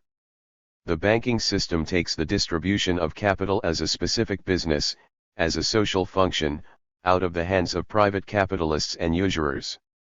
But, at the same time, banks and credit thus become the most powerful means of forcing capitalist production to go beyond its own limits and one of the most effective vehicles of crisis and speculation. The banking system further reveals, through the replacement of money by different forms of circulating credit, that money in reality is nothing other than a particular expression of the social character of work and its products, which, however, in contrast with the basis of private production, it must necessarily always appear in the last instance as an objective, as a special commodity alongside other commodities. Finally, there is not the slightest doubt that the credit system will act as a powerful instrument at the time of transition from the capitalist regime of production to the associated labor production regime, but only as an element related to other great organic transformations of the regime itself of production. On the contrary, the illusions that some people have about the miraculous power of the credit system and the banking system, from a socialist perspective, arise from total ignorance of what the capitalist regime of production is and the credit system as one of its forms. As soon as the means of production cease to be converted into capital, which also implies the abolition of private property in land, credit as such will no longer have any meaning, which, in fact, was even understood by the Saint Simonians. And, on the contrary, as long as the capitalist system of production lasts, interest capital will persist in one of its forms and will in fact continue to form the basis of its credit system. Only Proudhon, that sensationalist writer who intended to maintain mercantile production and at the same time abolish money, was capable of dreaming up this aberration of free credit, the supposed fulfillment of the good wishes of the petit bourgeois. 27. We note that the article does not mention in this heading the interest that the bank charges on money provided to state-owned companies as a bank loan. If Marx formulated, as we have seen, that the abolition of private property takes away all meaning from credit as such, what about interest? Marx says, it is in interest capital that the capital relation reaches its most visible and most fetishistic form. Here we come across DD, money that begets more money, value that values itself, without any intermediate process. In capital DMD there is, at least, the general form of the capitalist movement, even if it remains only within the orbit of circulation, which is why profit appears here as a simple result of sale. However, it appears as a product of a social relationship and not as an exclusive product of a material object. The form of merchant capital represents, despite everything, a process, the unity of opposing phases, a movement that unfolds into two antagonistic acts, the purchase and sale of merchandise. In DD, that is, in the interest capital formula, none of this appears. 28. At the beginning of the article, when dealing with the private bank, interest is mentioned as follows: this is what bank credit consists of. Bank credit can be short-term or long-term, and always produces interest, which constitutes the bank's main income. If this situation is valid at the current time, and taking into account that technically interest is not a cost element for companies, but rather a deduction from the workers' labor surplus for society, which should constitute revenue from the national budget, it is not is this actually the one that substantially finances the costs of banking operations. To say that the budget deficit constitutes an inevitable evil, without going into its analysis, as well as stating that the use of international credits that in the future will weigh on the national economy, is to maintain the fetishistic conception of classical economics today. With regard to the fourth point, investment financing, we consider that it falls into formal and fictitious aspects, or, what is the same, fetishism that covers up the true relations of production. This function would only be real if the bank financed investments with its own resources, which, in turn, would be absurd in a socialist economy. What the bank does is distribute the resources that the national budget allocates to investments and make them available to the corresponding investing devices. This aspect of financing and control of investments, particularly with regard to construction, as well as the bank credit system and interest, translate into substantial differences in the system, which in this article is called economic autonomy, and in the budgetary system of financing. Financing and control of investments will be the subject of an article by Comrade Alvarez Ram, as the importance and scope of the topic require it. However, we will explain the fundamentals of this finance procedure in relation to investments. Finance came to the conclusion that all the confusion currently existing regarding investment control is due to the mercantile conception with which the problem is approached. The bank is still thought of as a representative of monopolies, their guardian, monitoring the type and effectiveness of investment. In a budgetary regime with controls functioning properly, the bank does not have to participate in the investment decision, which is an economic political task of the Central Planning Board, JUSPLAN. It should not be the bank that participates in the physical control of the investment. This would require the creation of a huge and meaningless device, but rather the directly interested investing body, especially since financial control can be carried out by finance, which is the body responsible for state budget and the only one that must collect the surplus product to put it to proper use. The bank should, as a good rule, take care of the methodology and extraction of funds, which is its specific function.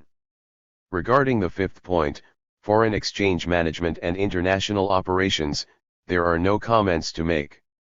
In the sixth point, organization of population savings, the author submits too much to the idea of dissemination and propaganda. We are not opposed to this, we even defend that clear language should always be used to explain economic mechanisms, but this clarity should not sacrifice accuracy, which is what happens with companion Marcelo Fernandez's explanation when he says, "The money saved stops circulating, which helps to re-establish the balance between the commodity fund and the population's purchasing fund, particularly useful in the current conditions in Cuba. Furthermore, the population's savings constitute an important source for the bank to grant credits intended to finance the development of the national economy. The money saved stops circulating temporarily, and this source of resources only has an economic sense application when it is used to finance private activity through bank loans, as it would be absurd to think that in a socialist economy the cost of interest paid to those who save would be compensated with the interest charged to state-owned companies. It would have been much more interesting and more useful to know the composition of savings and their cost, the reasons for saving in each of the scales of people who save, and what measures of a truly economic nature should be taken, such as taxes, prices, and others, which certainly contribute to re-establishing the balance between the commodity fund and the population's purchasing fund. Regarding the function of granting credits intended to finance the development of the national economy, we have already defined our position otherwise. The seventh and final function, banking economic control, addresses the controversy opened by Marcelo Fernandez in the subtitle Application of the Two Financing Systems in Cuba. When dealing with the topic, the author dives once again into the analysis of the exact meaning of the Russian term that gave rise to much discussion, and finds a new meaning for it, which we had already seen in the work of some bank advisors. As for us, the new word is not happy. The statement that Ozriscot would be a company regime known in Cuba as a system of economic autonomy, and that among the principles of autonomy are relative independence and planned management, that is, subordinated to the main proportions of the state economic plan, leads us to think that, at best, the author did not translate well. The term absolute economic autonomy, linked to relative economic independence, as one of its principles, is a grammatical construction whose content we cannot understand and which does not even allow for a minimally clear definition. Planned management is not equivalent to the subordination of the main proportions of the state economic plan, nor does it need any concept. In characterizing both systems, a method that allows for easy comparison was not used, an error that is understandable because there is no abundant literature on the subject. In number 5 of the Nuestra Industria, Economic Magazine, I try to make the analysis more systematic, and I refer the reader to that. However, we consider that a more objective analysis could be made of the budgetary financing system, a system whose law is sanctioned by the Council of Ministers, that is, which is not an idle whim of some people, but rather a known reality. Regarding the point, a. Companies receive their allocations of funds for expenses for a determined period, let's say a quarter, before the production of your income and regardless of its origin. What companies receive are not allocations of funds at the bank, but cash equivalents to the authorization to spend according to the approved financial plan, which are registered at the bank in separate accounts for salaries and other expenses. This separation allows for easy control of the salary fund, which is not possible in the financial self-management system as it is currently conceived in Cuba. In a recent television intervention, the bank's president presented a formula for controlling the salary account that assumes discussion in terms of unity in each case, which will pose serious administrative obstacles if it is intended to be implemented without analyzing the likely consequences very deeply. We must forget that salaries are part of the unit's revolving funds. There is a widespread belief here that the direct relationship with the bank guarantees the analysis of all factors of production and the impossibility of evading the vigilant attention of that body, which reflects the current conditions in Cuba, and the bank has evidence that confirms of this statement in its relations with self-management bodies. In 1931, Stalin made the following analysis. But this is not all. To all this we must add the circumstance that, as a consequence of poor administrative management, the principles of profitability are entirely compromised in a whole series of our companies and economic organizations. It is a fact that a number of companies and economic organizations have long since stopped counting, calculating, and establishing balance sheets justifying income and expenses.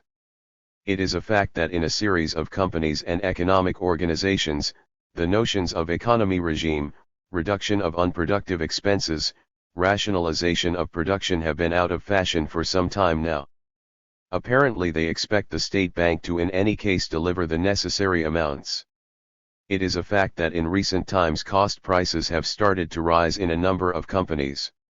We drew your attention to the need to lower cost prices by 10% and more, and instead they were raised. 29.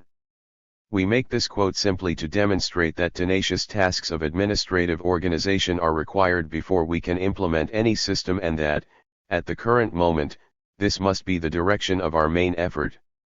In the points, b. Moral stimuli are presented as the main way of boosting and improving production, complemented by material stimuli, and c. In companies, cost control is carried out, a dangerous simplification is made. In my last article, already mentioned, I present two fundamental characteristics. With this series of quotes we intend to establish the themes considered basic for explaining the system. 1. Communism is a goal of humanity that is achieved consciously, Therefore, education, the elimination of the defects of the old society in people's consciousness, is a factor of utmost importance, without forgetting, of course, that without parallel advances in production can never be achieved in such a society. 2. Ways of conducting the economy, from a technological perspective, must be sought where they are most developed and can be adapted to the new society. The petrochemical technology of the imperialist camp can be used by the socialist camp without the danger of contagion from bourgeois ideology. In the economic sector, the same thing happens in everything that refers to technical rules for controlling production and direction. We could, if it is not considered too pretentious, paraphrase Marx in his reference to the use of Hegel's dialectic, and speak of inversion in relation to these techniques. We do not conceive communism as the mechanical sum of consumer goods in a given society, but rather as the result of a conscious act, hence the importance of education and, ultimately, of working on the consciousness of individuals within the framework of a society in full material development. The issue regarding cost control is addressed in my article entitled Considerations on Production Costs as a Basis for the Economic Analysis of Companies Under a Budgetary Regime. I refer the interested reader to this, without, however, failing to point out that the essential thing is the discussion on the possibility of consciously using the law of value, and that the method is based on the development of a broad and effective control apparatus that mechanizes these tasks. We say in this article, all our work must be oriented towards ensuring that the administrative task of control and direction becomes something increasingly simpler, and that the efforts of organizations are concentrated on planning and technological development.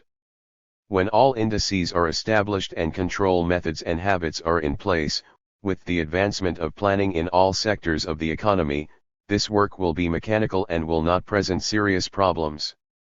At that moment, modern planning methods will acquire their importance, and an approach will be possible that leads to the ideal of governing the economy by mathematical analyses, and through them choosing the most appropriate proportions between accumulation and consumption and between the different productive branches, without forgetting, of course, that the human being, the reason for our revolution and our work, cannot be reduced to a mere formula, and that their needs will be increasingly complex, going beyond the simple satisfaction of material needs.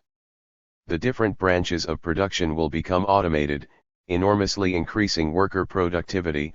Free time will be dedicated to the highest degree to cultural, sporting, and scientific activities, and work will be a social necessity. In relation to point D, companies, because they are linked to the state budget for the total of their expenses and income, never make use of bank credit directly. We consider that, when using the budgetary financing system, the bank credit system and the purchase and sale of goods become unnecessary within the state sphere. To understand the difference between the two systems, the lack of knowledge of which leads to the comments in the article, it is necessary to take into account that all these categories arise as a consequence of the individualized consideration of independent heritage, but which are only preserved formally, as an instrument of control of the national economy, since the property in fact belongs to the entire people. This fiction, which comes to dominate the minds of men, as demonstrated by the article we contest, is eliminated with the application of the budgetary financing system. In this system, the principle of commercial income within the state sphere is strictly formal and dominated by the plan, only for the purposes of economic calculation, accounting, financial control, etc., but it will never come to predominate in a fetishistic way over the social content of production, because, as the company does not have its own assets in contrast to the state, it does not retain or accumulate in its own funds the result of its production or the replacement of its costs. In the budgetary system, the purchase and sale of goods only takes place when the state actually sells to other forms of property, and, in carrying out this act of commercial exchange, the company transfers to the national budget, through collection and deposit of the price of the merchandise sold, the totality of internal costs and accumulations that took place from the first to the last act of production and commercialization. In this way, if any of the intermediate formal acts of payment and collection, which are nothing more than accounting compensations with no economic effect, were not completed due to lack of organization, negligence, etc., the National Accumulation Fund would not be harmed as long as this last act of exchange, which is the only one with an essentially economic content, would be carried out. This system weakens the concept of heritage of individualized groups in state factories, which is objectively favorable to the philosophical development of Marxism-Leninism. It makes taxes and interest-bearing loans unnecessary, as the company does not retain or accumulate its own funds, immediately eliminating, in essence and form, categories that would become incompatible in the development of the process, from an unpublished work by Luis Alvarez Ram. Financing to a company is carried out, on the one hand, to compensate another company for the work carried out, for accounting and social control purposes, on the other, to repay the living work used in each process of social production. If the first of these acts is formal and devoid of economic content, and if the second is the delivery of the worker's salary, carried out after having employed his labor power in the production of use value, what conclusion can be drawn? To throw that the person who effectively gives credit is the worker. Marx says, the capitalist buys labor power before the production process begins, but only pays for it within the agreed terms after using it in the production of use value. The entire value of the product belongs to him, including the part that only represents an equivalent of the money invested in paying labor power, that is, the part of the product's value that represents the value of variable capital. With this part of the value, the worker hands you the equivalent of his salary in advance. But it is the retransformation of the commodity into money, its sale, that returns the variable capital to the capitalist, as money capital that he can spend again to buy labor power again. 30. Affirm that the bank finances the budget through the issuance and use of interstate credits, and that given that monetary resources were not created in the Cuban economy to grant this type of bank credit to finance, inflationary pressures are produced and the need for foreign credit increases is to go beyond the normal limits of fiction, contrasting bank credit and the treasury public, as a mentality that deserves Marx's words quoted elsewhere in this article, not content with giving with one hand and receiving with the other more than he gave, to continue to be, despite what he pocketed, a perpetual creditor of the nation until to the last cent given. Not to mention that the bank, outside the state, has nothing, despite the legal fiction of the law that attributes assets to it. Regarding financial discipline, it is said of companies on a budget that some of these companies do not seem encouraged to charge for their goods and services because they have the expenses and, for them, this would only mean failing to contribute to the budget. This is an expression that lacks foundation in such a way that it would only be comparable with another that said that the same effect would occur in a self-financed company, since for it this would only mean failing to pay a bank loan, a contribution to the budget or taxes retained, which, by the way, is no exception. After a detailed explanation, according to the bank's books, of failures to comply with Law 1007 by companies subject to a budgetary regime, the article makes the following statement. It can be argued that companies with economic autonomy also commit these infractions. We must also point out that, since Law 1007 was implemented, INRA companies have maintained a painful first place in terms of the number and value of infractions. But to this we would have to respond that INRA companies never really operated as companies with economic autonomy. INRA is the National Institute for Agrarian Reform. Given such a statement, which does not correspond to the seriousness of an article of this nature, the following questions should be asked. Why did INRA never really operate within the system? Did the other organizations try to stop him? Was he not given full cooperation by finance and the bank? Was the teaching and dissemination of the system in all courses and at all levels not enough? Could it be that it was the bank's good wishes, established in law, that caused this result? Or could it be that the first measure is the organization of the administrative apparatus and without it no concrete results can be achieved? Proponents of self-management have been defending themselves with arguments like this for a long time. It's time to put the system in motion and analyze it correctly. Controversy on these topics is always useful, but if we continue to get caught up in it without making any real progress, we run the risk of resolving the issue too late. In short, A. The article analyzed presents, in a form of disclosure, but with little theoretical depth, the genesis of banks, hence arise the misunderstandings of its leaders about the role that this body should play in the construction of the new society. B. Lenin's phrases cited by Marcelo Fernandez only present an objective aspect of the problem, the role of banks during the monopoly stage, but in no way clearly establish their role in the next stage. C. The author forgets that monopoly banks are the financial apparatus of the superstates and, therefore, does not analyze the new role of these apparatuses when the state, with its own financial apparatus, encompasses them all. He intends for the bank to continue to maintain a hegemonic position in the economy, regardless of socio-economic changes. D.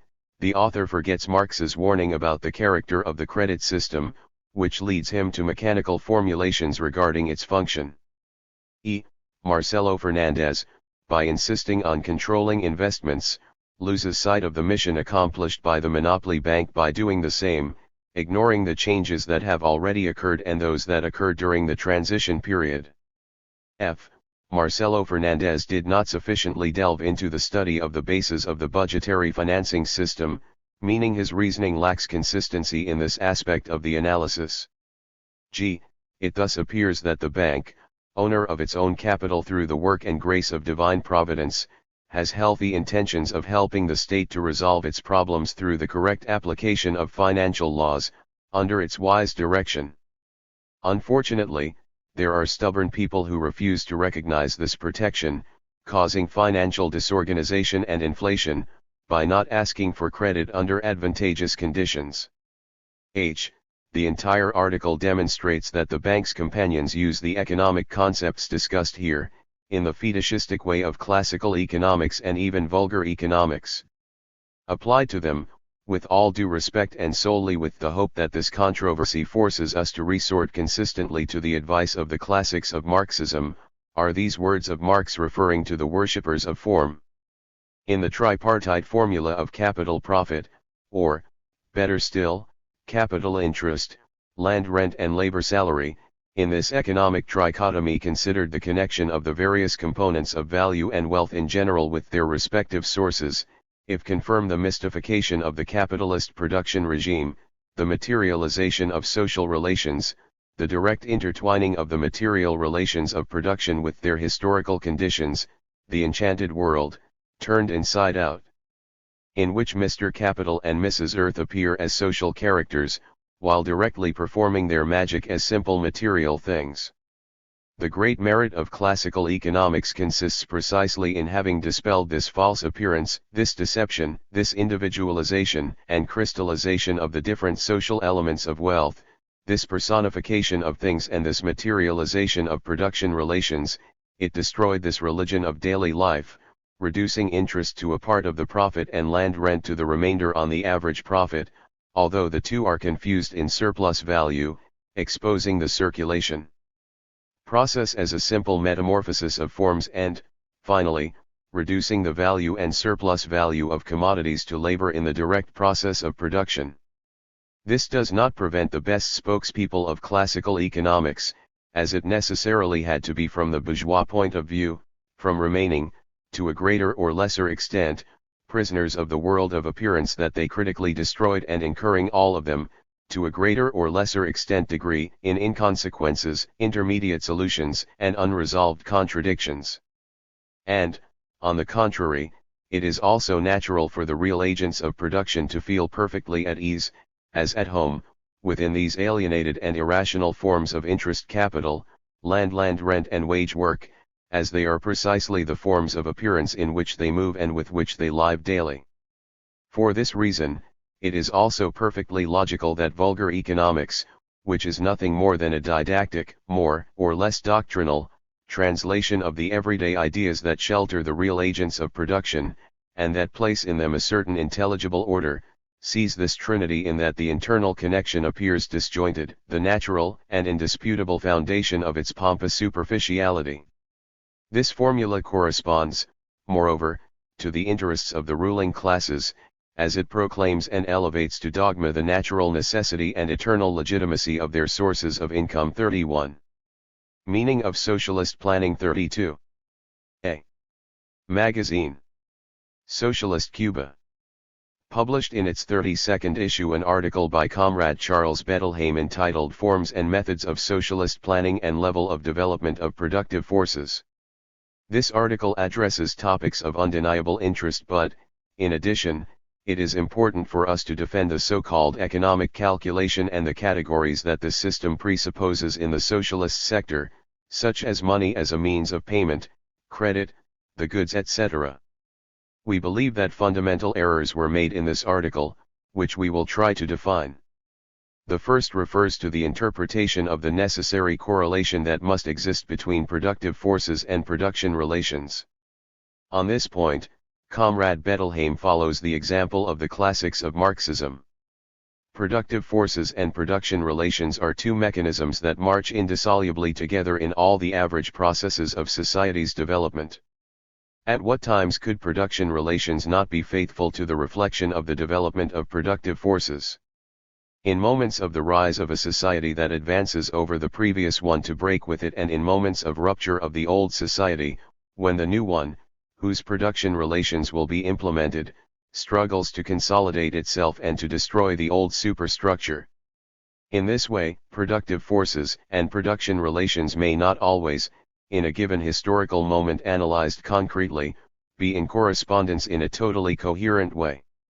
This is precisely the thesis that allowed Lenin to say that the October Revolution was a socialist revolution and, however, at a given moment, defend that we should move towards state capitalism and advocate caution in relations with the peasants. The reason for Lenin's position lies precisely in his great discovery of the development of the world system of capitalism. Bettelheim says, the decisive lever to modify men's behavior is constituted by the changes introduced in production and its organization. Education's mission is essentially to eliminate attitudes and behaviors inherited from the past and which survive, and to ensure the learning of new norms of conduct imposed by the development of the productive forces themselves. Lenin states, Russia has not reached a level of development of productive forces capable of making socialism possible. All the heroes of the Second International, and among them, of course, Sukhanov, walk back and forth with this thesis, like a boy with new shoes. They repeat this indisputable thesis in 1,000 ways, and it seems to them that it is decisive for evaluating our revolution. But what can we do if a peculiar situation led Russia first to the world imperialist war, in which all the more or less important countries of Western Europe intervened, and placed its development on the brink of the nascent revolutions and those that in part already began in East, in conditions that have made it possible to put into practice precisely that alliance of the peasant war with the workers' movement, which was considered one of the probable perspectives by a Marxist like Marx, referring to Prussia in 1858? And, what should we do, when an absolutely no-win situation, increasing the strength of the workers and peasants tenfold, opened up the possibility for us to move towards creating the fundamental premises of civilization in a way different from all other Western European countries? Was the general line of development of universal history therefore modified? Has this changed the essential correlation of fundamental classes in each country it enters, or has it already entered the general course of universal history? If, to implement socialism, a certain cultural level is required, although no one can say what that certain cultural level is, because it is different in each of the countries of Western Europe, why then can we not start first with the revolutionary conquest of the premises for this particular level and then, already based on worker and peasant power and the Soviet regime, move towards reaching other countries? 33. With the expansion of capitalism as a world system and the development of relations of exploitation not only between individuals of a people but also between peoples, the world system of capitalism became imperialism, entering into conflicts and being able to be broken by its weakest link. This was Tsarist Russia from the First World War until the beginning of the Revolution, in which the 5 economic types identified by Lenin at that time coexisted: the most primitive patriarchal form of agriculture, small market production, including the majority of peasants who sold their wheat, private capitalism, state capitalism, and socialism. Lenin noted that all these types appeared in Russia immediately after the revolution, but what qualified the country in general was the socialist characteristic of the system, despite the development of the productive forces not having reached its fullness at certain points. Naturally, when the delay is very great, the correct Marxist action must be to temper as much as possible the spirit of the new era, which tends towards the suppression of the exploitation of man by man, with the concrete situations of the country, and this is what Lenin did in Russia recently freed from Tsarism. This was the norm in the Soviet Union.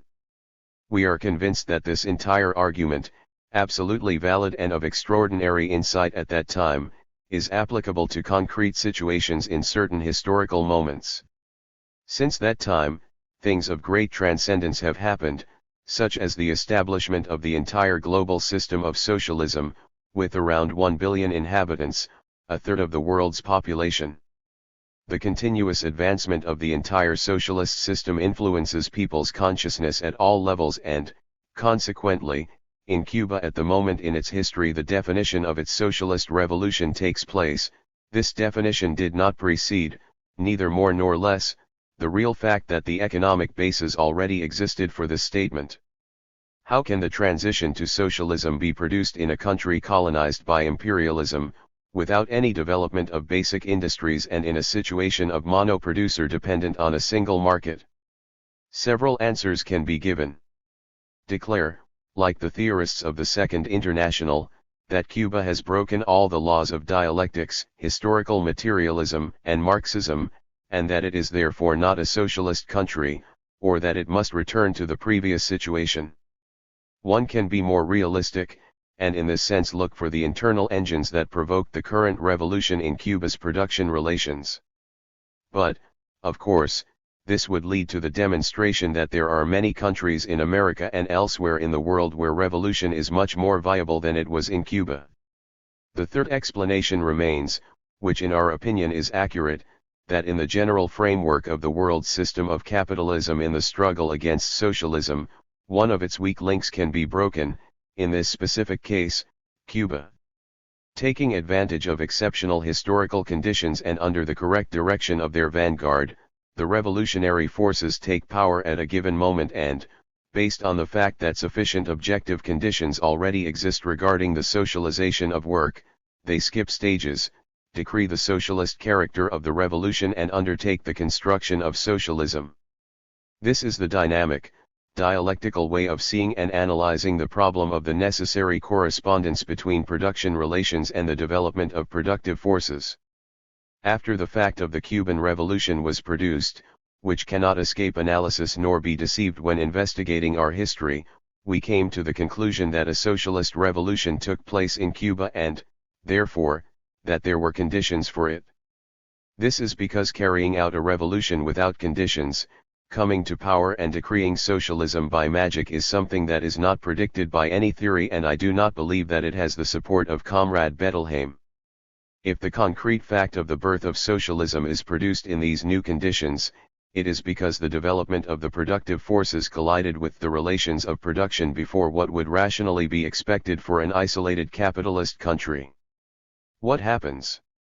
That the vanguard of revolutionary movements, influenced by Marxist-Leninist ideology with ever greater intensity, is capable of foreseeing in its consciousness a whole series of steps to take and of forcing the march of events, but forcing it within what is objectively possible.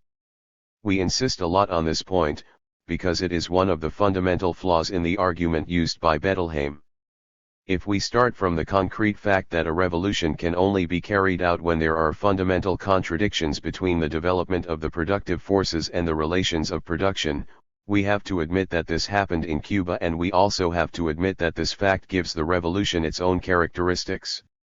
Cuban, despite the fact that in an objective analysis a whole series of forces are found within it that are still in an embryonic state or that have not developed to their fullest. But if in these conditions the revolution takes place and triumphs, how can we then use the argument of the necessary and obligatory correspondence, in a mechanical and strict way, between the productive forces and the relations of production, to defend, for example, the economic calculation and attack the system of consolidated companies that we practice? Saying that the consolidated company is an aberration is almost equivalent to saying that the Cuban Revolution is an aberration. They are conceptions of the same type and could be based on the same analysis.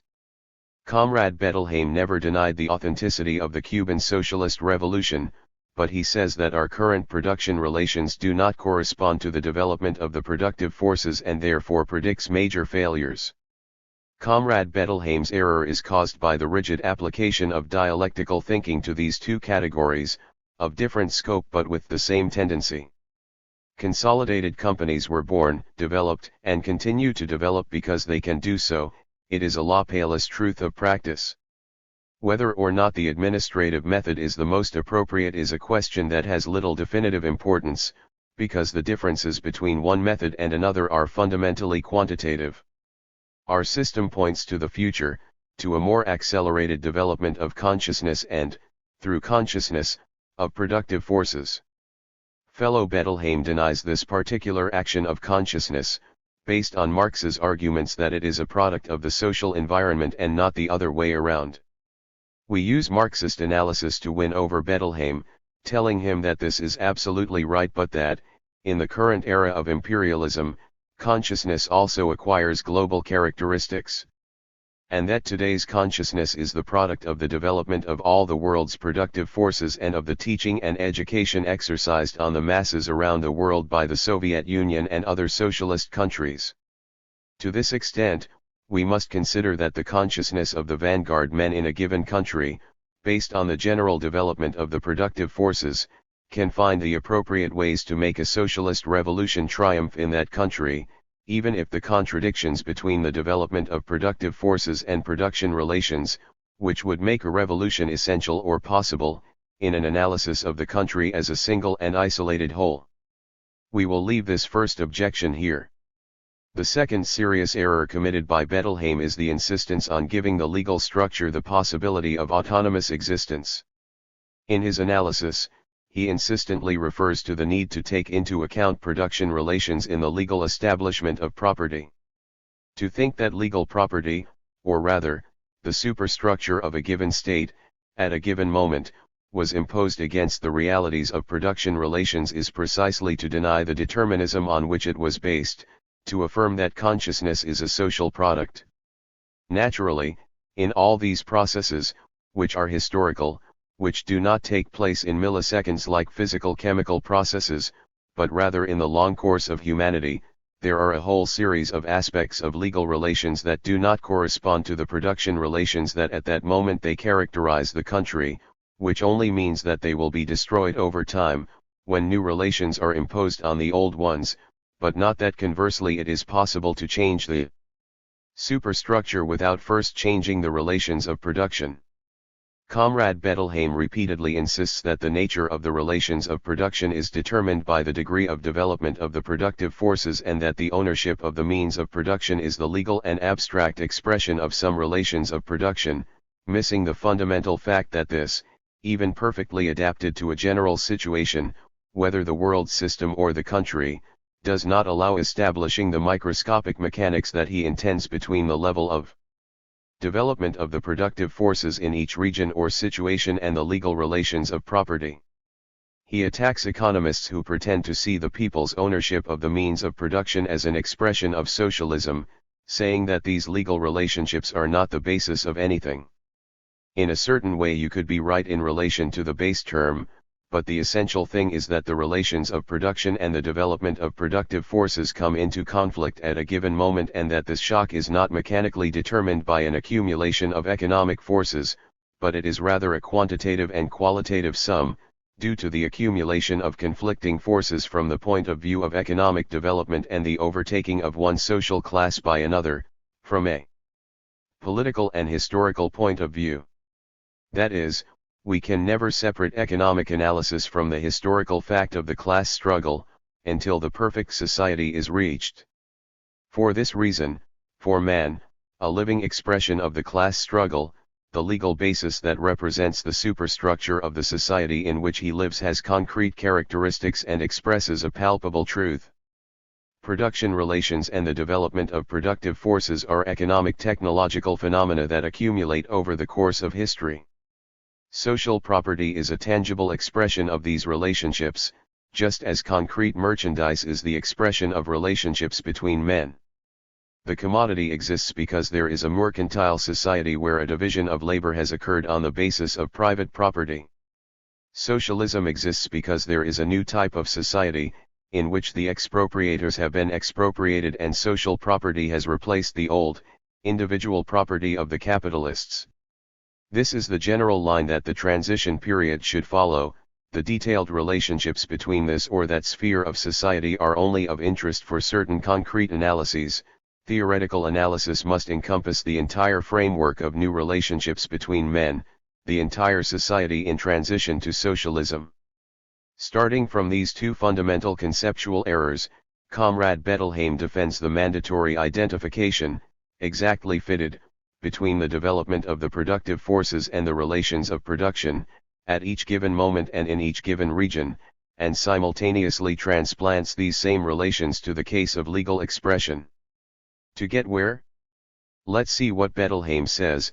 Under these conditions, the reasoning that starts exclusively from the general notion of state property to designate the different superior forms of socialist property, intending to reduce it to a single reality, runs into insurmountable difficulties, especially when it comes to analyze the circulation of goods within the socialist sector of the state, socialist commerce, the role of currency, etc. And then, analyzing the division made by Stalin into two forms of property, he states, this legal starting point and the analyses that result from it lead to the denial of the necessarily mercantile character, at the current moment of exchanges between the socialist companies of the state, and make incomprehensible, on a theoretical level, the nature of purchases and sales carried out between state-owned companies, the nature of currency, prices, economic accounting, financial autonomy, etc. These categories are thus deprived of all real social content. They appear as abstract forms or more or less arbitrary technical processes, and not as an expression of these objective economic laws whose need was, on the other hand, pointed out by Stalin himself. For us, Comrade Bettelheim's article, despite clearly taking sides against the ideas we expressed on some occasions, is undeniably important, because it comes from an economist with profound knowledge and a Marxist theorist.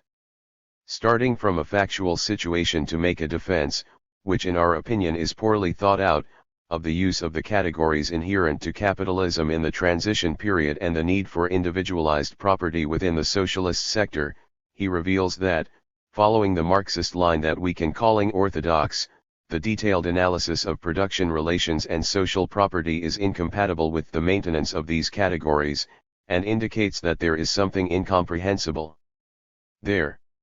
We defend exactly the same thing, but our conclusion is different. We think that the inconsistency of the defenders of economic calculation results from the fact that, following the Marxist line of analysis, when they reach a certain point they have to take a leap, leaving in the middle the link lost, to fall into a new position from which to continue their line of thought. Specifically, defenders of economic calculation have never correctly explained how the concept of merchandise is maintained in essence in the state sector, or how intelligent use of the law of value is made in the socialist sector, with distorted markets. Noting the inconsistency, Comrade Bettelheim takes up the terms again, begins the analysis where it should end, with the current legal relations existing in socialist countries and the categories that exist there, establishes the real and certain fact that these legal categories and these categories exist mercantiles, and pragmatically concludes that if they exist it is because they are necessary. From this base, he moves backwards analytically to reach the point where theory and practice collide.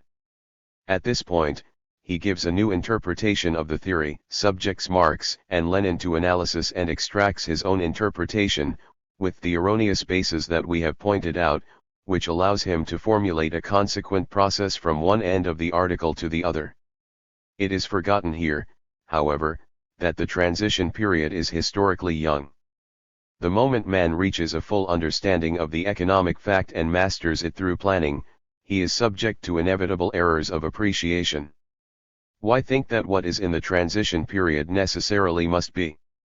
Why justify that the blows given by reality to certain audacity are the exclusive product of audacity and not also, in part or in whole, technical administration failures?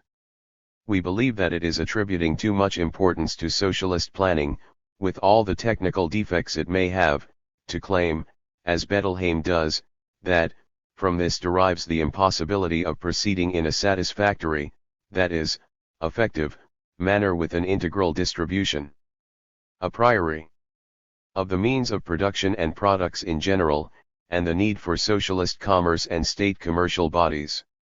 This also gives rise to the role of currency within the socialist sector itself, the role of the law of value, and a price system that must reflect not only the social cost of different products, but must also be the expression of the relationships between supply and demand for these products and eventually ensure a balance between this supply and demand, when the plan has not been able to ensure this a priori, and when the use of administrative measures to achieve this balance compromises the development of productive forces.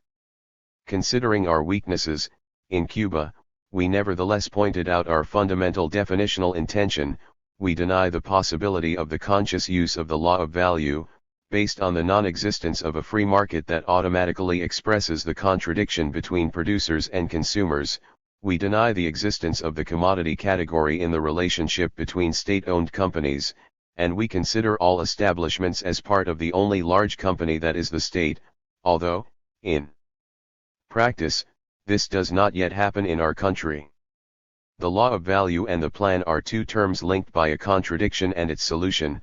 We can, therefore, say that centralized planning is the way of existence of socialist society, its defining category and the point at which man's consciousness finally manages to synthesize and direct the economy towards its goal, the full liberation of human being within the framework of communist society.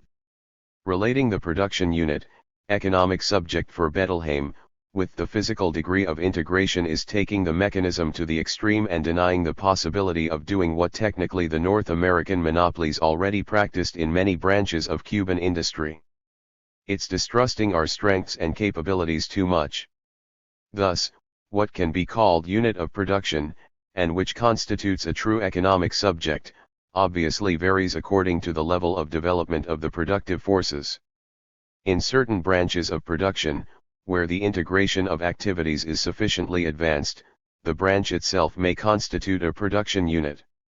This could be the case, for example, in the electrical industry, on the basis of interconnection, because this allows for a single centralized management of the entire sector. When we pragmatically developed our system, we came across some problems that had already been examined and we tried to resolve them in the most coherent way possible, as our preparation allows, with the great ideas expressed by Marx and Lenin.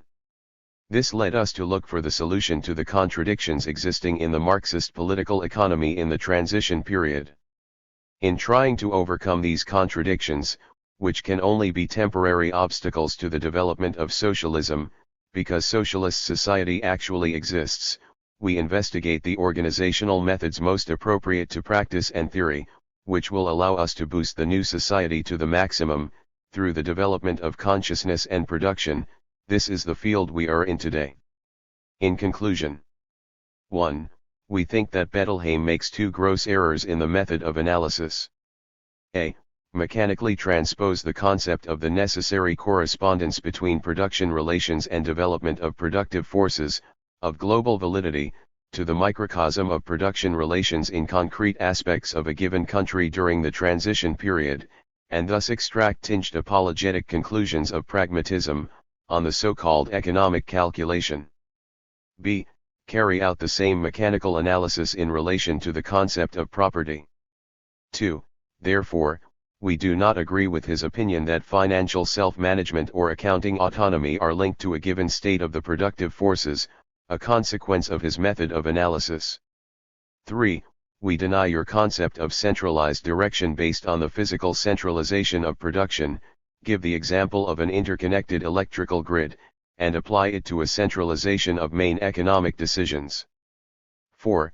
The explanation of the reason for the necessary unrestricted validity of the law of value and other commercial categories during the transition period does not seem correct to us, even if we do not deny the possibility of using elements of this law for comparative purposes, cost, profitability expressed in arithmetic money. 5. For us, centralized planning is the way of existence of socialist society, etc., and, therefore, we attribute much greater power of conscious decision-making to it than Bettelheim. 6. We consider the examination of inconsistencies between the theoretical method of Marxist analysis and the subsistence of mercantile categories in the socialist sector to be of great theoretical importance, an issue that must be further explored. 7. Regarding this article, the phrase applies to defenders of economic calculation: God keep me from my friends, I will keep myself from my enemies. Chapter 9.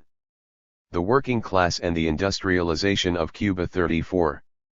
A revolution like ours, a revolution made by the will of the people and for the people, cannot progress if the measures taken are not adopted by all the people.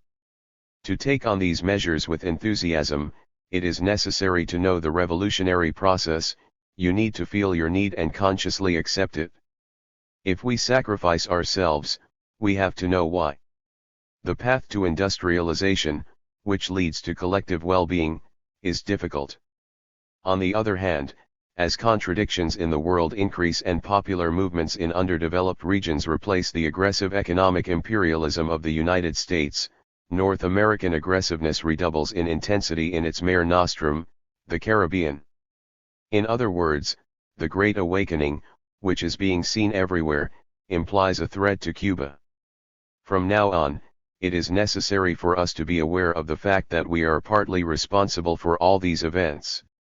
There is an evident awakening in underdeveloped countries, and the Cuban example to a certain extent contributed to this. It is useless to say that our example was more powerful in Latin America than in Japan. However, we demonstrated that the colonial powers are not as strong as previously imagined. This will be a positive aspect for the international solidarity that will develop against any aggression that we may suffer. When I talk about aggression, I mean real, physical aggression, and not simple economic aggression, like the one that will soon take place in the United States House of Representatives, regarding our sugar quotas. We have a difficult road ahead. Our strength lies in the unity of workers and peasants, of all needy classes, who must march into the future. My conference is aimed directly at the workers, not the peasants. And this for two reasons. First, the peasants fully fulfilled their first historical task. They fought energetically to win the right to land and are already reaping the fruits of their victory. Our peasantry is entirely in the wake of the revolution. The working class, on the contrary, has not yet reaped the fruits of industrialization. There is a clear answer to this: we needed to first create a basis for industrialization, and that basis required a change in the agrarian structure. Agrarian reform created the basis of industrialization. We are now on the path to industrialization. The role of the working class became very important. Workers must understand all the tasks that fall to them and the importance of the moment we live in, without which we will not be able to create an industrial society. I wanted this to be clear. There is no need to beat around the bush when speaking to revolutionaries. It is good to know all our weaknesses and try to overcome them. One cannot hide the fact that the revolutionary movement had its base first among the peasants and only later in the working class. And this happened for a number of reasons. First, it was in the peasant regions that the strongest insurrectionary movement took place. The most prestigious insurrectionary leader, Fidel Castro, was in a peasant region. But there are also socio-economic reasons of great importance. Cuba, like any underdeveloped country, did not have a strong proletariat. In some industries, essentially new industries linked to monopoly capital, workers were sometimes privileged individuals. The sugar worker had to sweat for hours and hours in the sun for 3 months, only to go hungry for the remaining 9, while other workers had a year-round job and earned 6 times as much. This constitutes a big difference that causes divisions within the working class. In fact, this is exactly what the colonial powers favor. They seek to divide the working class by granting privileges to a minority that will want to preserve the status quo. They tell the worker that he can rise personally through his own efforts and not through collective action.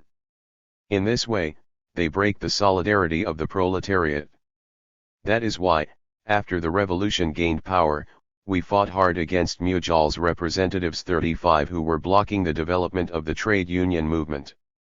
Today we cannot say that these representatives of the past have been completely annihilated, but they will soon be destroyed.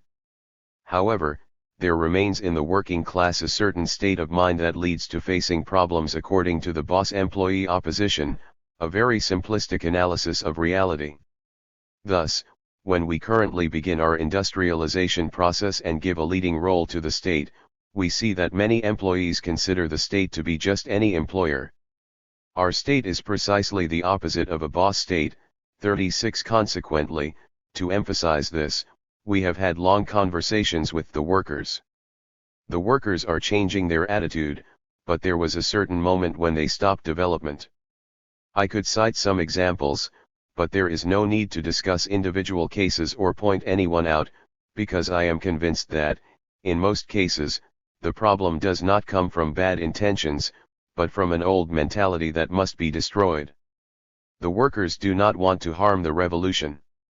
It should be very clear to everyone what Fidel said recently: the best union leader is not the one who seeks to guarantee the workers their daily bread.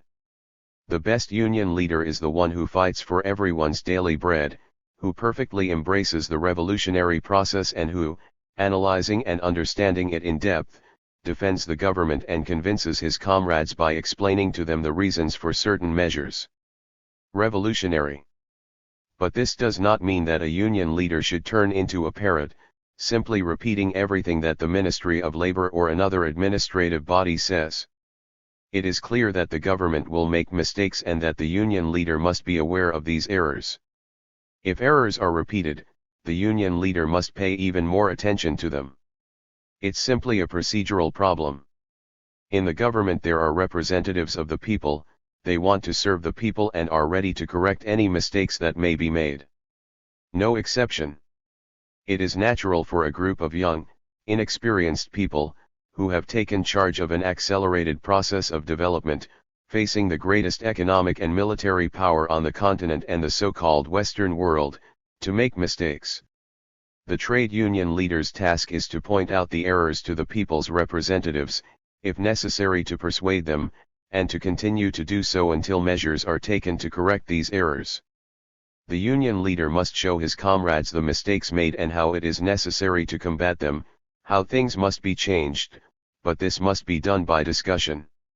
It is unacceptable, and would mean the beginning of our end, for workers to go on strike because the state that employs them, and I am talking here about the industrialization process, where the state's participation is greater, has adopted an intransigent and absurd position that gives them pretexts for this. The day this happens will be the beginning of the end of popular government. That would be the denial of everything we have proclaimed. Sometimes, the government will have to ask for sacrifices from certain sectors of the working class. On 2 occasions already, the sugar workers made great sacrifices. They represent, and I say this with all sincerity, the most combative sector of the working class and the most class conscious. They are very conscious of their revolutionary obligations. In the future, we will all have to fulfill our revolutionary duties and temporarily renounce certain privileges and rights for the benefit of the collective. This is another task of the union leader. He must mark the moment when the sacrifice will be necessary. He must analyze it and ensure that the sacrifice of the workers is as small as possible, but he must, at the same time, convince his comrades of the necessity of sacrifice. It is necessary for the workers to be convinced of the justice of what is being asked of them. The union leader needs to explain it and make sure everyone is convinced. A revolutionary government cannot ask for sacrifices from above. Sacrifices must be the product of each person's will. Industrialization is built on sacrifice. You cannot enter into an accelerated process of industrialization as if you were going to a party. In the future this will become very clear. During this time, monopoly companies have already dealt a blow, or rather, they showed their claws, because they were unable to reach us, on the oil issue. They tried to deprive us of oil. A few years ago, our revolutionary government would have succumbed to this coup. Fortunately, today there are powers that have oil and sell it independently. On the other hand, they have the possibility of delivering this oil to us without caring who might oppose the transaction. The current global division of forces has allowed Cuba to escape colonialism and take control of its resources. Our subsoil will have no value until we know if it contains oil. To know this, you need to do prospecting, and that is very expensive. Meanwhile, we had to find enough energy for our industries to work. You know that almost 90% of our country's energy depends on electricity, and that more than 90% of our electricity depends on oil. Oil plays a strategic role in our economy, therefore, a great battle unfolded around him. We knew that the triggering of this battle was just a matter of time. We approached foreign companies through legal channels, they responded with their monopolist arrogance, seeking to cause us problems. Today there is a power that has oil, it has ships to deliver that oil and the force necessary to bring it here. If we had not had this source of oil, we would now be faced with a painful alternative, allowing the revolution to be destroyed, or returning to a primitive state, with a slight advantage, nothing more, because today we would have horses and mules, something our aboriginal ancestors they did not have. This would have meant the complete paralysis of our industries. The situation would naturally have been very difficult. Fortunately, there is a third way, and we must continue to make progress. This does not mean that we have achieved a definitive victory and that all danger has been removed. It is not without reason that most of us wear militia uniforms today. Vigilance and training are needed now more than ever. Perhaps many of us will die in defense of the revolution. But, the most important thing, is to work, always knowing that this opportunity may come, always preventing it, but working as if this opportunity would never arrive, always thinking about building peace in our country. We also need to think, it is the ideal solution, that we have this right. If they attack us, we will defend ourselves. If enemy bombs destroy what we built, it doesn't matter, we will rebuild it after victory. For now, all you need to do is think about building. This leads us to the analysis of what we have achieved to date on the political and economic levels. Today we have, without a doubt, a revolutionary government. I don't think anyone questions that, it is a popular government, whose purpose is to raise the population's standard of living and create the conditions that make happiness possible for our people. Another thing we did was destroy the traditional armed forces. It is essential for the people to have a popular government. Now, we have a government of the people. But a government unfortunately needs to rely on the armed forces. It is necessary to have an army, but we must avoid making it a parasitic institution. Ours has escaped that. If we hadn't destroyed the traditional army, we would be in prison today, if not dead. This is why the rebel army is so important today. Our revolutionary government relies on the rebel army. They are one and the same thing. We also have a good geographical situation, and a luxuriant nature that allows us extraordinary economic development. We have unsuspected mineral resources. We are the second nickel producer in the world, or at least, the second in the Western world. Nickel is used for the heads of missiles and rockets. It is also used to shield all cars and, until recently, for delicate welding in the aeronautical industry. It is a strategic mineral that will be used even more in the future. It is known that we have iron, which is difficult to treat, but we do. We have no coal, but we will find a way to get it. On the other hand, we have sugar cane, an extraordinary source of abundant wealth. Here is our asset, but we also have a liability. To begin with, our development is uneven. We are a monoproducer, like all underdeveloped countries. We mainly produce sugar, our entire development gravitated around this product. We only developed our refineries, and a group of importers bought manufactured products with the money taken from the refineries. To this we must add that our former governments never made many attempts to sell sugar properly. Instead, they surrendered to a colonialist economic system dominated by the United States. They never tried to create new markets. Despite many countries consuming less sugar than they could, despite a large part of the world having seen their purchasing power increase and being willing to buy sugar, our country has not looked for new markets. They closed their eyes to reality. We had a quota system. This system allowed landowners to have more land than they needed. As a result, our agricultural development stagnated. A country with Cuba's wealth had primitive agricultural technology. The land was abandoned and was harvested once a year. The fields were rotated on average every 7 years. This is why Cuba had very poor harvests. There is another problem. We all know it, and I speak with moderation. 90 miles from our territory is an air base, a base full of war criminals, a potential base for aggression. They have everything from diplomatic aggression here to hired killers in other countries. Today, aggression against Cuba has reached high levels. We are in the strategic heart of the Caribbean. We have an enemy base in our territory that is a constant source of friction with us. They want to provoke a war. Above all, we have the dangerous honor of being a bad example for Latin America. Eisenhower, as we know, disembarks in Latin America and ends up crying under the influence of tear gas. In other words, the poor president's situation is very critical. Our own president went to Latin America. Government officials treated him coldly, but he received warm support from the people. Our example is an honor and also a threat. This is why colonialists seek to isolate us, but it is impossible to isolate ourselves from the people. They seek to gradually isolate us. They first try to isolate the dictator of the Dominican Republic, then they will claim that there is another dictator in Latin America who should be isolated. As Fidel said, they will try to surround us, then they will commit aggression. This is the external threat to which we are exposed. In the meantime, we must continue to move forward. Political dangers do not count. We must measure our economic possibilities and then progress gradually until we have achieved our industrialization. We must set certain goals. What are our main objectives? Our most important goals? From a political point of view, we first want to be masters of our own destiny. We want to be an independent nation. We want to find our development system without foreign interference. We want to trade freely with the world.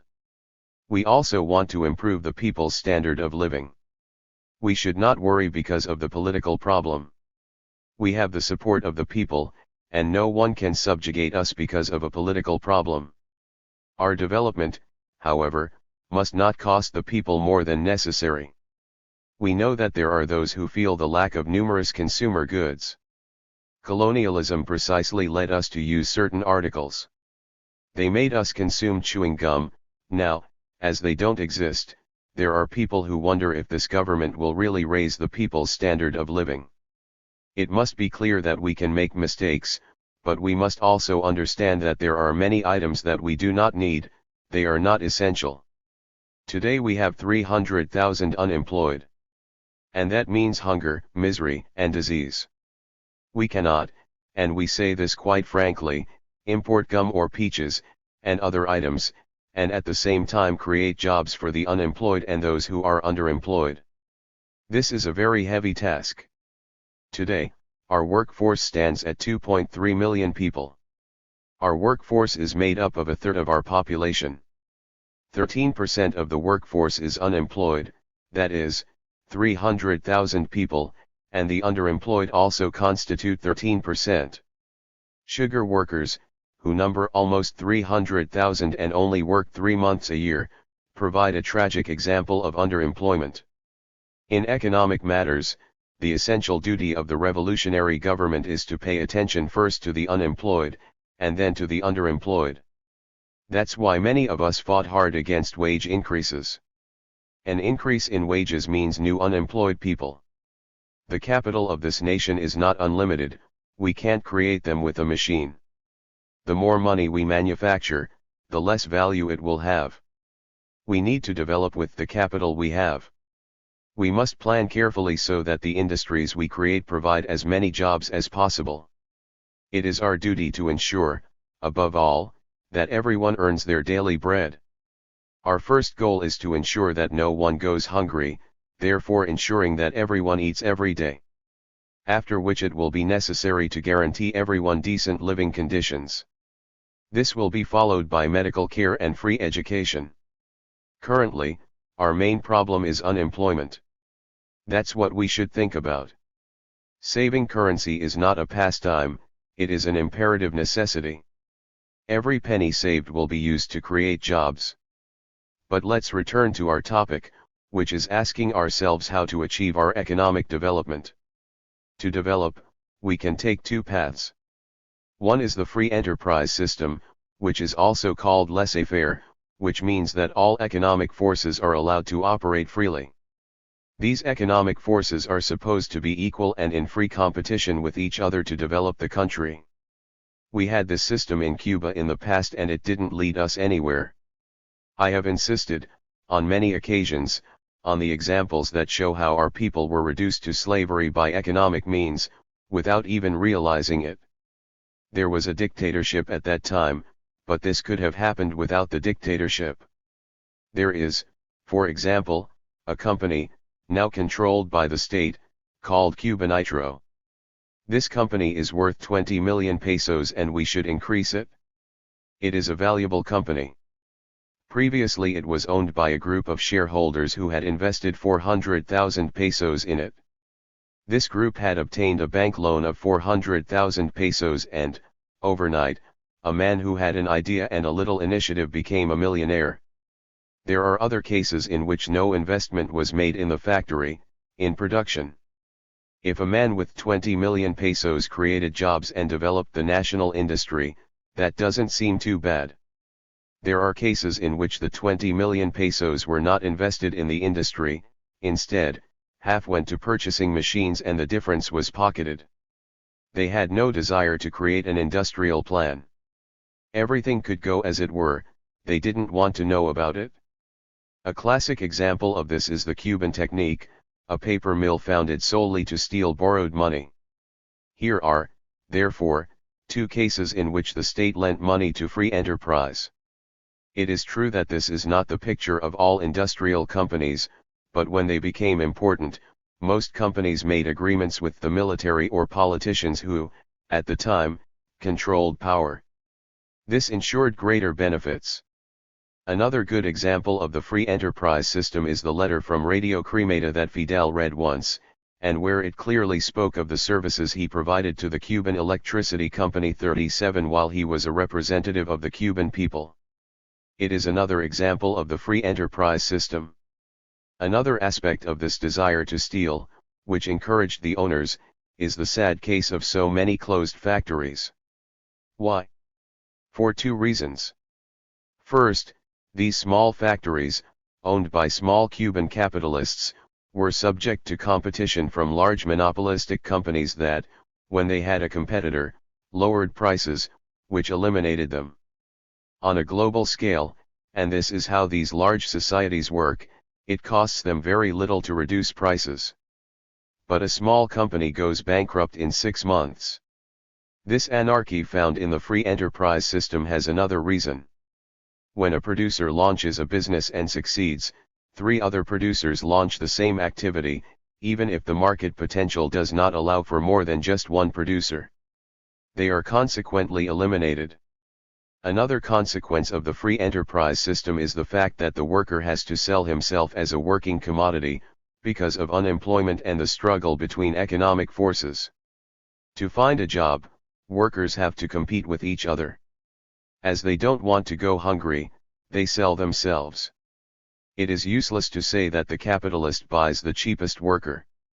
There are sometimes workers who, because they are hungry, sell themselves even cheaper, and in this way they are betraying the interests of the working class. That is, whoever gets the job forces others to imitate him and accept the same conditions. It is another result of the system. Sometimes the opposite happens. The foreign company grants higher wages than the national capitalist company or the state, and transforms its workers into privileged people. The worker experiences a certain feeling of loyalty towards this good company, while the company exports enormous profits every year. The accounts of the oil companies, for example, obtain $30 million from Cuba annually. I was just now lamenting the fact that a Cuban had pocketed 20 million pesos, but the annual profit of the oil companies was 34 million. This applies to all the big international companies, the telephone company, the electric company. They perfected a system, they paid high wages and made large profits. System thanks to which they divide the working class. And they also tell their workers that they are privileged people because they work for foreign companies. They have their own club, black people are not allowed to work there. A whole series of forms of segregation are used.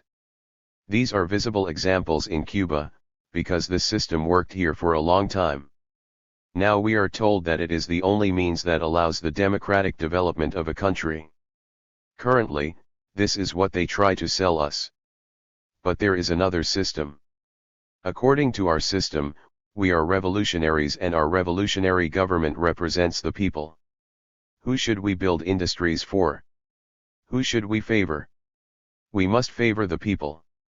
We are representatives of the people, and that is why the country's industrialization must be directed by the government. In this way, there will be no anarchy. If we need a screw factory, there will be one. If we need, on the other hand, a knife factory, we will build one. There will be no chaos, and the nation's capital will be saved. If we feel the need for a basic industry, even if it has to operate at a loss, it will be built, because it will create the foundations of our industrialization. On the other hand, we will never have to break out a strike or a workers' demonstration with cunning and maneuvers. We will not divide the working class. We will not have to pay more than a fair wage to the worker or specialist in order to secure an advantage or destroy someone, because these are not revolutionary methods. We will, however, seek to give the worker the highest possible wage in all industries, always bearing in mind that our essential objective is to secure employment for all, first, jobs for the unemployed, and then jobs for the underemployed. There are big differences between free enterprise development and revolutionary development. In one, wealth is concentrated in the hands of a handful of people, friends of the government, intriguers of the most skillful. In the other, the nation's wealth belongs to everyone. Each company operates at the service of the nation as a whole. Thanks to revolutionary development, our wealth will not be controlled by foreign monopolies. Revolutionary development will even allow us to progressively recover our national wealth stolen by foreign monopolies. Here are the fundamental differences between the two systems. Our people chose the path of revolutionary development. Our companies, as Fidel said, will be called Compañía Popular. If you analyze what we have done so far, you will see that we have followed this type of development. We began as we were destined to begin, with the most modest laws that could effectively benefit the people. Electricity rates were reduced, rents were reduced, public administration was cleaned up. Then came the law that marked the turning point in our path, because until then, when we reduced electricity and telephone rates and rents, when we cleaned up the administration, we did what the defenders of the free enterprise system themselves proposed. Some people who had rental properties were not happy. The electric company and the telephone company didn't like our measurements. But the big monopolies supported our initiatives. That's what they wanted, a government with a good reputation that would slightly improve the people's standard of living.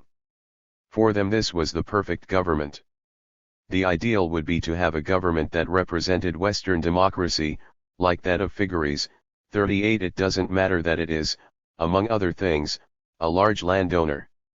Then came the agrarian reform and things got complicated.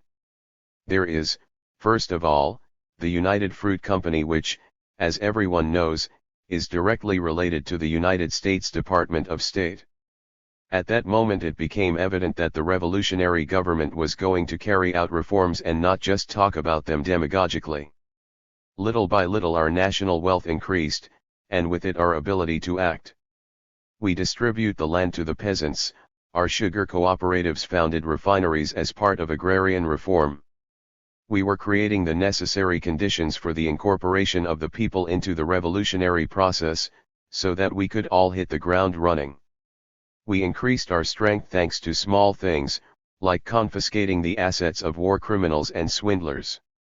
Then the aggression began. We were attacked by small planes. Havana was bombed.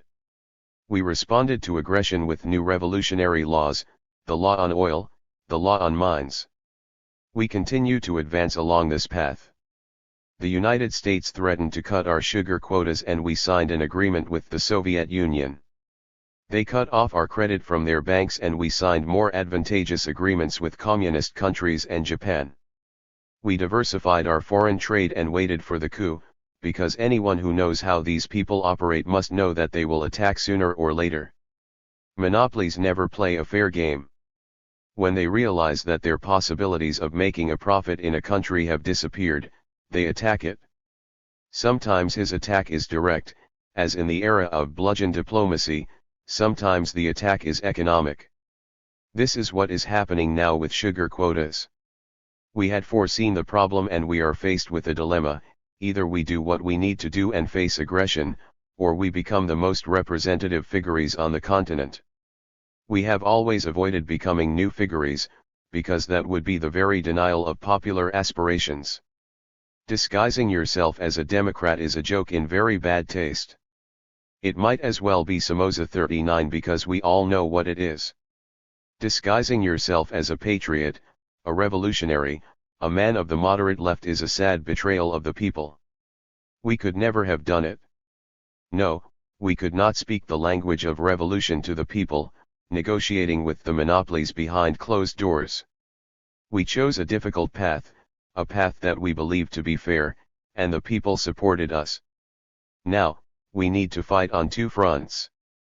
We must defend our coastline, and we must engage in the battle of industrialization. After analyzing the problems we face, it is necessary to define the fundamental tasks of the working class. The tasks are numerous but, from an economic point of view, there are three major obligations to fulfill. These three obligations sometimes conflict with the common denominator that the working class took for its aspirations and for the fight against the bosses. Today, one of the great obligations of the working class is to produce well. When we say produce, workers may think that we are telling them exactly the same thing that private employers were saying, that is, that they should produce more wealth, but that this means unemployment for other workers and a much greater concentration of wealth in employers' hands. It is true that there is an apparent contradiction there, but if we must produce more wealth today, it is so that the state can create more sources of work, so that everyone can work. The time has come to always invent. It is necessary to create new jobs, sources of work that will require the greatest possible development. As you know, there are many ways to calculate an investment. There are investments that require a large concentration of capital, approximately 10,000 pesos per worker employed. As a general rule, they have a very high yield. There are also investments that only support a low concentration of capital, of around 2,000 pesos per worker. This type of investment is much less reproductive, but it is what best suits our current needs. We need this above all because it eliminates unemployment, at the same time as it creates the technical base necessary for complete industrialization. I wish I had kept a document that the CMQ television workers gave me, which clearly shows what the working class should do. It is simply an idea to save the spools of all typewriter ribbons in the country, in order to avoid importing this item. This is another duty of the working class, directly linked to the obligation to produce, saving, imagining ways to save money. We need to save as much as possible. We cannot spend a single penny unnecessarily. Every penny must be spent effectively for the benefit of the people. Every penny saved goes to our domestic commerce or to the national treasury. It allows the creation of a new source of work. Production and savings are the foundations of economic development, production and savings in the interests of workers, not in the interests of a handful of people. We could not ask you to make great sacrifices, to be more attentive, to work harder, if the benefits were for anyone else. It would be unfair to make such requests. We ask for these sacrifices for the good of all the people. We ask for greater production in state-controlled factories. Increasingly, large factories, those that we will build, certainly, will be under state control. State control will grow over time and the duty of the working class will also grow. But, even in all private industries, it is necessary to avoid waste and take care of the machines. Point 40. In addition to producing and saving, a third obligation of the working class is to organize. Not to organize in the traditional way, class against class, but to organize in a way that better serves the revolution, the people, and the working class because, for example, the difference between peasants and workers must disappear. There is already a group of 300,000 agricultural workers who will work the land using more mechanized methods. Their work becomes more technical, and that is how everyone becomes a worker, everyone who is directly related to production. We need to do exactly the opposite of what we were used to. Our immediate circle was the most important, the union, the bloc, the family, and the individual. Before, the individual was the most important. Today, the nation, the entire people, are more important than the individual. We must consider ourselves as the least important thing, as the least important part of the machine, but we must function well. We must be ready to sacrifice all personal advantage for the collective good. Each human group is more important than the individual. A union sector is more important than a factory union. The group of workers is more important than a single worker. It is an issue that must be understood. We must organize ourselves to change a mentality created in the past. It is necessary to change the way union leaders think. Its function is not to shout louder than the boss or impose absurd measures within the production system, such as attributing wages to people who do not work. If a worker is paid without having earned it, he conspires against the nation and against himself. Here, then, are the three duties of the working class. To fulfill them, they must understand the development of the revolutionary process and add to it the precise awareness of the factory in which they work. They need to know the entire production system. It is a duty and a right that must be claimed by all workers. Know your machine perfectly, repair and improve it if possible. You must know your machine, your workshop, your section, and the entire production system. It is a duty and a right to complain to your administration. A close relationship must be established between workers and the administrations of state-controlled factories. Running a large factory is not the same thing as being a worker there. Problems are seen from a different perspective. Even today, workers and managers see problems from a different perspective. The administrator must go to the worker's workplace, and the worker, to the administrator's office. The worker and the administrator must exchange their points of view, so that they both see the process in the same light. In this way, they would see all aspects of the problems would be resolved and they would see that a large number of the demands currently made by the workers would be removed. There are certain factories that are already controlled by the state. In one of them, for example, a worker discovered a more efficient production system, and his foreman prevented him from producing more.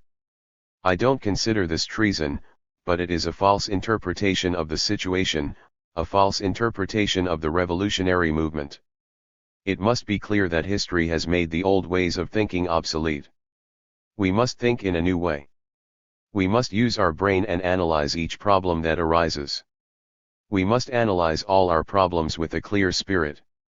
The union leader and the productive worker will therefore participate in the production process and will be responsible for it. If we are not able to advance further, it is because there are hostile unions or because the workers have not been able to understand the problem. Sometimes a union leader speaks to the administrator and the base considers this capitulation. These attitudes must disappear, because our great task of industrializing the nation cannot be accomplished if they persist. Our task is to find the best way and explain it. The people's duty is to help us find this path and contribute all their efforts to rapid advancement. The people must correct our mistakes in a constructive way. So far we have set very moderate objectives, so that we can achieve them. We still don't know exactly whether the working class understands the problems we face, nor what help they will be capable of. We propose doubling, in 10 years, the annual income of each Cuban. Today the average annual income of each Cuban is 415 pesos. If we divide this by the 12 months of the year, we find that each person's monthly income is actually very meager. It is true that many women and children do not work, but that does not change the issue. We hope to be able to increase per capita income to around 900 pesos in 10 years. This sum, twice the current per capita income, represents one of the main efforts that we must make, because it is something that has never been done in Latin America. It would mean an annual increase of 7% in people's purchasing power. In Latin America, the annual growth rate of per capita income is between 1 and 2%, and in some countries this rate is negative. In other words, our development would be extremely accelerated, and will be even more so as each person fully understands their duties. I don't regret it, it is certain that achieving this goal would be a fabulous triumph. But we will achieve it, and it will be a fabulous triumph. Point 41. We have set another goal that demands more attention, and it consists of, by the end of 1962, that is, exactly 2.5 years from now, we will have eliminated unemployment in Cuba. They may not applaud you, it is nothing more than a goal, and we can all applaud ourselves if we achieve it, or boo ourselves if we fail. But it is each person's work, the work of the government and the people united, and the great obligation of solidarity of all those who have enough to eat towards those who have nothing or almost nothing. Someone in the audience says that after 4 days of government intervention, the number of hotel customers increased by 4,000. Naturally, one of the many collective tasks is the joint administration of each company by workers and the government.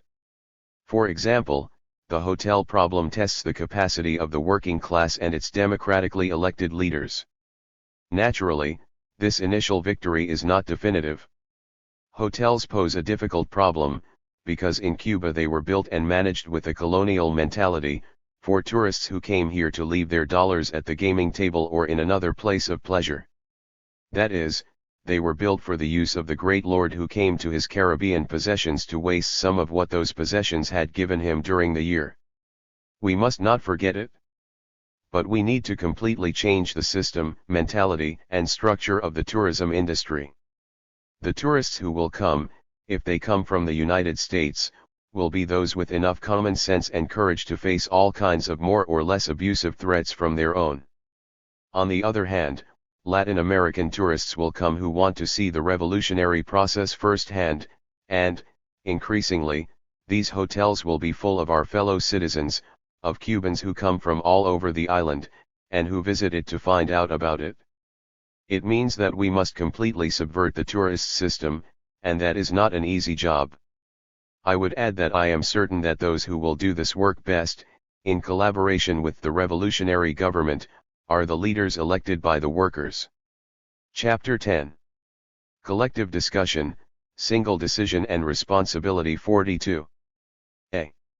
Our revolution has advanced so quickly and the problems posed to us have to be approached so quickly from a different point of view that some revolutionary circles have barely been able to react and assimilate the situation. This is the reason why we want to present, in this widely discussed exposition, the general lines of policy to be followed by administrators of state companies and the relationships they must have with worker and political groups, technical assistance committees, unions, juntas, provincial coordination, execution and inspection, JOCI, revolutionary organizations, etc. The Cuban Revolution, quickly surpassing its first characteristic of an anti-imperialist democratic revolution, became a socialist revolution. For this reason, all problems that arise must be examined from the point of view of a state on the path to socialism, and in the light of the great guiding principles of Marxism, taking into account, on the other hand, the experience of countries that are on the path to socialism. To build socialism in its territory, it is necessary to add the essential conditions of our own national individuality, which implies adaptation to the general framework of development needs at each given stage. Our revolution has now left the phase of struggle during which it was forced to apply general draconian measures of expropriation of capitalists, especially in the industrial sector, which was nationalized in more than 80%, a process that was carried out through purchases, through expropriations decided as a result of fleeing the country and abandoning the work unit by the owners, or as a result of their complicity with counter-revolutionary elements. All of this led to the need to structure the state production apparatus without taking into account, for practical reasons, private production. In this plan, we will focus on the production possibilities and supply needs of state companies and, globally, on those of this minority group of private companies that still exist. The concept of a company changed little by little. The Central Planning Board presented a definition of company that it presented verbatim is as follows. The concept of a public company is that of the integration of all production units that produce identical or similar goods or provide identical or similar services, although this does not exclude the possibility that, in exceptional cases and for practical reasons, public companies may be formed according to other principles of integration. The resolution of the Central Planning Board grants, in principle, the following rights to public companies. A. Contract for the purchase or receipt of resources, energy, raw materials, lubricants, and replacement parts for used machines. B. Contract the sale or transfer of goods and services produced. C. Contract the construction of buildings or the acquisition of machinery or equipment necessary to increase the production possibilities of the units that comprise it, in accordance with the approved investment plan. D. Establish collective labor contracts and agreements. E. Appoint, promote, and dismiss staff, except management staff, of the units that comprise them, in accordance with the Ministry of Labor and according to approved lists. F. Prepare a budget that allows the state to obtain the necessary funds to carry out the contracts referred to in paragraphs A, C, and D, and deliver, in the form of public revenue, the gain on sales made. As we can see, a collective state enterprise is a set of more or less similar production units, which works with an established budget and which, based on this budget, prepares production plans, signs contracts to carry them out, signs contracts and collective labor agreements, appoints, promotes and dismisses the staff, except management staff, of these units, in accordance with the Ministry of Labor, and contracts the construction of buildings and machines, etc. The administrators of each factory are given part of the duties of a director of a public company, but, with regard to the head, there is no difference between those of public companies and those of factories. The public collective enterprise is, in reality, a grouping of several factories, but they have almost the same functions. Who are currently the directors of companies under the Ministry of Industry? The head of the Economic Department, the head of the Production Department and the head of the Exchange Department. These are the three most important people, who constitute, with the director, the executive part of the company. But the company is not solely constituted, nor are the factories, I repeat, by this management group of state employees. There are also two very important organizations, the Union and the Technical Assistance Council. The relationships between each of them must be established precisely. Before proceeding, we must specify that the factories are the property of the entire people and that, as the people, in our country, are represented by the state, they are the property of the state. It has the mission entrusted to it by the Cuban people, directing production for the specific purposes of a socialist revolution. It is precisely the socialist character of the Cuban Revolution that determines the general characteristics of production. In the face of the anarchy of capitalist production, the rational plan of socialist production is established. That is why this plan is one of the axes of the system and a task for which the country's efforts are combined, harmoniously distributed, and closely linked. The government cannot, obviously, dictate the rules, set the objectives, without the participation of the people. That would be a cold, bureaucratic plan. Therefore, the company must appeal to its employees and workers to discuss the plans, to commit people to production so that the final result is something live, the result of practical discussions on precise topics that can contribute to it. With finished conclusions. It is necessary to add that, according to the current principles of company management in socialist countries, the administrator and the board of directors take upon themselves the absolute responsibility for meeting the commitments assigned to them. This must be very clear, because we cannot admit, on the part of the administrator, either abandonment, dismissal, or transfer of the functions conferred on him by the state in his mission as company director or administrator of a given factory. Only based on this basic criterion can we begin the discussion of the problems to be addressed. What should be the relations between the administrator and the unions? The title of this article already says that the direction must be single, with a single responsibility and collective discussion. Directors and administrators must, on the other hand, as we have already said, know and manage in all its phases, the direct planning, organization, and manufacture, execution and control of all functions and matters of the public company or, if it is in this case, from the factory. The functions of a company director are as follows. A. Supervise and direct, directly or through competent officials, the work of the sections, offices, and production units of the public company, and be primarily responsible to the ministry for their proper functioning. B. Direct the preparation and execution of the state plan with regard to the part corresponding to the public company, the company's technical economic plan. C. Ensure compliance with provisions regarding work, wages, contracts, technology, finances, laws and regulations, safety and hygiene of workers and their rights. Also ensure the correct and effective use of resources allocated by the state to the public company. D. Take any internal resolutions that it deems necessary for the better functioning of the public company. If necessary, give instructions for the best organization of administrative, economic, technical activities, production activities and commercial activities of the public company. E.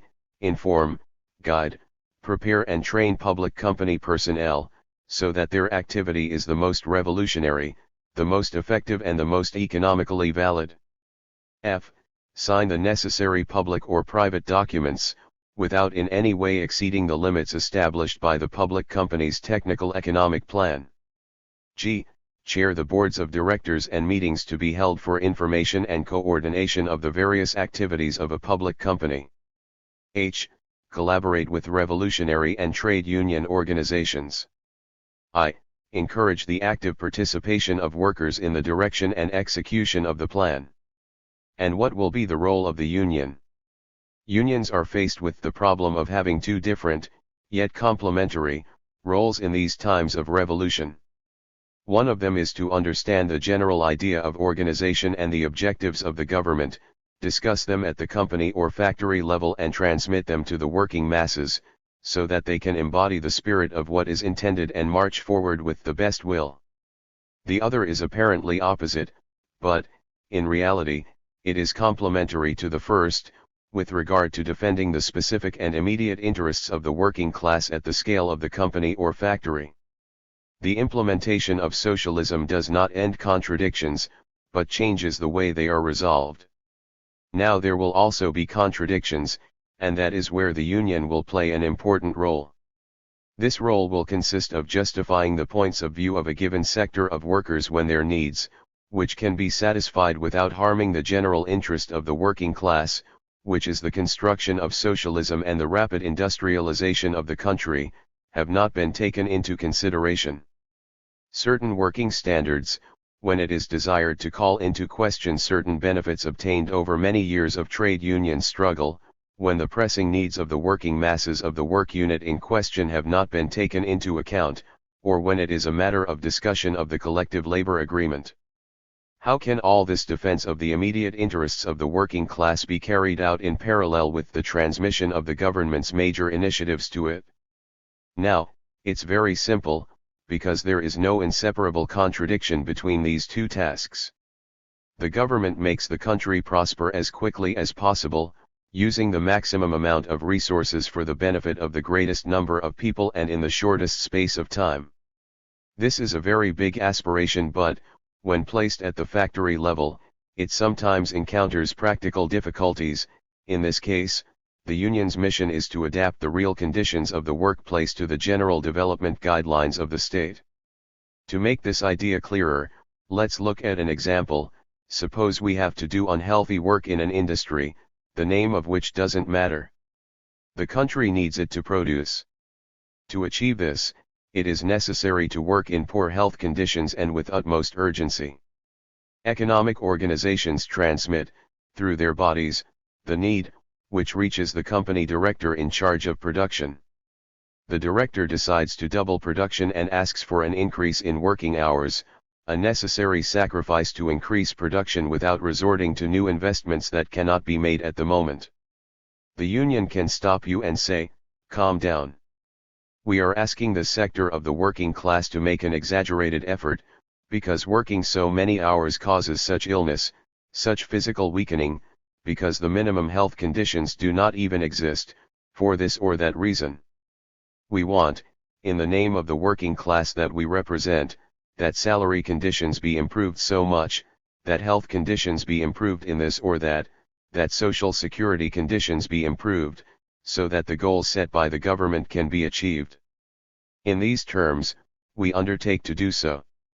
This is, of course, an extreme case, as the administration always takes into account the necessary conditions for workers to be able to carry out their tasks, takes their well-being into account and will never demand from them what is seen in this example, taken to the point of caricature.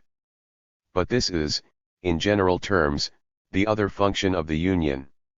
The union must fulfill the dual function of ensuring the working conditions of workers and employees and at the same time giving the masses the revolutionary guidance of sacrifice or necessary effort, with all the honesty of which the members of the proletariat are capable, because the general principles of the economic policy of the socialist revolution are governed by the desire to create more wealth for the greater well-being of the working class, the peasants, and the entire people. The union must be aligned with the content of these premises and the way in which the masses can be educated to quickly achieve the proposed goals. To do this, you must have access to the management of the work unit. Until we have structured a regulation, it is necessary for the administrator to accept the secretary of the union section on the boards of directors. This intimate contact will allow greater awareness on the part of workers and a better understanding of economic objectives. Unions are closely linked to the growth of productivity and work discipline, pillars of the construction of socialism.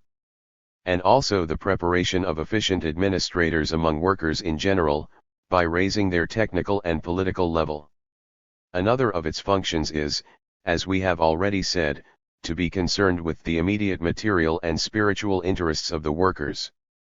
By harmonizing all these tasks, within the framework of discussion and persuasion, which is a basic method for acting correctly, the union will fulfill the duties assigned to it in this period of tension in the productive forces. Therefore, relations between the director and the unions are cordial, harmonious, they are relations of mutual cooperation, but in different spheres.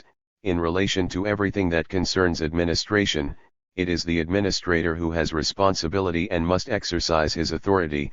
In relation to leading the masses and raising their ideological level, the unions have the greatest responsibility and must assume it with a profound revolutionary sense. Every contradiction must be resolved through discussions, because the superior weapon of the working class, which is the strike, is precisely the weapon of violently defining the contradictions of the class, which should not be produced in a society that is moving towards socialism, and workers' strikes in our companies would mean a failure of our administration and also proof of the regrettable failures of the political consciousness of the working class.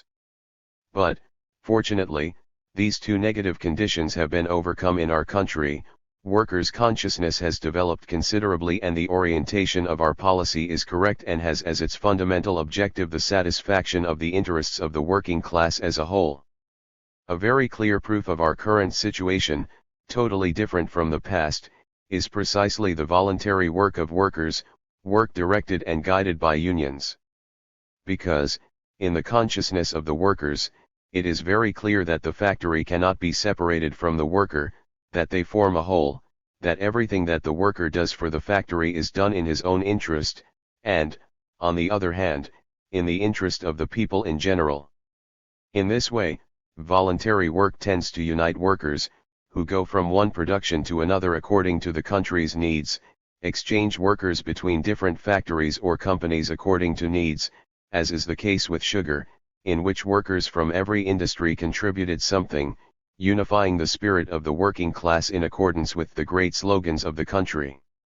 Especially in factories, but also in public companies, there is a more or less technical body called a Technical Assistance Committee. This committee is made up of the most qualified workers from each production section, who together advise the administrator regarding practical measures to be taken in each production unit. The committees also deal with revolutionary and technical tasks. For example, a spare part is missing and the machine is stopped for that reason, the engineer thinks that it is necessary to order this part from a foreign country, which takes a month and a half, that it is not possible to repair it and, therefore, that the machine will have to remain idle. In any case, the engineer will say, it is necessary to order this part from the plane. The Technical Assistance Committee meets, appeals to the practical experience of all workers, and decides that the part can be repaired in Cuba while waiting for the original part to arrive. They get to work, the part is repaired. What was the work of these workers? It was technical work, but also revolutionary work. This is its essential function, but it can also, at the highest level of the factory, appreciate the way in which production relations develop, the importance of worker discipline, the importance of organization, or the wrong way in which some things are done in one or another elsewhere in the factory. The Technical Assistance Committee is, therefore, the laboratory where the working class prepares for the great future tasks of the integral construction of the country. It must enable the development of all workers capable of improvement and direct them, with the unions, to the different schools that are created, direct them to constantly work on improving the technical level of the workers. Unions and revolutionary organizations will be responsible for raising their cultural and ideological level. The administrator is the chair of the Technical Assistance Committee. Your decisions cannot be appealed at the company or factory level, but you can appeal them to a higher court. This means that, in the case of factories, a committee can, and should, in fact, report to the company director the fact that a certain factory administrator commits any action that is contrary to ministry policy and that disrupts production, workers, and the movement overall of the unit. If the director does not take this complaint into account, he may take it to the undersecretary of the corresponding ministry. As can be seen, it is largely guaranteed that all the committee's complaints are examined by those generally responsible for production problems. In short, the Technical Assistance Committee has the function of supplementing the graduate technician and improving working conditions with its revolutionary enthusiasm. It works particularly on the study of replacement parts, the rationalization of production processes and the increase in labor productivity, and it cooperates with trade unions in increasing work discipline and technical improvement of work. On the other hand, it currently has an unavoidable task which consists of structuring, with the authorities of the Ministry of Labor and the respective ministries, work standards. These norms are the basis for calculating wages in the socialist system, and it is based on them that the collective contract is established. There is a very important factor in production, which is the technical factor. On an ideological level, as a consequence of the characteristics of the country's political development, it has lagged behind. In Cuba, the technician was generally a man who came from the bourgeoisie or wealthy classes of the population, whose parents had money that allowed him to study here or abroad, generally, in the United States, and who was, in return, educated in respect and the idolatry of North American technique. After completing his studies, he generally did an internship in a North American company and returned to work here, most likely in a North American company, in such a way that his ideological horizon is limited to practical knowledge of his subject. He had no contact with other means, and for him everything that is not free enterprise is execrable, that is, everything that is not the possibility of getting rich himself one day, even if today he is exploited, even if his comrade the oldest, engineer Fulano de Tal, who is already 60 years old, continues to be a modest employee as before. Despite everything, he retains hope. He also takes a dim view of the socialization of companies. He is used to working a few hours and being respected or even feared by the workers. And, in one fell swoop, he saw how a world, which throughout his existence he had known was very solid and unchanging, and where he lived relatively at ease and with hypothetical possibilities of him also taking the great leap towards fortune, suddenly collapsed. On the other hand, factory workers generally consider the technician an ally of the boss, a merciless man who makes them work excessively, who forces them to accept a certain job, who points out the workers, rightly or wrongly. They include technicians in their hatred of their former bosses. The engineer feels trapped and begins to orient himself, to look for anything that will allow him to overcome the crisis, and this is where the administrator's task is important. It is he who must take care of these technicians, help them to progress ideologically, show them by example, through constant propaganda, what socialism can be, explain to them clearly that in socialism the technician has more possibilities of evolving than in capitalism, that, even when 1, 2, or 5 technicians become, in the capitalist regime, owners of great fortunes, hundreds and thousands of technicians continue to be exploited. It is necessary to give them confidence, to bring them into the revolutionary process.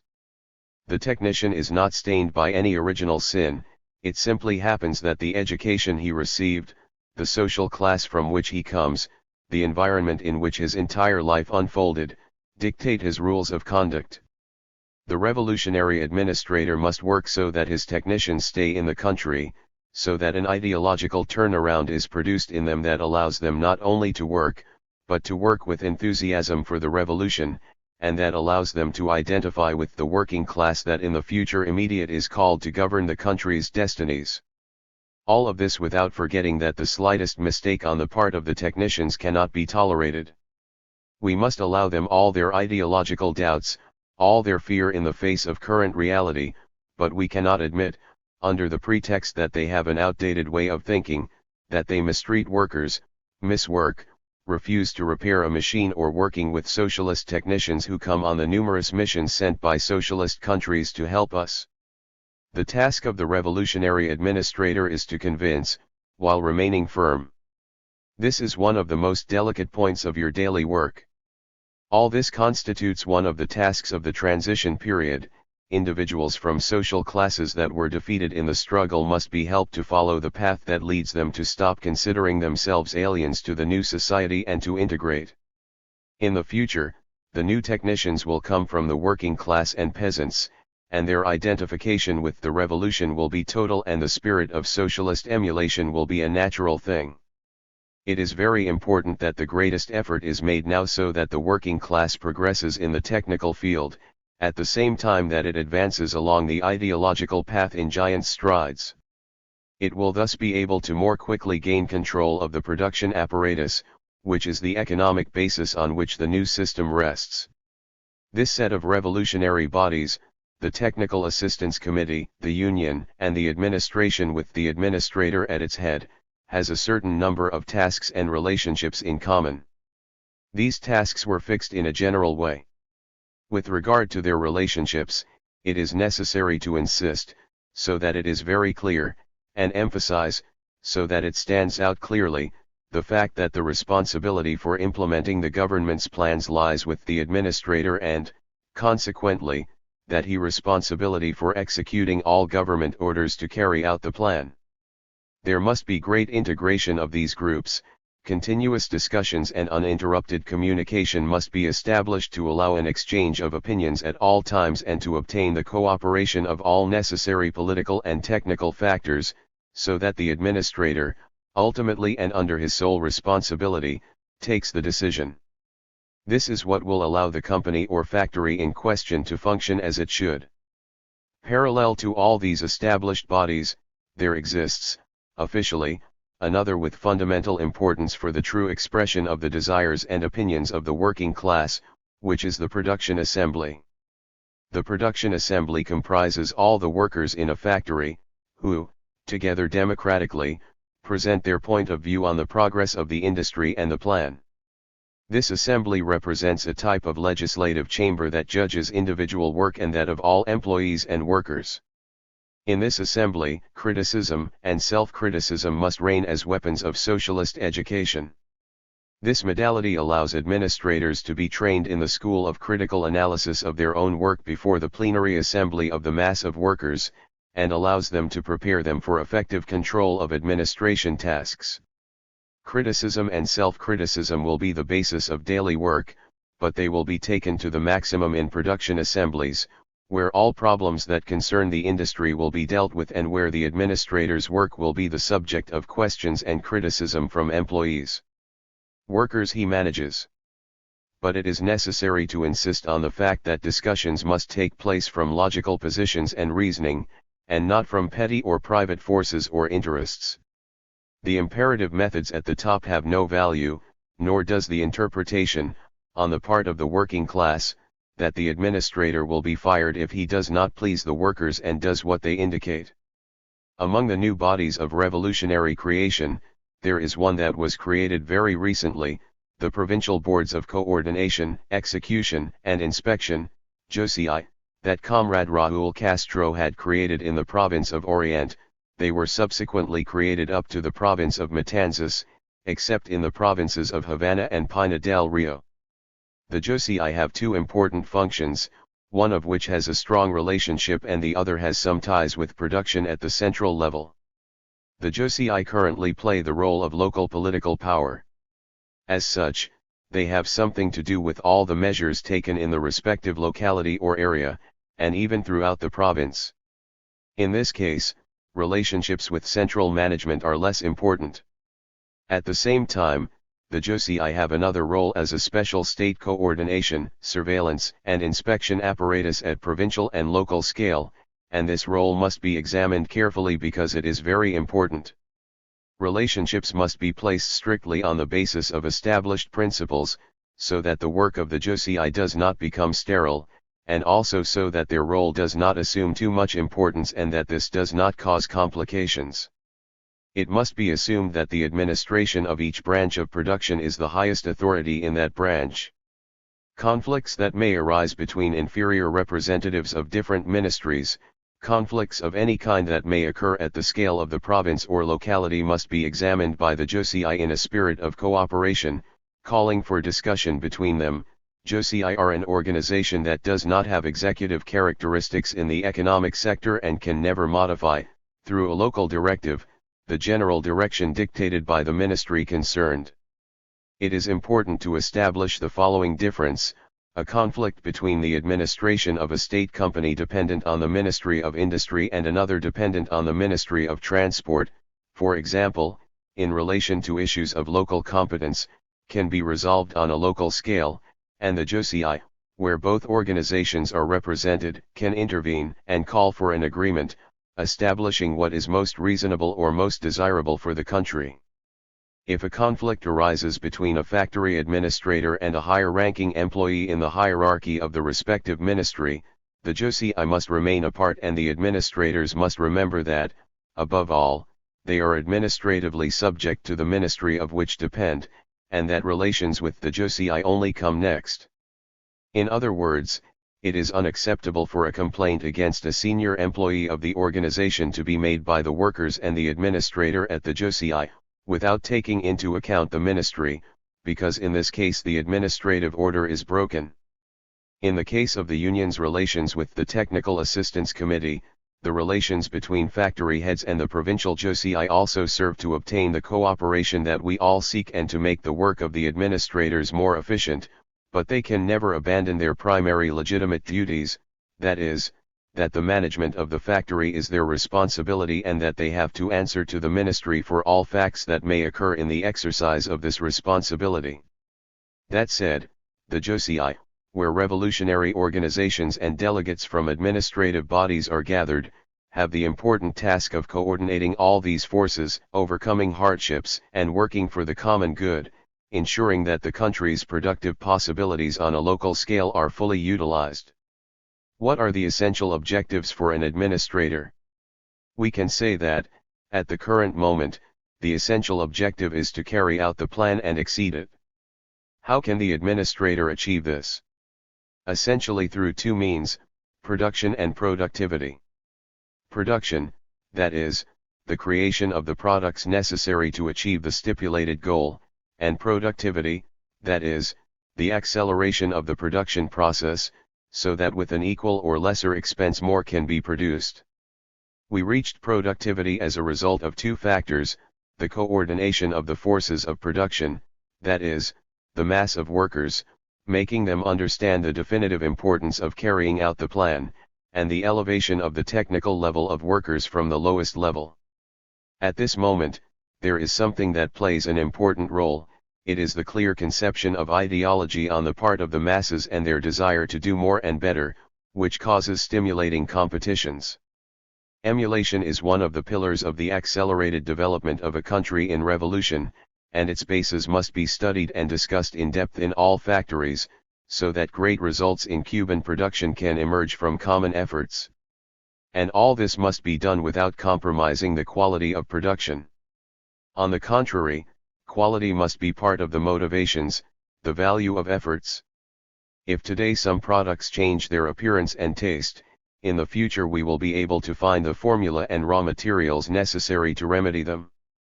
We must always progress taking into account the importance of quality for the well-being of the population, so that it is not sacrificed to increased production.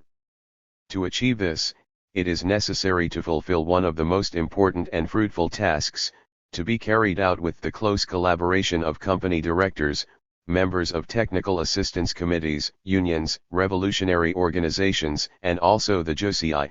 It is the training of staff. Staff training is the basis that will allow the future triumph of factories, companies, and the country in general. Anyone who perhaps sacrifices today a few hours of work or something from immediate production, but who gains, thanks to increased productivity in the future, and with interest, what he lost today, can be said to have perfectly understood the process of socialist production in a company or state body. This is one of the most important tasks, which we must dedicate ourselves to today, in order to prepare ourselves and create the necessary conditions to obtain a greater number of capable technicians in future years. With this objective, a detailed plan was drawn up with the socialist countries and is already in the process of being implemented. Even though we cannot mold human beings into rigid forms to classify them according to their merits, and arithmetically add the partial classification values in order to obtain a total, because it is a whole, we can say that the director of a company or factory worker will be perfect if he meets the following qualities: desires the interest of the working class and the country in general, and the success of his work unit in particular, coordinate, with all revolutionary organizations, added the decision and authority to resolve under their own responsibility the problems that arise, have the capacity to reach an administrative level such that it can cover all production and have personal and direct contact with the masses, knowing how to objectively command according to your knowledge, but also knowing how to set an example, know the theory of planning and its problems, as well as the technology of its work unit, having surpassed the average intellectual level and continuing to educate oneself constantly, but feeling like a member of the working class and turning to it to gain experience, the ability to forget the slightest personal interest, ability to put compliance with revolutionary rules and duties ahead of personal friendship, knowing how to value individuals through their actions, objectively and completely, and not through personal aspects or words, knowing how to add revolutionary audacity and initiative to greater administrative discipline, cooperate in the technical and political development of the working class, providing workers with the greatest facilities to study, have definitively learned that the great scientific truths of the revolutionary movement must be complemented by constant and objective work, taking reality into account and working with the weapon of theory. Theory and practice, decision and discussion, direction and guidance, analysis and synthesis are dialectical contrasts that the revolutionary administrator must know perfectly.